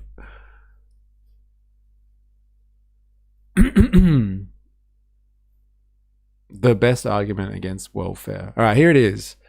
This is, I'm assuming, oh, he posted that the other day. Yes. LOL, I watched it. Okay, I'm assuming it does better than an analogy about drowning people. It does that sometimes. Just start at the beginning. Oh, okay. Actually start at the beginning. Got it. I wasn't sure if you wanted us to see that moment. All right, good. All right, let's do this. I on the seacock diet. Seacock I eat. All right, let's do this. Let's do this. Is this guy libertarian? Or has he just got common sense? Mason University adjunct scholar at the Cato Institute. Of course. Prepare to get educated. Got it. And look, it's coming from a black guy. So it's acceptable. Yes, libertarian. Got it. Okay. Yay, let's dive into some libertarian slop. Hey. Don't you diss Far Right Fridays, bro. Now, for the past half century in our society, free enterprise and what it implies has been under unrelenting attack. Americans from all walks of life have demonstrated a deep and abiding, somebody's trying to get the door back there. Americans from all walks of life have demonstrated a deep and abiding contempt for private property rights and individual freedom. And I believe that individual contempt. Well, they've got a deep and abiding contempt for private property. For private property rights and individual freedom. And I believe that free enterprise is threatened today not because of its failure, but because of its success, somewhat ironically. That is, capitalism has been so successful in eliminating the traditional problems of man, the historic problems of man, such as disease, pestilence, gross hunger, and poverty, that all other human problems appear to us to be at once inexcusable and unbearable. The desire by many Americans to eliminate these so-called unbearable and inexcusable problems has led us away from the basic ideals and principles upon which our nation was built. In the name of other ideals, such as equality of income, sex and race balance, orderly markets, consumer protection, energy conservation, just to name a few, we have abandoned many personal freedoms.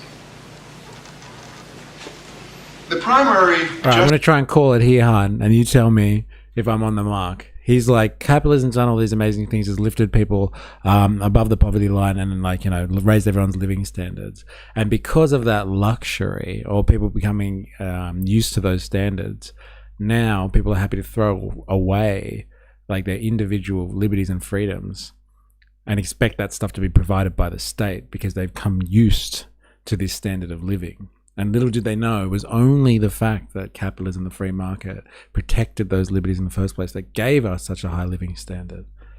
And, like, it shouldn't be used as an excuse to support people through the welfare state. Like that type of circular argumentation there. Like, the thing that delivered us these standards should not be degraded in the name of those standards. Huh?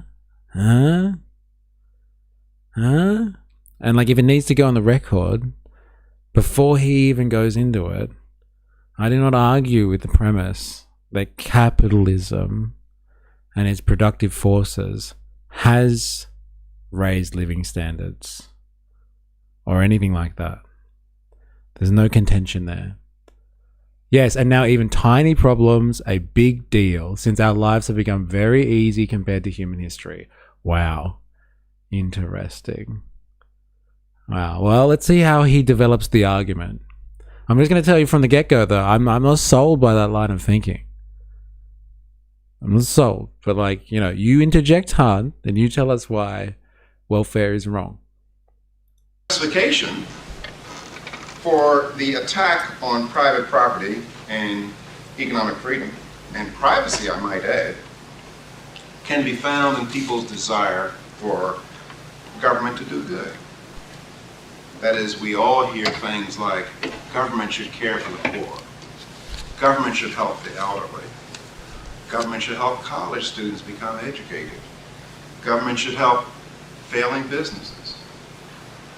Well, it's all well and good to say that government should do this, but we must recognize that government has no resources of its very own. And what I mean by that is that all these programs to help deserving college students or failing businesses, they don't represent congressmen and senators in Washington or legislators at your state capitol reaching in their pockets and sending the money out. That's what I mean when I say government has no resources of its very own. But government does print money. It is the sole legal entity in the modern capitalist state that is able to produce currency that wasn't there before. Now, you can argue the banking system does that now digitally, but, like, fundamentally, the government can create money out of nothing. Right? Samuel Smith, poverty and hunger are choices we make at this point. Yeah, fucking oath they are choices, especially because of the gifts of capitalism and the productive forces that it's unleashed. It's a choice now. Capitalism unleashed that. We didn't ask for it. They produce currency, not money. You're gonna have to fucking be less cryptic about this. Like, what do you mean by that? Like, they mean they produce currency. Okay, they produce currency and they produce money at the same time. They regulate currency, but they produce money for circulation. Like, what do you mean? I mean that legitimately. I'm not trying to be a smartass. Moreover, there's no tooth fairy or Santa Claus giving them the resources. Now, so when you recognize that government has no resources of its very own, that forces you to recognize that the only way... Money can be anything both parties find that have value. Currency is used to facilitate trade, and the biggest purpose is to pay taxes. Money can be... Okay, but, like, currency can be anything that two parties choose as well. Like, you can use multiple things as a substitute currency for, like, state-issued money. But like currency and money in this context serve the same function. I would say like money can be currency and it can be capital. Currency cannot be capital. If I trade you booze for cigarettes, how does the government get their cut?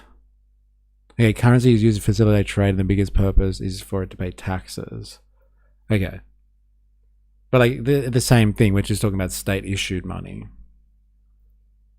If I sell you booze for currency, then it can be taxed. Okay, so currency for you is state issued money, where money could be anything. Okay, interesting. Thank you. The government can give one American citizen $1 is to first, through intimidation, threats, and coercion, confiscate that $1 from some other American citizen. Now, some of you might say, well, gee, this terminology that Professor Williams is using, intimidation, threats, and coercion, is just too loose. Well, you have April 15th to check me out. That is April 15th the day that all the Americans pay taxes? And like you see those, like the Simpsons thing, and he finally gets the tax into the little basket before the door closes? Tax day, yes, got it. Seems like a big thing. You can tell the agents of Congress, namely IRS, that you don't want your earnings going to bail out failing banks. You refuse to give your earnings to farmers. Give it to them so they can give it to farmers. You will see all the intimidation, threats, and coercion that you want to see. And if you act too ugly, you will get shot. Now, a lot of people say, well, wait to get shot. Well, that's like, I tell the people in Washington, look, I'm not going to give you any money to give to the farmers. And they say, well, we're going to take your house. I say, no, you're not going to take my house because I bought that house. And then they come around and take my house, and I'm up at the window with guns. And they'll shoot me, they'll be armed. Now, the government... Is that legal in the US? Like if you own your own property and like you try to defend it with a gun, the state can just come in and shoot you? Or is he being a bit like hyperbolic there? I thought you guys were like really fucking, hardcore about that. Like you can't enter my land. So like if you don't pay taxes, they can come into you and like you try to resist with a gun, they'll shoot you. And then they'll take your house anyway. Sounds like a communist dystopia to me, Han. He's saying that if you don't pay your taxes, the state uses force. Yeah, but like, do they have the right to do? So it's hyperbolic. Okay, got it. Yeah, it sounds like some fucking weird communist dystopia to me, Han. Outrageous. The myth of the free market. I consent. Small businesses, customers, I consent. I don't. Wealthy mega corporations using the state through lobbying. Isn't there somebody you forgot to ask? Hey, interesting. Capitalism. Hey, I'm here. Science and technology. Massively improves quality of life. Capitalism. It must have been because of me that quality of life improved so much. Keeps working in spite of capitalist interests. Hobbling progress. Very good. Yes, you're a criminal now. They have the right to take everything you own. Got it. That sounds like a fucking communist dystopia, don't you reckon, Han? Sounds like capitalism is failing. Is that why all those fucking migrants keep coming into that country? So they can be coerced by the government? Evil fucking failing capitalists. Government does those things, and many of us support government doing those things, for which, if a private person did them, he would be condemned as ordinary common thief. For example, I could see some homeless lady downtown Charlottesville or in downtown Washington, and I could walk up to Don Boudreaux with a gun in my hand. I could say, give me your $200. I'd take his $200, and then, having taken his $200, I could go downtown and buy that lady on the grate some housing, some medical care, some clothing. If you were members of a jury, would you find me guilty of a crime? I'm sure you would. You'd find me guilty of theft.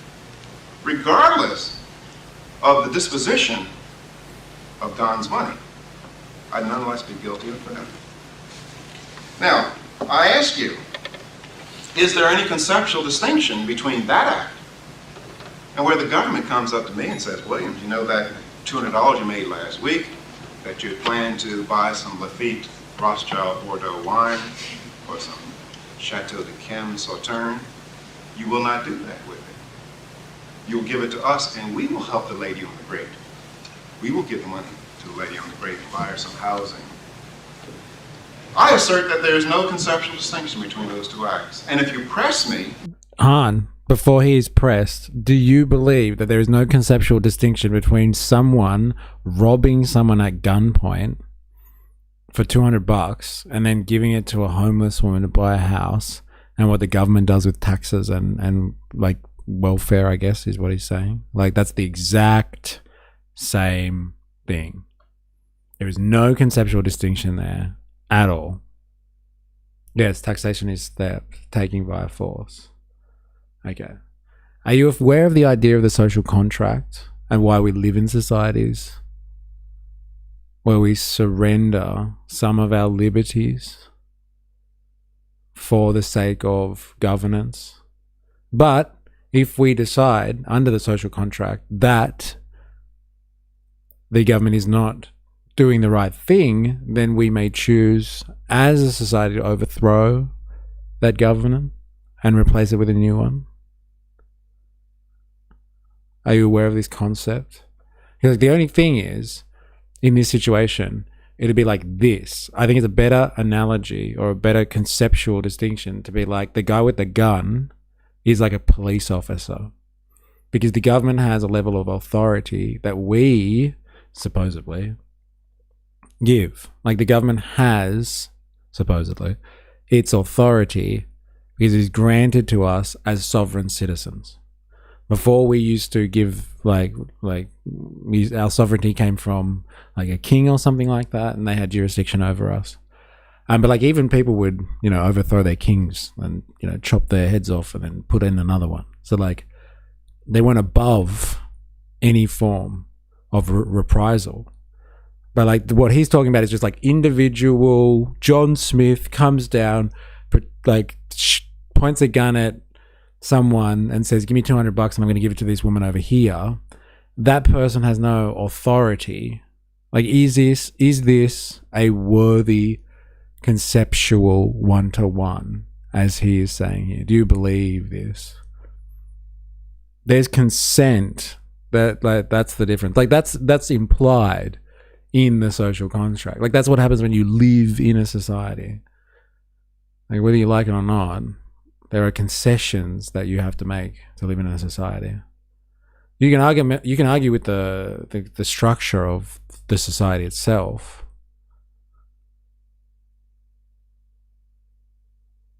We want the government to do certain things. I'm no anarchist. However, they are limited in scope. Basically, protect property rights, enforce contract, national defense.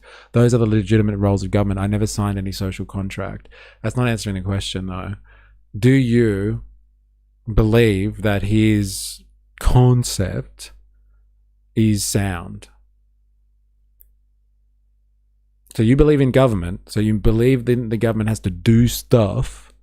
But like, when the government does stuff, then like sometimes that's unacceptable and it's no better than theft. But like, I expect them to, pick up my bins, enforce contracts for me, look after my defense, but like, they just don't touch my stuff. They should do all of these other things for me, though. And I shouldn't have to have any input on that at all.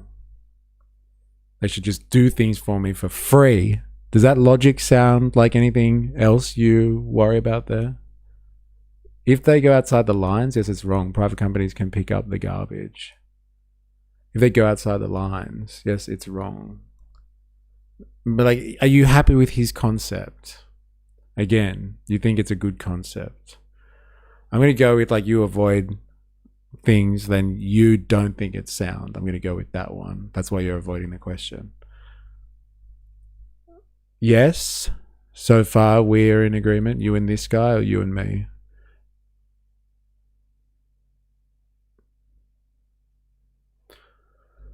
All right, let's hear him out, I guess. I assert that there's you no agree with him. Got it. conceptual distinction between those two acts. And if you press me, I would say that the only distinction is that the first act, where I walked up to Don and took his $200 to help the lady downtown, that is illegal theft. And the second act, where the IRS walked up to me and took my money or intimidated me, that would be legal theft. But nonetheless, theft all the same. Now, I know all of you are law students and you're somehow enamored with legality, but I'm not. That is, in a moral society, legality should not be our talisman. Because, indeed, many things in this world are legal but clearly immoral. Apartheid in South Africa was legal, but it was immoral. Slavery in the United States was legal. Did that make it moral? The Nazi persecution of Jews, the Stalinists and the Maoist purges, they were all legal. But they were clearly immoral. Now, so we have to...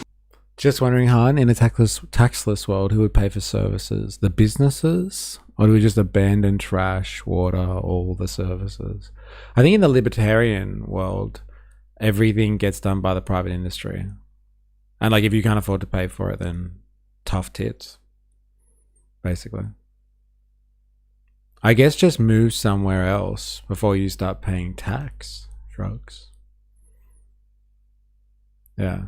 And like, as Han says, there's like a few things. Protect property rights, enforce contracts, national defense. That's the scope of government and nothing beyond that.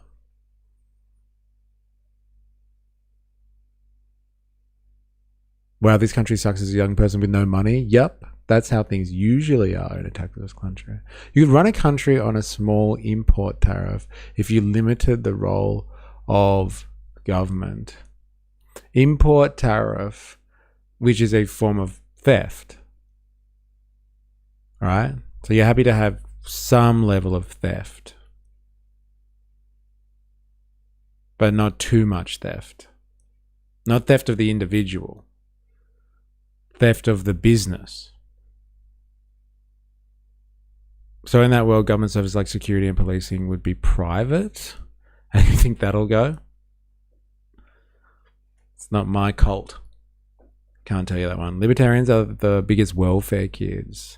They want roads and power, but don't want to pay for help. It's a voluntary tax. You only pay if you buy imported goods. Interesting. Mental gymnastics there. Okay. Well, if you don't like paying it, don't import the goods. Right. Very interesting. Interesting. Well, can't you just say, if you don't like paying tax, so then get out of the country then? Go live somewhere else where they don't have to pay tax. Can't you just use the same line of argument? Well, any tariff gets passed on to the consumer. Yeah, okay, got it. But like, you know, if you don't like the tariff, don't import the goods. Like, if you don't like the tax, like this guy's saying, get out of the country.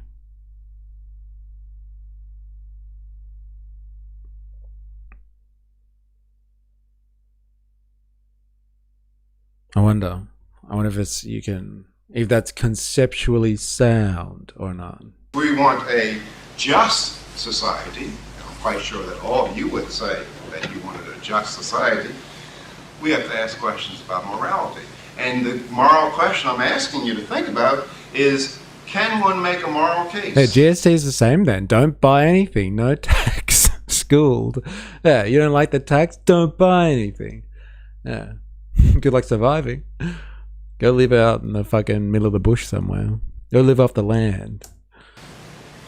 For confiscating the property of one American and giving it to another American to whom it does not belong. That is the moral question. That is one moral question.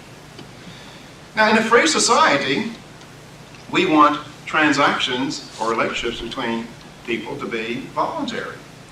Well, if you bought products made in the USA, there would be no taxes to pass on. Look, yeah, I get the logic, but like, again, if you don't like the taxes, using the logic, if you don't like the taxes, then get out of the country.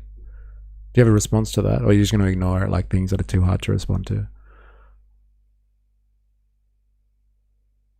The overwhelming male urge to yell, get off my lawn. And we want to minimize involuntary or coercive behavior. A matter of fact, another interesting way I like to look at it, because a lot of people get hung up, they don't fully appreciate voluntary and involuntary exchange. I like to think of, I tell people, I love seduction, but I'm against rape. I mean, what is seduction? What is the essence of seduction? Well, seduction is where, it's a kind of transaction where we proposition our fellow man in the following way. We say, if you make me feel good, I'll make you feel good. That's seduction. Just avoid the question again, hon. Good on you, bro. Hey, it's for everyone to see. I love seduction because both parties come out feeling better in their own opinion. And that would be an example of seduction would be where I walked up to my grocer with the $2 in my hand. I say, look, if you make me feel good, give me that gallon of milk. I'll make you feel good, give you $2. And we call that a positive sum game. Both of us are better off. Now, rape, on the other hand, is the kind of transaction where we proposition our fellow man in the following fashion. We say to him, if you don't make me feel good, I'm going to make you feel bad. Bad relief, those who like adverbs.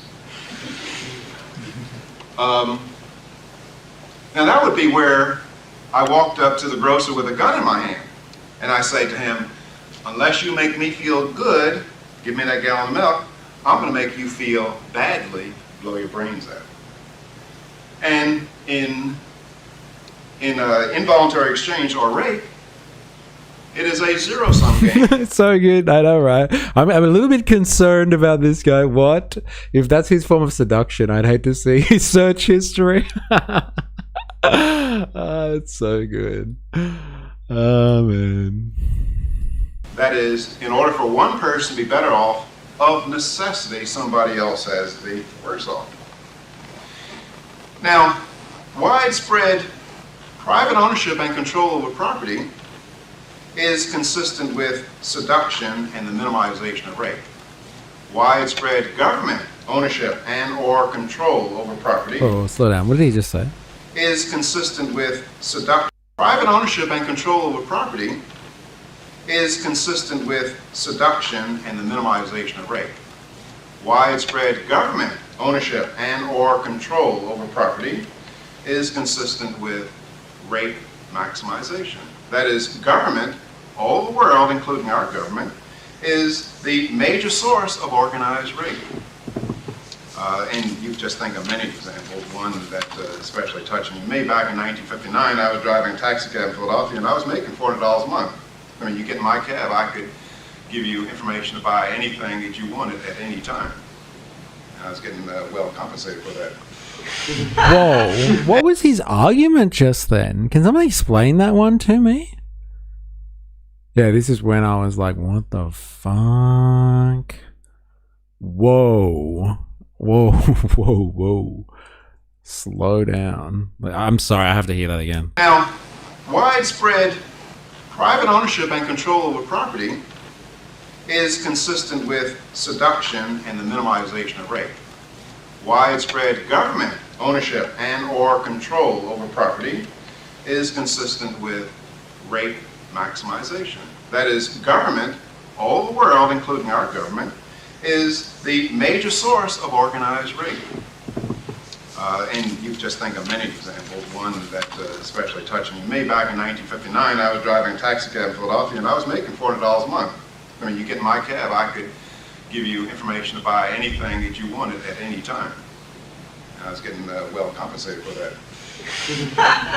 And I got a letter in the mail, and the letter essentially said, Williams, you'll stop making $400 a month and begin to make $68 a month.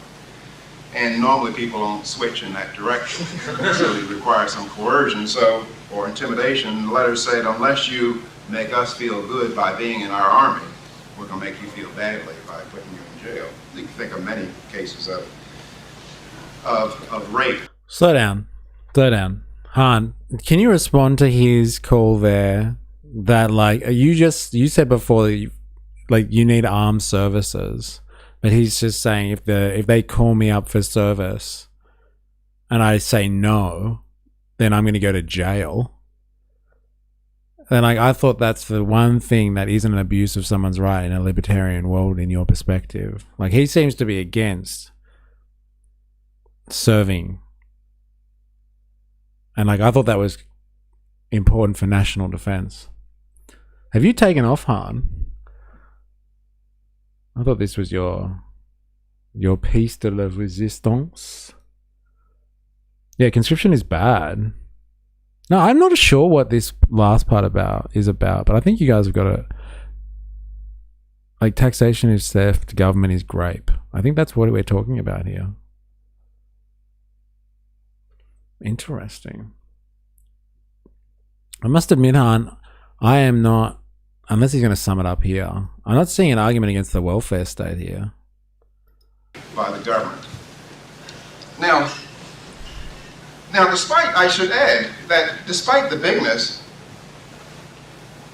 and the alleged power, I say alleged power, of industrial giants like IBM, AT&T, Exxon, Chrysler. National Defense declared during a war, you can be drafted. In 1959, we were not in declared war, so forced conscription was illegal.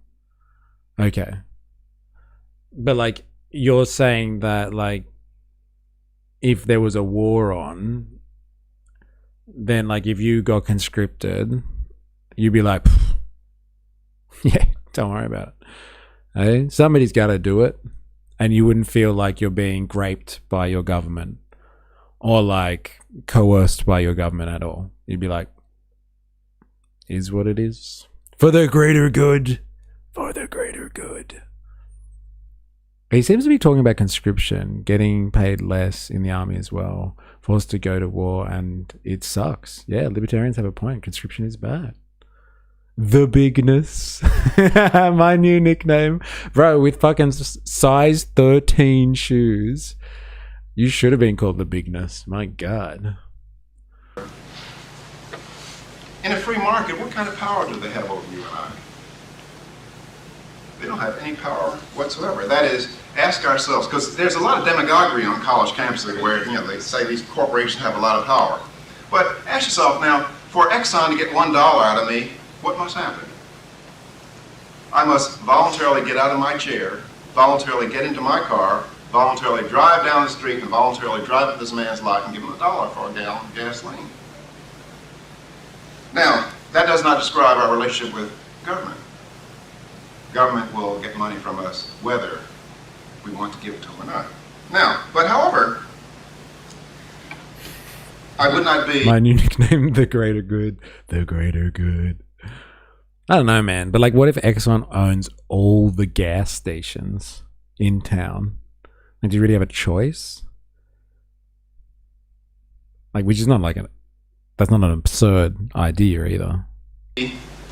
Responsible if I didn't say that corporate giants like AT&T, Chrysler, and Exxon, they can get dollars from us whether we want to give it to them or not.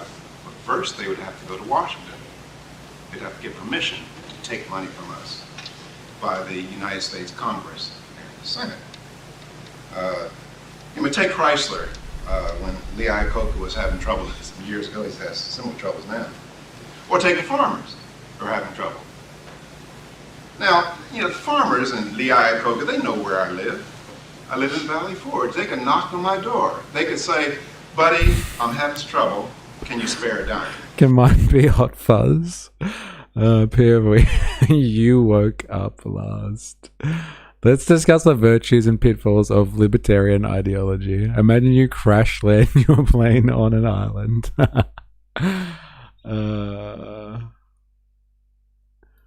If a few families own the whole world, is there a choice? Well, you have to ask yourself the question, what type of system would support a few families owning the whole world? Eh? It's not an anomaly. That's the point of the system. Help me out, Williams. Now, I'd probably tell B.I. Coco or the farmers to go play in the traffic. And they kind of know that. And so what the farmers do, they will go to, say, Senator Dole. And the farmers will say to Senator Dole, if I ask Williams to voluntarily help me out, he's going to tell me to go play in the traffic. So could you use your agents to take his money? Now, so that's what I mean when I say that businesses can get dollars from us whether we want to give it to them or not, but they don't do it in a free market context. That is, they go and get the totalitarian or coercive powers of the Congress and Senate. Totalitarian. Oh, that's those be fighting words, bro. All right, Han. Come on. Hit me up, dog. Wait, like, let's just say war is declared tomorrow in Iran. They start conscripting people. And, like, you get conscripted. Did we learn anything from class today? Actually, no. Like, he didn't actually argue against the welfare state, though, did he? Like, didn't he just argue against government coercion for taxes? And so, like, you shouldn't ever have to pay taxes, I guess, is the argument.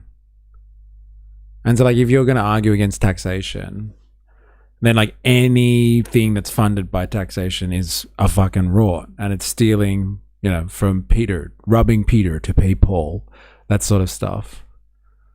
So, like, do we learn about, like, taxation being theft? I need to know. Like, if you got conscripted because America decides to go to war, are you just going to go? And, like, when they send, like, you know, he said then when they send the tax agents out to get you, like, and they send out their agents in the armed forces to collect you, are you going to happily go for the greater good? Because, hey, the government should only be involved in defense anyway. Screw Paul. Yeah, fuck Paul. Like, you down with that level of government intervention, etc., etc., etc.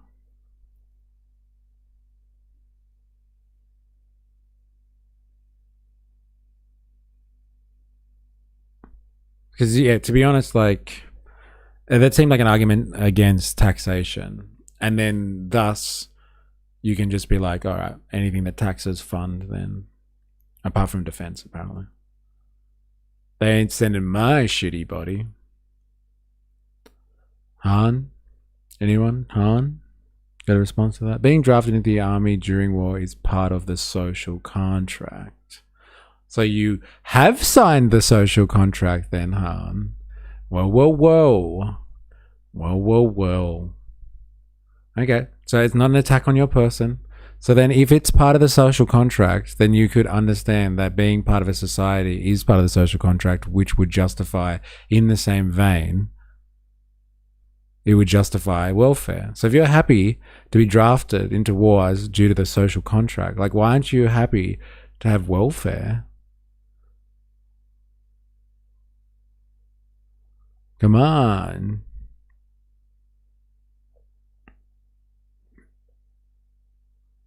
Interesting. Well, like, did we learn anything today? Like, it would appear not. It would appear not. Because it would seem like you don't actually have any responses to this stuff. So, like, thanks for sharing. But it doesn't seem like you're across the ideology that well. Mamupa in the house. 20 seconds of gold, please watch. Oh my god. I think we've seen this before. Conscript Ds. Then you can chop them off so you get medically exempt. I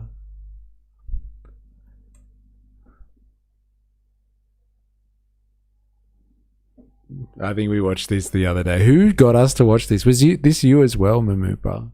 This one's hilarious. Should someone have to have a government issued... Gary, this is why we've got the pen license joke, right? That video seems deep until you think about it for a minute. Like, you know, yeah, like conceptually, this stuff is interesting.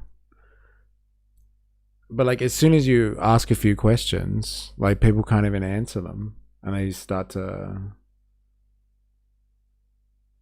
they degrade.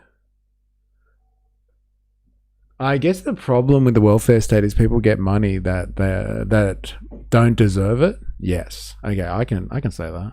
I did link it before. Yeah, that was hilarious. This is funny if you haven't watched it. Yeah, look, that of course there is people that don't deserve it. Yeah. I can agree with that. And people that game the system as well. Absolutely. Should someone have to have a government-issued license to drive a car? Hell no. What's next? Requiring a license to make toast in your own damn toaster? The license to drive? You know, I'd like to see some competency exhibited by people before they drive. Look at this guy, with his own brand of common sense. Just say the toaster thing, man. What? I need a license to use my toaster? Oh, it's so good. Should someone have to have a government-issued license to drive a car? Hell no. What's next? Requiring a license to make toast in your own damn toaster? So good. The license to drive? You know, I'd like to see some competency exhibited by people before they drive. Hell no. It's my fucking toast. Necessary. There are ways to not serve. Religion, not physically able, etc. But for a legitimate war, people are generally able and willing to sign up. So it must be a legitimate war. And so if like everybody believes it's an illegitimate war and the government decides it is legitimate, it sounds like they're going to be graping a few people to get them to do what the government wants. Interesting. I guess it really depends who gets to decide what's legitimate, right? And why would the government be able to determine what's legitimate? Just like the government shouldn't take my money, because that's theft. Who are they to say it's legitimate or not? It's funny how sometimes the government gets to call on what's legitimate and everyone has to step in line, but other times Congress declares war. Yeah, fine. But like, what if they declare what is publicly perceived as an illegitimate war? Not a limp dick president. Hey, we're not talking about like what's recently happened, but like you think Congress is the moral compass on what a legitimate war is, but then you think somebody giving somebody welfare is illegitimate and immoral? Come on, bro. They get voted out. Yeah, after what? You die in war. You're not going to vote for much longer. Interesting. Very interesting. I posted that video last week. Oh, okay, fair enough. Conscript these nuts. If we're going to do funny short videos, somebody put this in months ago and I never forgot it, and it's fucking hilarious. I know we've already watched Tucker Carlson today, but like I think about this sometimes. The green M&M, you will notice, is no longer wearing sexy boots. Now she's wearing sensible sneakers. Leading women do not wear sexy boots. Leading women wear frumpy shoes. The frumpier, the better. That's the rule. The other big change is that the brown M&M has, quote, transitioned from high stilettos to lower block heels. Also less sexy. That's progress. M&Ms will not be satisfied until every last cartoon character is deeply unappealing and totally androgynous. Until the moment you wouldn't want to have a drink with any one of them. That's the goal. When you're totally turned off, government. We've achieved equity. They've won. The orange M&M will, quote, acknowledge sexy M&M, so good. This is what happens when you have too much government overreach, right? Deeply unappealing and totally androgynous. Until the moment you wouldn't want to have a drink with any one of them. That's the goal. When you're totally turned off, we've achieved equity. They've won. The orange M&M will, quote, you know what's gay? Noticing shoes. Fucking hilarious, bro. Fucking hilarious. The shoes. And he's so serious too. He does it so well. We've achieved equity. They've won. The orange M&M will, quote, acknowledge and embrace his anxiety. And actually, if you look at him, the orange M&M does appear very anxious. Maybe he doesn't like all the ugly new shoes he sees around him. Maybe he liked the sexy boots. Fuck, I missed when this was the talking point. My dad used to love to bring it up. What happened to the sexy M&Ms? Keep your hands off my peanuts. Wouldn't you have a drink with any of them? LMAO, they are chocolates. The chocolates. The orange M&M is my face after discovering this tragedy. Oh, man. I didn't even know what shoes I'm wearing right now. Some people eat their shoes. The sexy boots. The way he says it is the best. Sexy boots. Well, I'm sure if you're living under a communism utopia, war is not possible. So don't even worry about having to fight, I guess. Yeah, fair enough. I thought we were just talking about government coercion, to be honest. And it's funny how, like, government gets to decide war is legitimate, and you should die when you're worried about government deciding something is illegitimate and taking a piece of your property, which through good entrepreneurial skill, you should be able to win that back. I don't know if you can win back your life after the government decides a legitimate war and sends you to die on their behalf. But like, hey, don't take my property, but you can take my life. They made the M&M less sexy. How am I supposed to get off? Yeah, I know. It's like this guy sits at home jacking it to fucking M&Ms. This is the woke left gone rampant, infringing on my right to fantasize to sexy M&Ms. Oh, man. Tucker needs M&Ms directed by Tarantino. Oh, man. The sexy boots. The sexy boots. It's come up twice now. Shoes, the full version. I'm not playing songs. I'm sorry. Some pop culture for you, E, if you have 4 minutes. Look, I do. But like, I actually got hit up a couple of times this week for copyright. And like, I don't want to fucking poke the bear too much. I'm sorry. He still performs it and looks the exact same. I will watch in my own time, but I do appreciate it. It's all about the greater good. The greater good. Oh, man. So good. My God. We've had some good Tucker moments today. Him and his serious face. Have you guys seen this? It's a parody song, but fair. It just depends if people have like clipped it or not. Music is like the easiest thing. The sound file gets clipped so well. Have you guys seen this guy? This guy I thought would be good for Far Right Fridays. He does an impression of Albo. Oh, Mamupa. Thank you. $5. Legend. Absolute legend. Thank you very much, sir. Thank you. To the stream. For the stream. For the greater good. For the greater good. What's this? How would you get a small cylinder? 5.1 length. 4.5 inch girth unstuck from a mini M&M tube filled with butter and microwave mashed banana. It's a cylinder. It sure is. Dicks are cylindrical. What the fuck is that? So good. Tucker Carlson just asking for a friend. My God.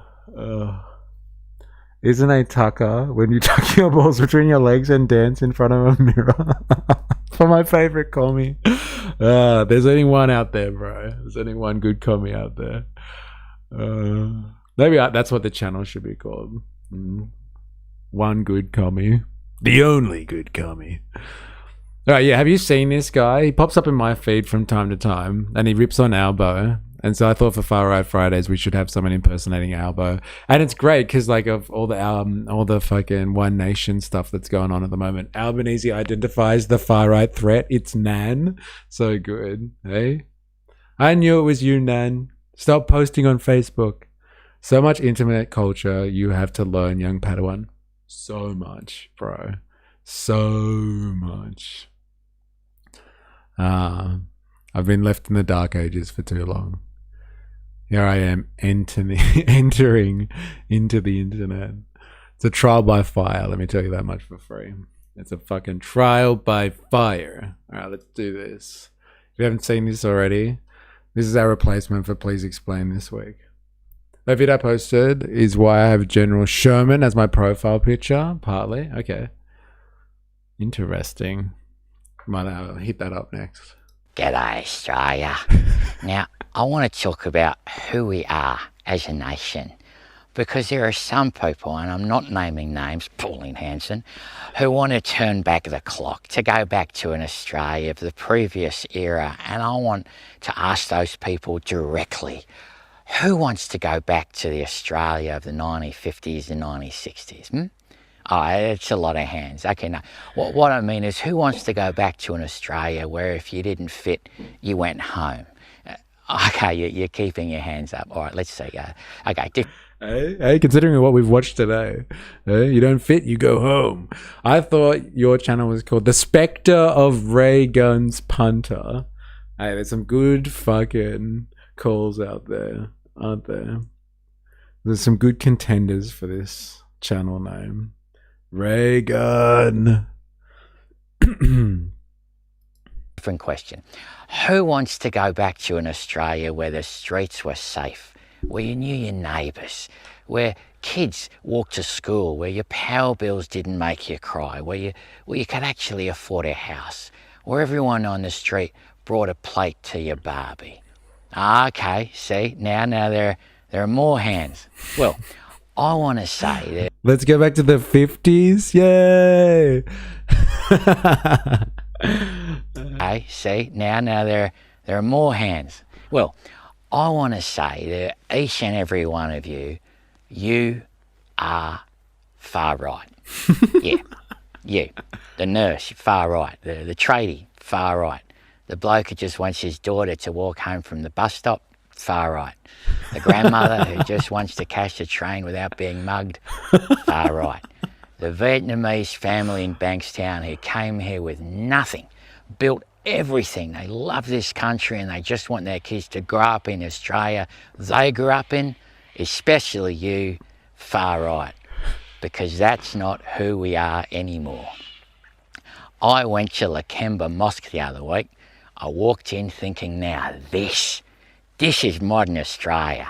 This is what I'm defending. And they booed me, called me a putrid dog. Yes, Australia's unaffordable. Yes, crime is up. Yes, the streets are dirty. Yes, no one respects anyone anymore. But we have diversity. We have equity. We have inclusion. We have a multicultural... So this is Make Australia Great Again? Yeah, pretty much. This is like someone who's an apologist for our version of Make Australia Great Again. We have a party that is like, I guess, MAGA.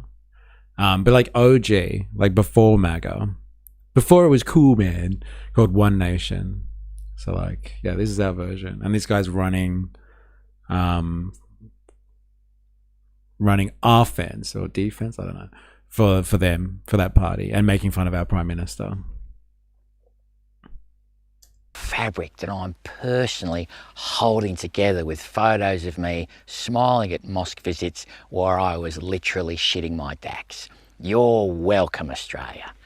So if you want to make sure we don't go back to the Australia of the past where people are happy, healthy, enjoying life, and apparently that's a problem, we need to be vigilant against the dark forces, the forces that want safe streets, affordable housing, and a Prime Minister who knows what country he's bloody running.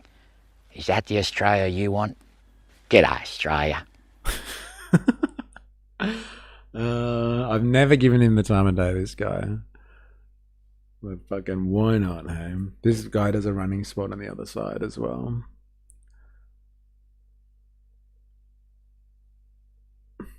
Yay, the Iron Lung. The pic of him cowering when booed, pretty gold. Are these from the same people that should be rounded up and thrown in prison if they don't denounce their faith? He got all the tropes in there, this guy. He talked about, like, he shat on Albo, like, made fun of him classifying people as far right, and then they went into, like, Muslims as well. Put it on the board. The Dark Forces. Literally shitting my ducks. Needs to be a soundbite. It's pretty funny. She's not a Christian. She's dark-sided. Yay, Menzies. Oh, man. That one's funny. It might not be Please Explain funny, but it's pretty much up there, man. It's pretty much up there. Not my Chairman Albo. Yeah, how dare you make fun of him. Alright, what's this? Captain Bucket. This one's for you, baby. This one's for Captain Bucket. I don't think this is Far Right Fridays related at all, but like, let's go here. I've always wondered why you are Captain Bucket. Alright? Why you have that profile picture. Very few things in history are black and white. A lot of it is gray, and that includes the Civil War. It was actually fighting for states' rights. States' rights to do what? Excuse me, sir? States' rights to do what? What did you want to use those rights for? You usually don't mention that part. I want to hear it. I wonder what you want to do with them. Well, the Confederacy didn't want to be oppressed by the North. Really? What were they preventing you from doing? What did they not want you to do? Listen, my friend, there was more to it than slavery for why we made the Confederacy. That is really, really interesting, because the guy who made the Confederacy, the vice president, said that was because they wanted to have slavery, and all the state constitutions said they wanted to have slavery, and they seceded the moment that the president got elected that was going to abolish slavery. Boy, the Confederacy sure wanted to have, because the guy who made the Confederacy... Our new government founded exactly upon the opposite idea. It's the foundations are laid. It's the cornerstone rests upon the great truth that the Negro is not equal to the white man, and slavery, subordination to the superior race, is his natural and normal condition. Our new government is founded on the exactly opposite idea. Oh, I guess it's fucking there. The vice president said that was because they wanted to have slavery, and all the state constitutions said they wanted to have slavery, and... I feel like I got my far right fix from that. They seceded the moment that the president got elected that was going to abolish slavery. Boy, the Confederacy sure looks slavery adjacent, at least. Now, anyways, states' rights do what? You're ignoring our other concern. Yeah, but among the concerns was slavery, so I don't care, because you deserve it, because you're evil. And slavery is evil. You should know this. By the way, could you answer my question, you fucking traitor? States' rights to do what? Well, it's our heritage. It lasted 5 years. The Annoying Orange has existed longer than the Confederacy did. The fucking Annoying Orange, dude. You're gonna celebrate a nation so fucking weak the Annoying Orange outlived it? Well, states' rights. Got Douglas. Each Dixie boy must understand that he must mind his Uncle Sam away. What the fuck? That was fucking aggressive. That was. But he's not wrong, eh? I haven't said that in a while. It's not wrong. It's not wrong. The worst colonialization take I've heard. Alright, Voltato, you're up. What's going on here? What's going on here? As a proud Southern American, I can assure you it was about slavery. Are you sure? Are you sure? That sounds like revisionism to me. How dare you? How dare you? Alright, let's have a look at this. The third world colonization of the West is infinitely worse than the colonization of native tribes by Western powers. Immigrant family move house. Matt think colonization. British Empire conquer half the planet. Matt thinks immigrant infinitely worse. Rich country bomb third world. People don't like bomb. Immigration. Matt Walsh think immigrant worse than King Leopold? No. Matt Walsh say Uber driver infinitely worse than bombing children. Accounting student worse than stealing Aboriginal children. Immigrant worse than Satan. Maybe Matt Walsh? Matt Walsh not understand. Colonization, not immigration. Moving house? Good. Killing millions? Bad. Uber driver? Good. Bombing school? Bad. Matt Walsh biggest fear. The third world colonization of the West is infinitely worse than the colonization of native tribes by Western powers. Immigrant family move. Right. Okay. I get it now. The argument there is that, like, hey, when the Europeans did it, it was just a bunch of tribes, and but like when these guys are doing it now, hey, come on, they're destroying Western civilization. When the Brits went to another country, they were met with violence and resistance. When other countries invade the UK, they expect housing, car, and money for invading and don't want any resistance. Ironic, isn't it? Yes, it is. It is very ironic if you consider it to be an invasion. Yes. So do these people come with weapons, sophisticated weaponry, looking to lay claim, like sovereign claim, and dispossess the country, the nation, or whatever? Or are they like looking to buy houses? I see your analogy, but like with your analogies at the moment, they're a little bit off, right? Do you know Matt Walsh? Is Matt Walsh someone that we should do for a Far Right Friday?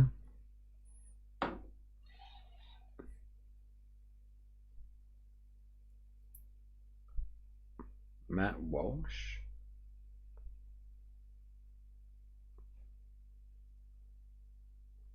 FRF? Question mark. Thank you. Nice share, by the way. Interesting. Apu citizenship test. People mistake iSelect for a health insurance company when they're for fuck's sake, seriously. Fucking ads, yeah. Fucking ads, yeah. Fucking ads, yeah.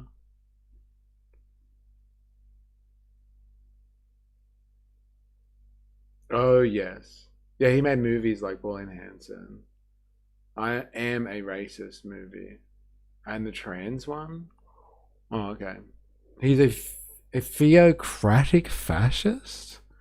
Like, theocratic as in, like, he believes, like, in, what, like Christian fascism then? Matt Walsh reviewing Australian Survivors is worth a watch to really get the FRF on. Okay, what was it? Australian Survivors. Right. If I ask next week, remind me, people, please. Australian Survivors. Alright. The thing I believe Western civilization... The thing is, I believe Western civilization has been a net positive. So what do you define, though, as Western civilization in this regard? Like, do you mean like industrial society? Like Western civilization has given birth to like industrialization, and that's like the type of like advanced industrial society, liberal values, all that sort of stuff? No, God in charge, theocratic. But like he's like theocratic fascist, though. So like God in charge.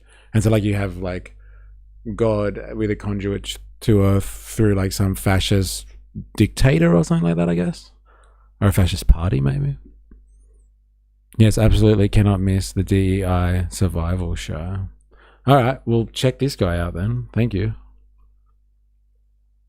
Matt Walsh works for Daily Wire, aka The Juice. Okay. But like, yeah, if you believe, the thing is, I believe Western civilization has a net positive. If you believe how like it's helped advance like the means of production, as you would like, will you hear me say, or the productive forces, and like push us into the industrial age, then yeah, I think that is like, that's for me anyway. That's completely obvious. Like that's a great thing. That we've been able to have technological advancement and move into the industrial age on the back of potential Western civilization. But like the acknowledgement is that Western civilization didn't do that alone. It did it on the backs of things like colonization. And colonization was like a system of like moving resources around. And so like in order to produce industrial society, you need to pull resources from all over the planet, not just like physical resources, but like labor as well, and like suck people into that system. And so like it's not just Western civilization alone. It's done it on the back of. It's like it's a team effort. Like everybody has had to pull together, whether or not they wanted to, or not. Though. Medicine, housing, life expectancy. Yeah. That's what I just said. Like advanced industrial society, you get industrial medicine, you get industrial housing, life expectancy. Yeah, living standards generally lift. Yes, but like they didn't like to think that Western society, like kind of just did it by itself, is to kind of discount the history of like they did it with the support of everybody. Like I said, whether they did it coercively or not. I still think we're better off even though we have an oligarchy. Yeah, I think the human race has advanced, technologically speaking, and from a civilizational standpoint, absolutely. I believe that. But like it doesn't mean that we can't acknowledge that it wasn't just like a Western project. Like it took everybody. It took everybody, like from Apu here and Apu's people to the Chinese, to the South Americans, to the North Americans. Like there was wealth, resources, labor that was extracted from everywhere to center and concentrate Western civilization to achieve, like, you know, what it did. Like it was a team effort. But like, would I give up the medicine, the housing, the life expectancy, all those things? Hell no. All right, here's your last question. What was the cause of the Civil War? Actually, there were numerous causes.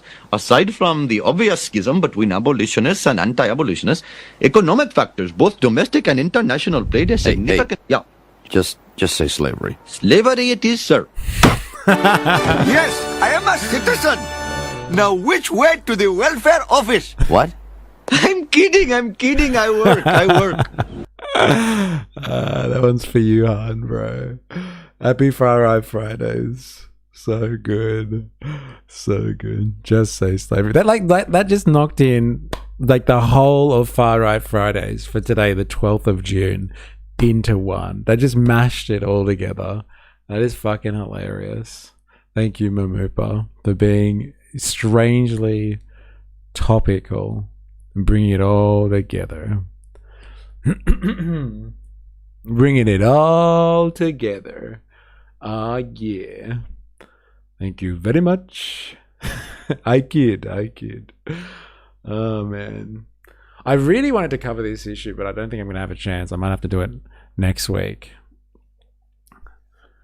An alien race would see it all as human civilization. Yes, and maybe that's what we need.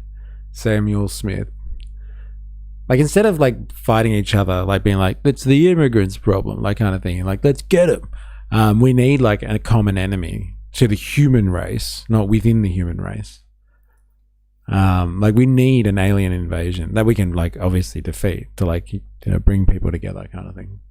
Talks about abolitionists. Just say slavery. It's the same thing. But yeah, I wanted to cover another topic today, but I don't think we're gonna have a chance. But it had to do with the whole, I think Wookie, you said like we should check this on Far Right Fridays. And it was the whole Carmelo Anthony verdict. Like the what was it, like the sporting kids that like the in Texas, the guy that stabbed. But like, yeah, I don't think we're gonna have time for that. A different kind of alien? Ain't that the fucking truth? Yeah, we need not these illegal aliens, but like extraterrestrial aliens. An alien race would see us as dogs and curious as to what breeds they could make. Yeah, fuck. That's when you say it like that. And what would happen in that case? Thomas Sewell, our favorite banana boy, would be like, I'll help you.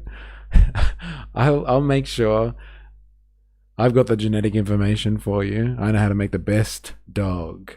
I can make the best breeds for you. The Tratmet thing, yeah, it's intense. It's so intense. And it's like American as apple pie by the sounds of it. But I just don't have the time. Also, there's a video reaction recommendations from a guy I know on Matt Walsh. Okay. You could review what popular right-wingers said about that incident. Well, it was on the agenda of just, yeah, I've missed the opportunity. Might have to retake that one. All right, everyone. I'm going to leave it there. Thank you, everybody who's been hanging out today. It's been very fun. We've had another great Far Right Friday. We had some crazy discussions today. Oh, my God. Fucking Tommy Robinson. Didn't realize he was going to be so fucking invigorating. Hey, we'd all have a big chat about Tommy Robinson. I think I've already claimed the equivalent of a bulldog. Yeah, why not? All yours. A bulldog with a boob window. Yeah, thank you everyone who's been hanging out. Thank you for the super chats today as well. Oh my God.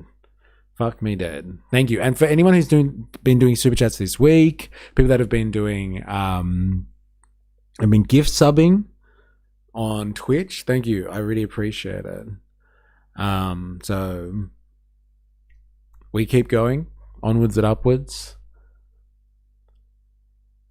I'll see you all at the Right Wing Sex Flotilla Goon platoon meeting. We'll be there. We'll be there. All right, Captain Bucket, Ravy, Wookie, Kali Boyote, Samuel Smith, Voltatur, Wookie, Mamupa, Captain Bucket, Dilemmas, Han, Con. What else we had today?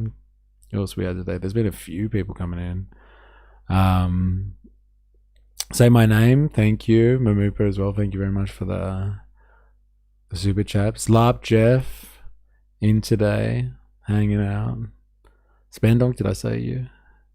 We had a massive debate today. Blaz hanging out as well. Who else we got here? Bansel Bandit. You've been hanging out too. I can't go back all the way, but thank you everybody if that's been you hanging out today. If you've been watching this after the fact, you've been lurking today, do appreciate it. If you haven't already, make sure you activate the like button. And we will be back next week. Enjoy your weekends. I hope you get away from the clutches of capital. There, you said me twice. It's double for you. You don't get any homework now. Hope you get away from the clutches of capital. Enjoy your weekend, and I will see you on Monday. Until then, please remember, I am, you are, we are a mystery. See you next week.